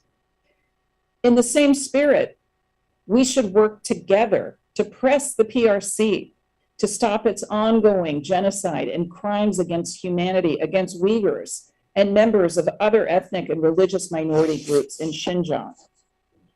Since April 2017, the PRC government has detained more than 1 million Uyghurs, ethnic Kazakhs, Kyrgyz, Hui, and members of other Muslim groups, as well as some Christians, in specially built internment camps or converted detention facilities in Xinjiang. PRC authorities have reportedly subjected both religious and ethnic minority group members in Xinjiang to forced disappearance, political indoctrination, torture, physical and psychological abuse, forced labor, and prolonged detention without trial because of their religion and ethnicity. Witnesses and former prisoners have said PRC authorities force Uyghurs and others to renounce Islam, criticize their Islamic beliefs and those of fellow inmates, and recite Communist Party propaganda in internment camps. Authorities have also implemented a variety of methods to ensure families do not observe religious practices. Additionally, the PRC reaches beyond its borders to forcibly repatriate, repress, surveil, intimidate, and abuse individuals simply for being members of one of these ethnic or religious minority groups, which we call transnational repression. Some of these activities even target non-PRC nationals abroad. PRC authorities even pressure governments to silence those who speak out against the ongoing genocide, crimes against humanity, and other abuses.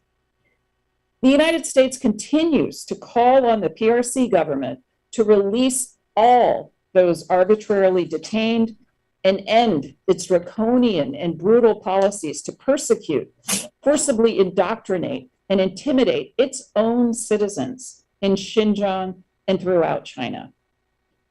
We continue to work with allies and partners around the world to promote justice for the many victims and accountability for the perpetrators of atrocities and abuses in the PRC, drawing international attention to abuses that PRC authorities seek to deny and hide, including through joint statements in UN fora. We urge all governments to resist PRC pressure, uphold freedom of expression for all, and provide protections for these vulnerable populations by deterring acts of PRC transnational repression. In particular, the United States calls on all countries to provide protection to individuals who have fled Xinjiang and to not bow to PRC pressure to forcibly return them to the PRC, where they're at risk of grave human rights abuses. We've appreciated the OIC's actions to highlight the plight of Rohingya and hope we'll similarly increase our cooperation to highlight the atrocities committed against Uyghurs. With human rights at the center of our foreign policy, I look forward to deepening cooperation with our partners, both bilaterally and through our multilateral partnerships as we defend human rights, protect religious minorities, counter transnational repression, and improve the health and well-being of people everywhere. This is not something that any of us can accomplish alone, but together, our collective efforts can make a difference.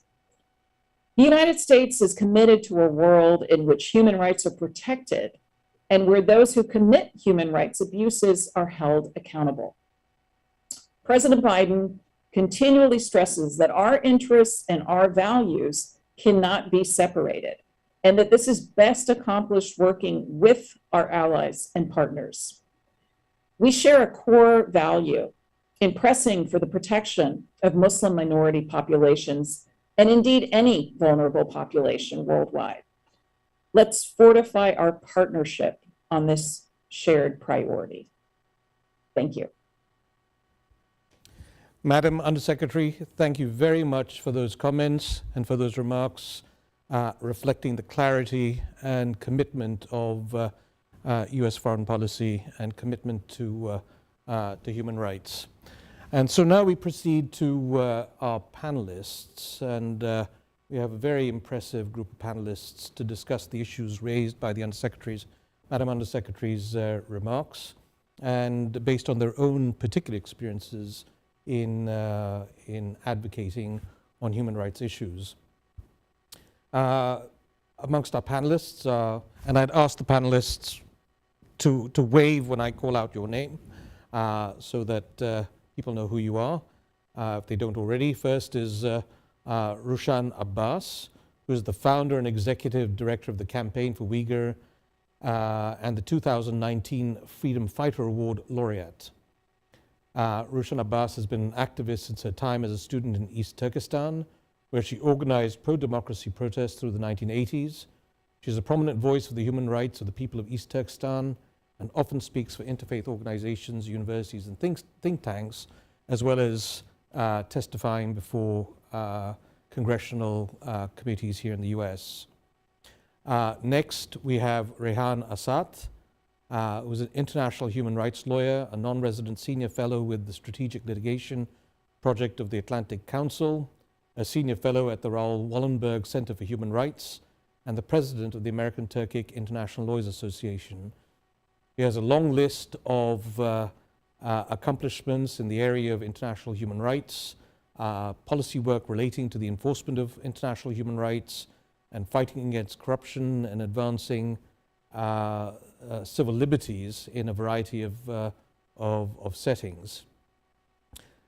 We then have Arsalan Suleiman, who I've known for many years, a very accomplished lawyer who's counsel at Foley Hoag here in Washington, D.C., and Foley's international litigation arbitration practice. His practice focuses on representing sovereign states and international disputes. He received the 2020 Advocate of the Year Award from the NGO Justice for All for his representation of the Gambia in its lawsuit before the ICJ, which is the International Court of Justice, against Myanmar for the Rohingya genocide. Arsalan is the former acting U.S. Special Envoy to the OIC. In that role, he was President Obama's representative to the OIC. He served as counselor for the multilateral affairs in the Bureau of Democracy and Human Rights and Labor. He's also, again, has a very, very long list of accomplishments, but I'm most proud of what Arsalan has done together with his colleagues at the OIC in bringing a truly groundbreaking case before the International Court of Justice. And last but not least, Yasmin Ullah, who is an independent Rohingya social justice activist who collaborates with different organizations at different times on advocacy, media, and building alliances with young people from Myanmar. Yasmin was born in the northern Rakhine state in 1992. Fleeing violence from the Myanmar military in 1995, her parents took Yasmin to Thailand, where they became stateless. Yasmin has served as the president of the Rohingya Human Rights Network, research coordinator at Free Rohingya Coalition, and has worked on various projects such as the Time to Act, Rohingya Voices exhibition with the Canadian Museum for Human Rights. So lest I take up the entirety of this panel with introductions, let me turn to my first question, which I'll pose to Arsalan, given that I know that he's just returned from The Hague and where he was appearing before the International Court of Justice. So Arsalan, could you talk a little bit about the background to this case, how the political will was coalesced or crystallized in order to bring the case forward, and what you think the implications of this case might be for the human rights abuses that are taking place in Myanmar and in Xinjiang, and frankly elsewhere around the world. Well, thank you, Arif, and thank you to the Concordia Forum and the Atlantic Council for hosting this discussion. Little tidbit fact that most people probably don't know, my first legal job was actually with Arif at a law firm in Houston when I was a law student, and so it's great to be with you here and with so many of the other friends and others. It was a pleasure to serve with Undersecretary Azrazia when she was the Principal Deputy Assistant Secretary of State at DRL when I was still at the State Department. But to your question, Arif,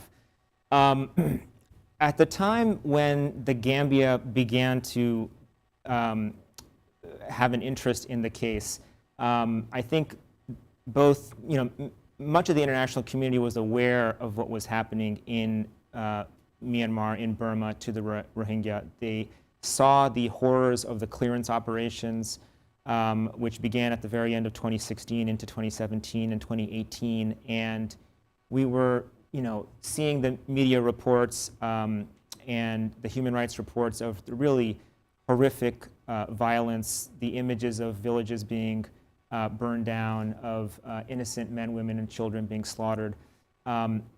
And that was something that was reported on. It was something that people knew about, and it was something that the international community needed to do something about, because almost 1 million refugees had crossed over the border into Bangladesh.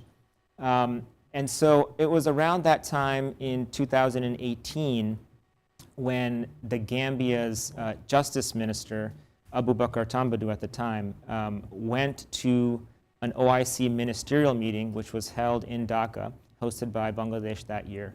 And as part of that meeting, Bangladesh brought the attendees to visit the camps, the refugee camps, so that they can see firsthand.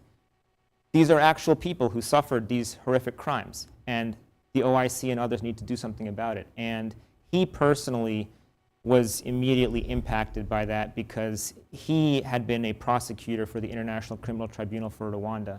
And so when he met these victims, when he heard their stories, he knew that what happened to them was a genocide. And so he felt that something had to be done about it. And at that very ministerial meeting in Dhaka, he, on behalf of the Gambia, tabled a resolution to create a committee, an OIC ministerial committee that would look at options for accountability for what happened to the Rohingya. And that committee sort of became the focal point of discussion and dialogue about what could be done.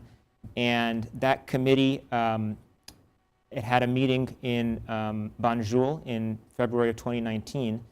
And I was invited by Minister Tambadou to present some options to the committee about what are some of the tools, accountability efforts that can be used. Because going back to some of the points that Undersecretary Zia mentioned, if you don't have accountability, then these actors are going to continue their horrific crimes.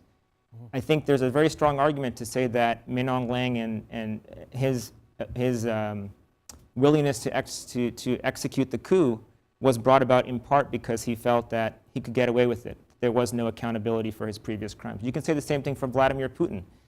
I mean, he annexed Crimea, he destroyed Syria, he attacked and invaded Georgia, and he faced very little consequence for that. And now he's engaging in a full-on assault of Ukraine. So accountability is essential. If you don't hold perpetrators of these atrocity crimes to account, they're going to commit crimes again and again and again.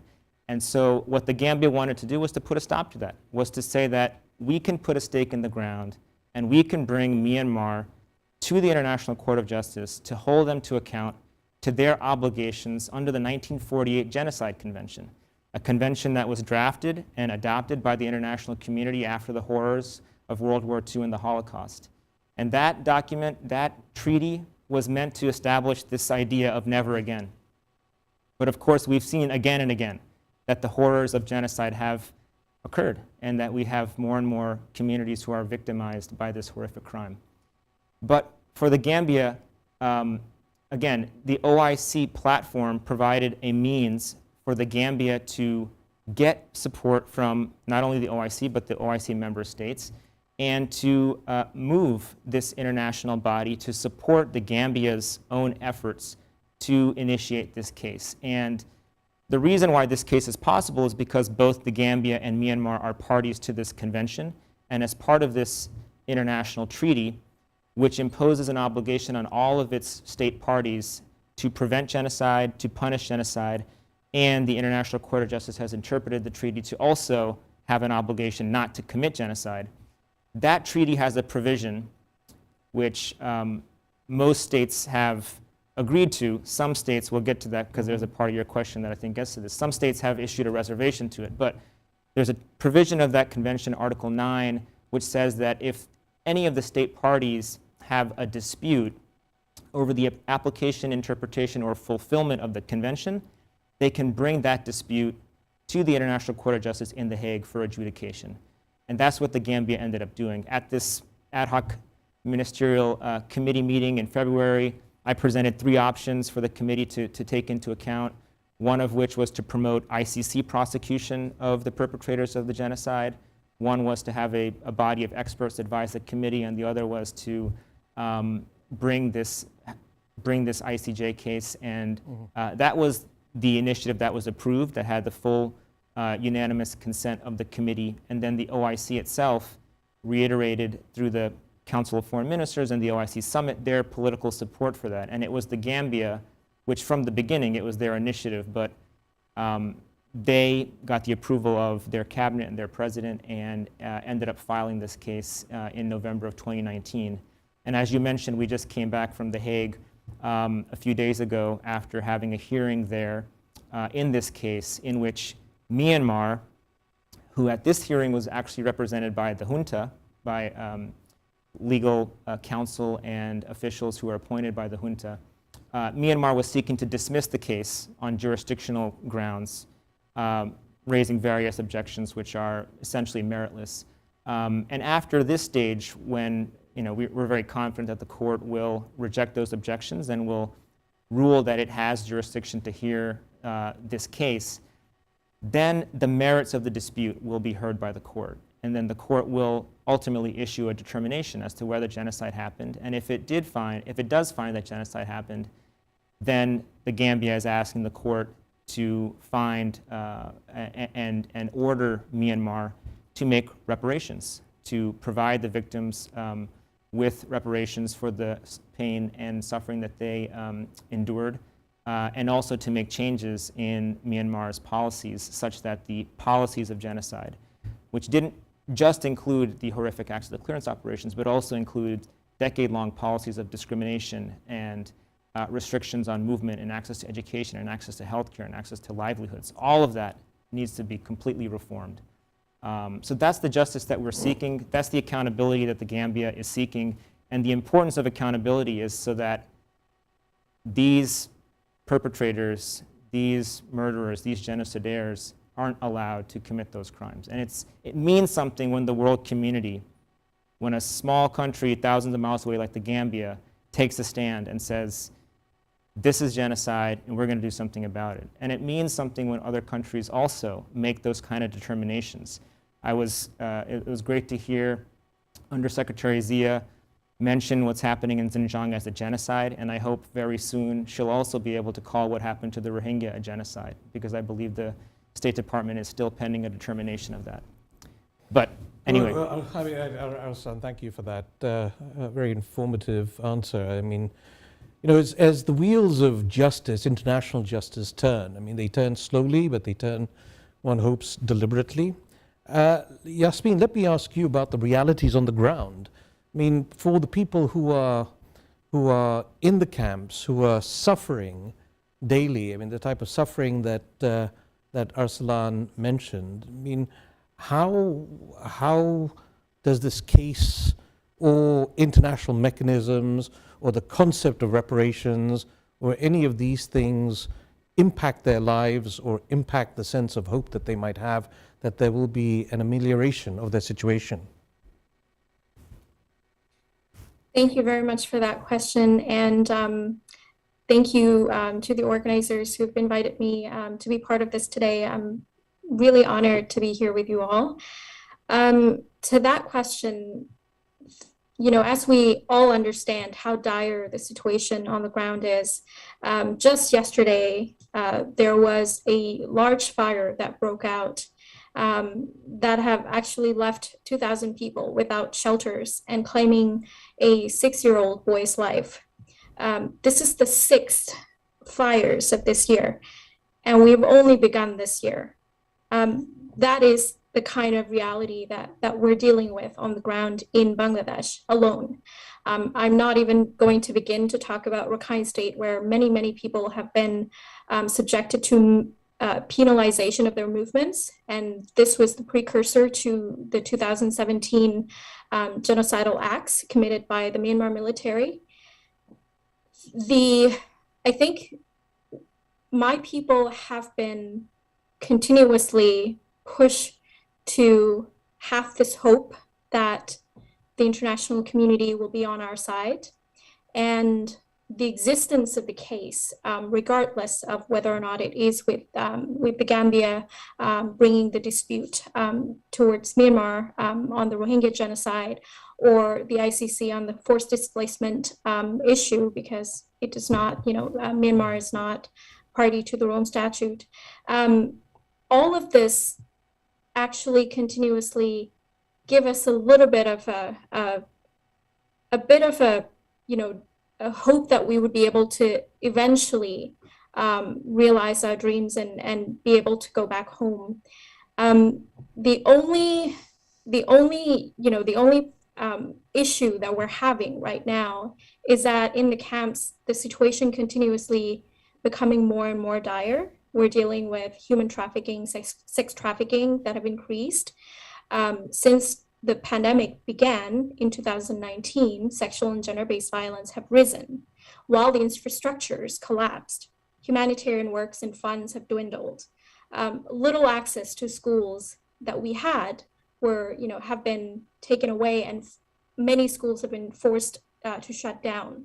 Psychosocial supports that have existed prior to the pandemic slowly fades away, and the risk of further atrocities have increased.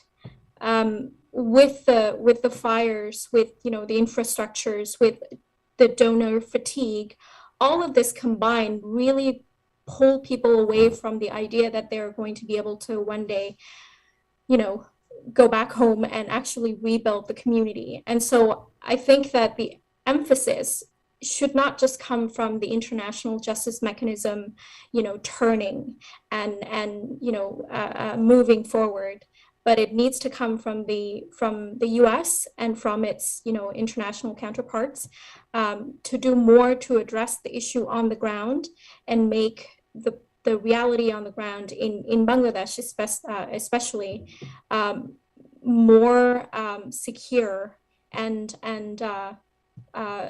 leave people with a little bit more hopes that they would be able to, hold out their hopes until the issues are solved, which is going to require many, many more decades. Hey, Yasmin, thank you for that that answer, and of course our prayers are with everyone who is suffering.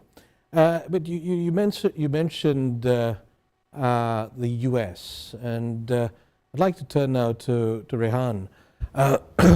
Rehan, you heard what Undersecretary Zia had to say, and I think that there is a lot of power in policy statements from senior officials of the United States government, but recognizing that with the imperfections of democracy, policies change, and the previous administration did not really have a commitment to human rights, and we're seeing a turn towards a more human rights-oriented agenda.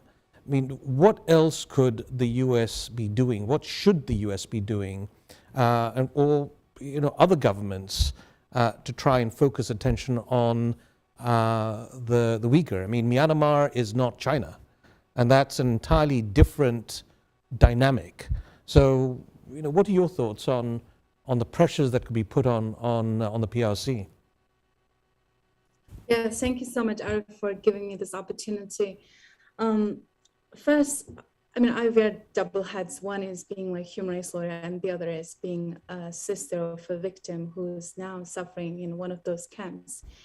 And in the past few years, dealing with a lot of oppressed communities and hearing their experience, one thing that became very clear to me is that it's easier for us to look at it as this is a administration policy or Trump administration policy or Biden administration policy. But for the victims, it doesn't matter. It ultimately becomes the US government's policy. And the same for the perpetrators too. And this is why you see often the Chinese government citing the US war, illegal wars in the Middle East as a justification that it's okay to commit these crimes. So it's very important that, all administrations now or in the future do understand that ultimately they take responsibility not just for themselves, but also for the US government's overall human rights policy. That being said, and obviously the Trump administration's policy is not so much centered on this idea of human rights. There has been disregard, and it was very loud and easy to notice. But at the same time, if I were to objectively assess the Trump administration's policy, some of the major Chinese government's entities, especially the paramilitary entity XPCC, was sanctioned under the Trump administration. They may argue that there has been more sanctions against CCP affiliates, despite that it never discussed in public about China's human rights records.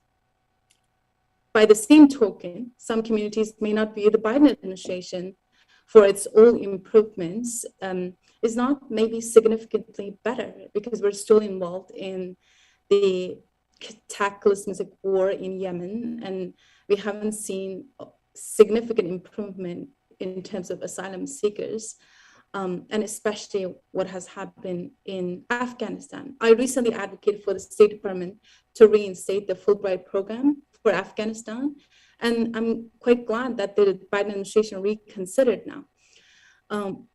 But one thing I do find that the Biden administration is very much open to criticism and to assess its policy and respond. And that is the beauty of democracy, being able to hear from communities and lawyers and like Arslan and some of the human rights advocates who are sitting with me on this panel. And I very much appreciate when the Biden administration did take input from the communities, including the Uyghur community, early on. And one of those policies, which was good, but it kind of stopped short there, was this coordinated sanctions against the chief architects of the genocide, together with the leading democracies, including many in Europe, as well as Canada and the UK.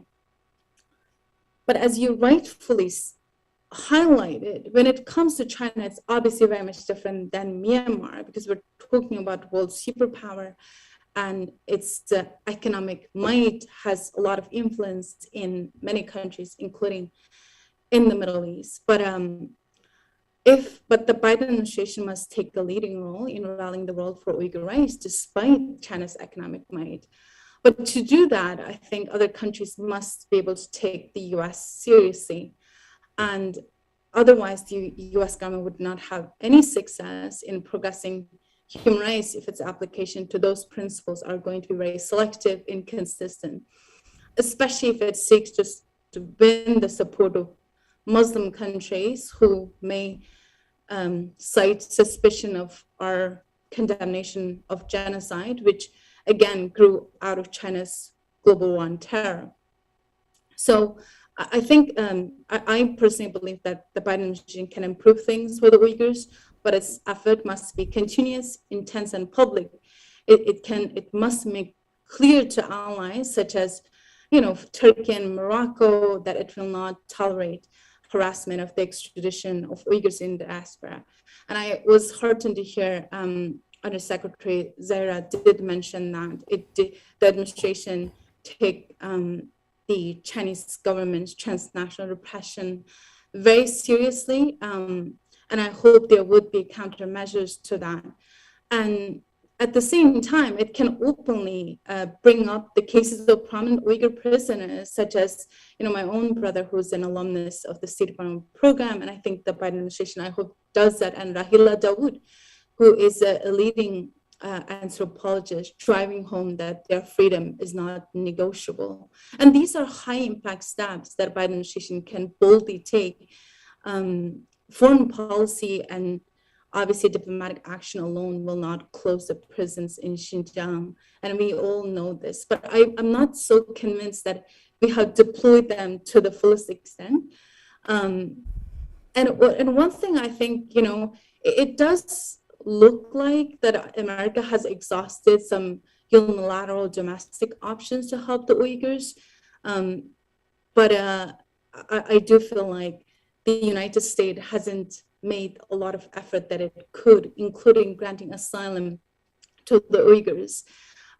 Even though there are Uyghurs, refugees living stateless just miles away from the capital at the moment, the Uyghur Human Rights Protection Act would grant priority status to Uyghur asylum seekers and provide safe haven to Uyghurs fleeing illegal extradition back to China from other countries. But the bill still has been stagnating in Congress for months. And there are life-saving measures that we could take as soon as tomorrow. So that's what I'm hoping to highlight, that ultimately there are a lot of things that we can still do that we haven't yet deployed to the fullest extent. And I really hope this administration would consider. And despite China's leading role in the world, and every time when there is a crisis, like the Ukraine, for example, there would be an opportunity, and there has to be, this, the administration has to work with China. And every time when these kind of things happen, I worry that the Uyghur issue would take a back seat. And it shouldn't be. We have to confront China on the genocide. At the same time, we have to work with China on other issues, whether it's climate change or Russia's aggression in Ukraine, without sacrificing Uyghurs and other oppressed communities. Ron, thank you very much. You mentioned Ukraine, and so Rushan, I have perhaps the hardest question for you, and we have seen in the last few weeks the coalescing of international support for the Ukrainian people and what is happening in Ukraine, the condemnation of President Putin, the sanctions that have been imposed. I mean, the speed and the focus and the deliberateness with which the international community has responded to the invasion of Ukraine. Why is it that the Uyghur issue is not where they? I mean, we know that there are people suffering on a mass scale. Why is it not engendering the same type of response? And specifically, why is it not engendering a response from Muslim nations, from Islamic nations? Thank you so much, and thank you for the Atlantic Council and as well as Concordia Forum for this event and giving me the opportunity to speak.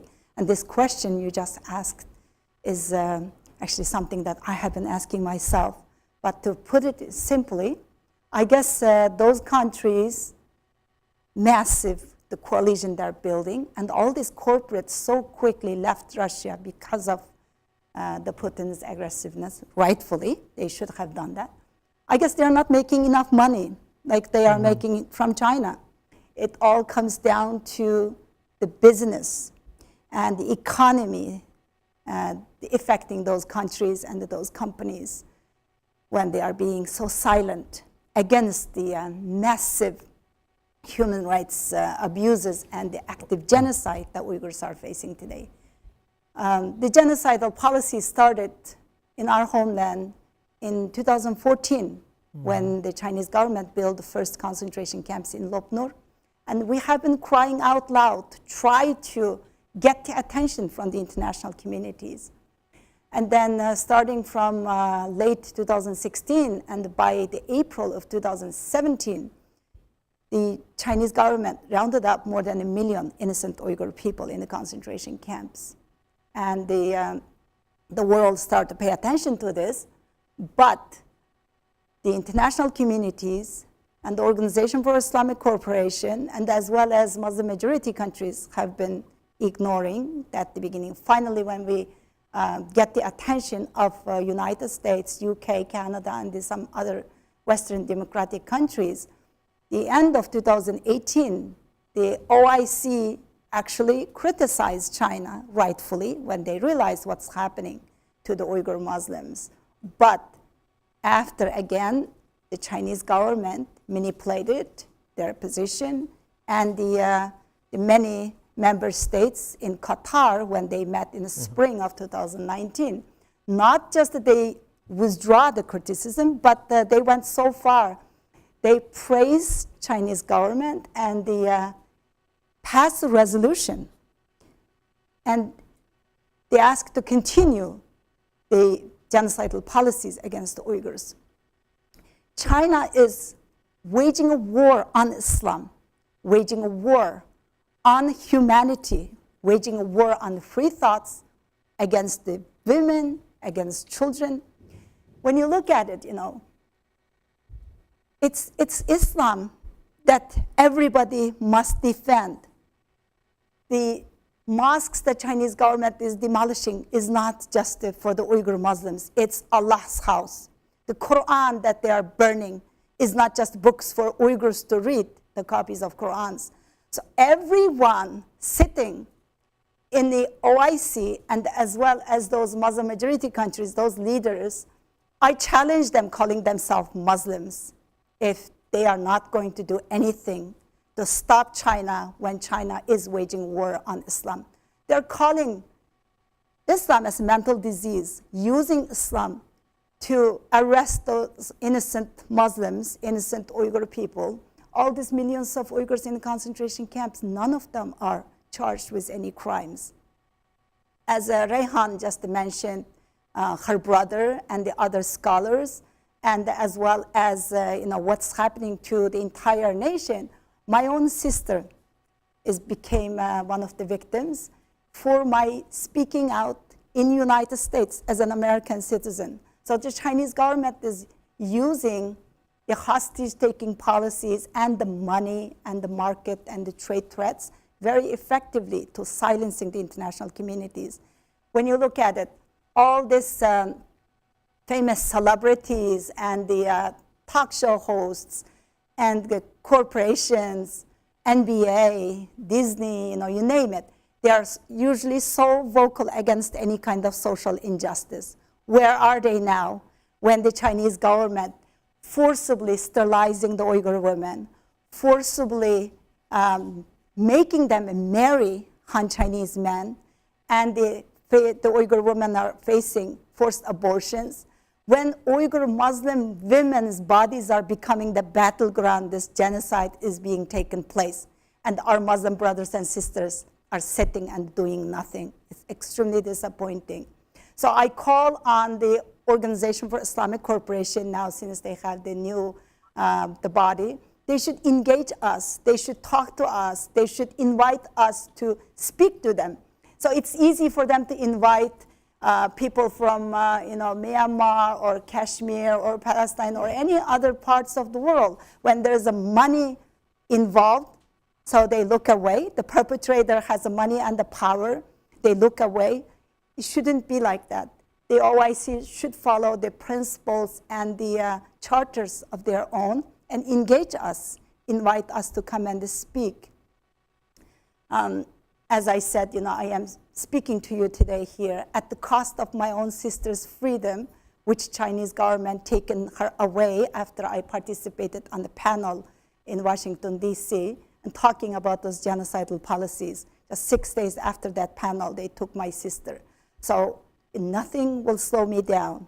I will continue to approach the countries and especially my Muslim brothers and sisters, because there are 1.5 billion Muslims that they should stand up and hold this Chinese regime accountable, not only to stop the Uyghur genocide, but to defend Islam, defend humanity. The conscience of the world and the conscience of humanity is at test, and the majority of the countries and the many people are failing this test. Thank you. Hassan, thank you. That's very powerfully said, very eloquently said, very poignantly said. And I think that Arsalan used the words never again. I will add to that and say no more, not now, never again. Thank you all very much.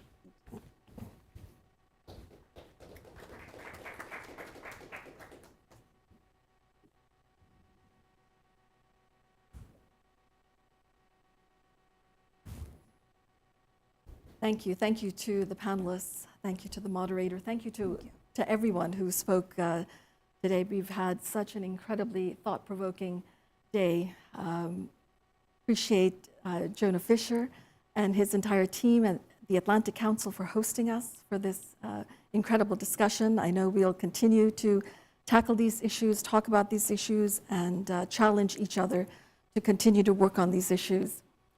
Thank you to the Concordia Forum's team for the incredible work in organizing and putting this all together with the Atlantic Council and the support of Meta. We appreciate you all. It's been an honor to be here. And yes, I'll pass it on to Jonah. Go ahead. Go ahead? Yeah. Okay, so I started this morning with a few words from a Persian sage, Kharkani. Some poetry, because I think as we're talking about these challenging issues, we need something to soothe our souls and to provide us with some inspiration and some hope. And I chose a poem to end, so if you'll allow me to recite it for you. I chose a female poet in honor of International Women's Day yesterday and International Women's Month, and I chose a poet from Ukraine, in recognition of what is going on in the world today. And her name, the pseudonym by which she used to write, is Lesya Ukrenka, Leslie of Ukraine. She was one of the foremost writers and poets and activists of Ukraine. And this is translated beautifully by Vera Rich. And it says, "Thoughts away, you heavy clouds of autumn, for now springtime comes, agleam with gold. Shall thus in grief and wailing for ill fortune all the tale of my young years be told? No. I want to smile through tears and weeping, sing my songs where evil holds its sway. Hopeless, a steadfast hope forever keeping, I want to live. You thoughts of grief away. On poor, sad, fallow land, unused to tilling, also blossoms, brilliant in hue. Also blossoms where the frost lies chilling. I'll pour bitter tears on them as dew. And those burning tears shall melt, dissolving all that mighty crust of ice away. Maybe blossoms will come up unfolding, singing springtime too for me someday. Up the flinty steep and craggy mountain, a weighty ponderous boulder I shall raise, and bearing this dread burden, a resounding song I'll sing, a song of joyous praise. In the long, dark, ever viewless nighttime, not one instant shall I close my eyes. I'll seek ever for the star to guide me, she that reigns bright mistress of dark skies. Yes, I'll smile, indeed, through tears and weeping. Sing my songs where evil holds its sway. Hopeless, a steadfast hope forever keeping. I shall live, you thoughts of grief away. Thank you. Thank you, Salam, and thank you everyone for being here today. I'll follow on the theme of poetry for my closing quick remarks here. The Sufi poet Rumi famously wrote, "Out beyond ideas of wrongdoing and right doing, there is a field. I'll meet you there." Thank you all for joining us in our field. On behalf of the Millennium Leadership Program, the Atlantic Council, we want to thank our partners, the Concordia Forum, for collaborating and creating this field together today. It's a unique day for us because 2 years ago, we closed down this field. This organization was a constant convener in person, and we closed down 2 years ago and met mostly virtually the past 2 years. This is our first in-person convening in this space since March 2020. So thank you for helping to usher in this new era together.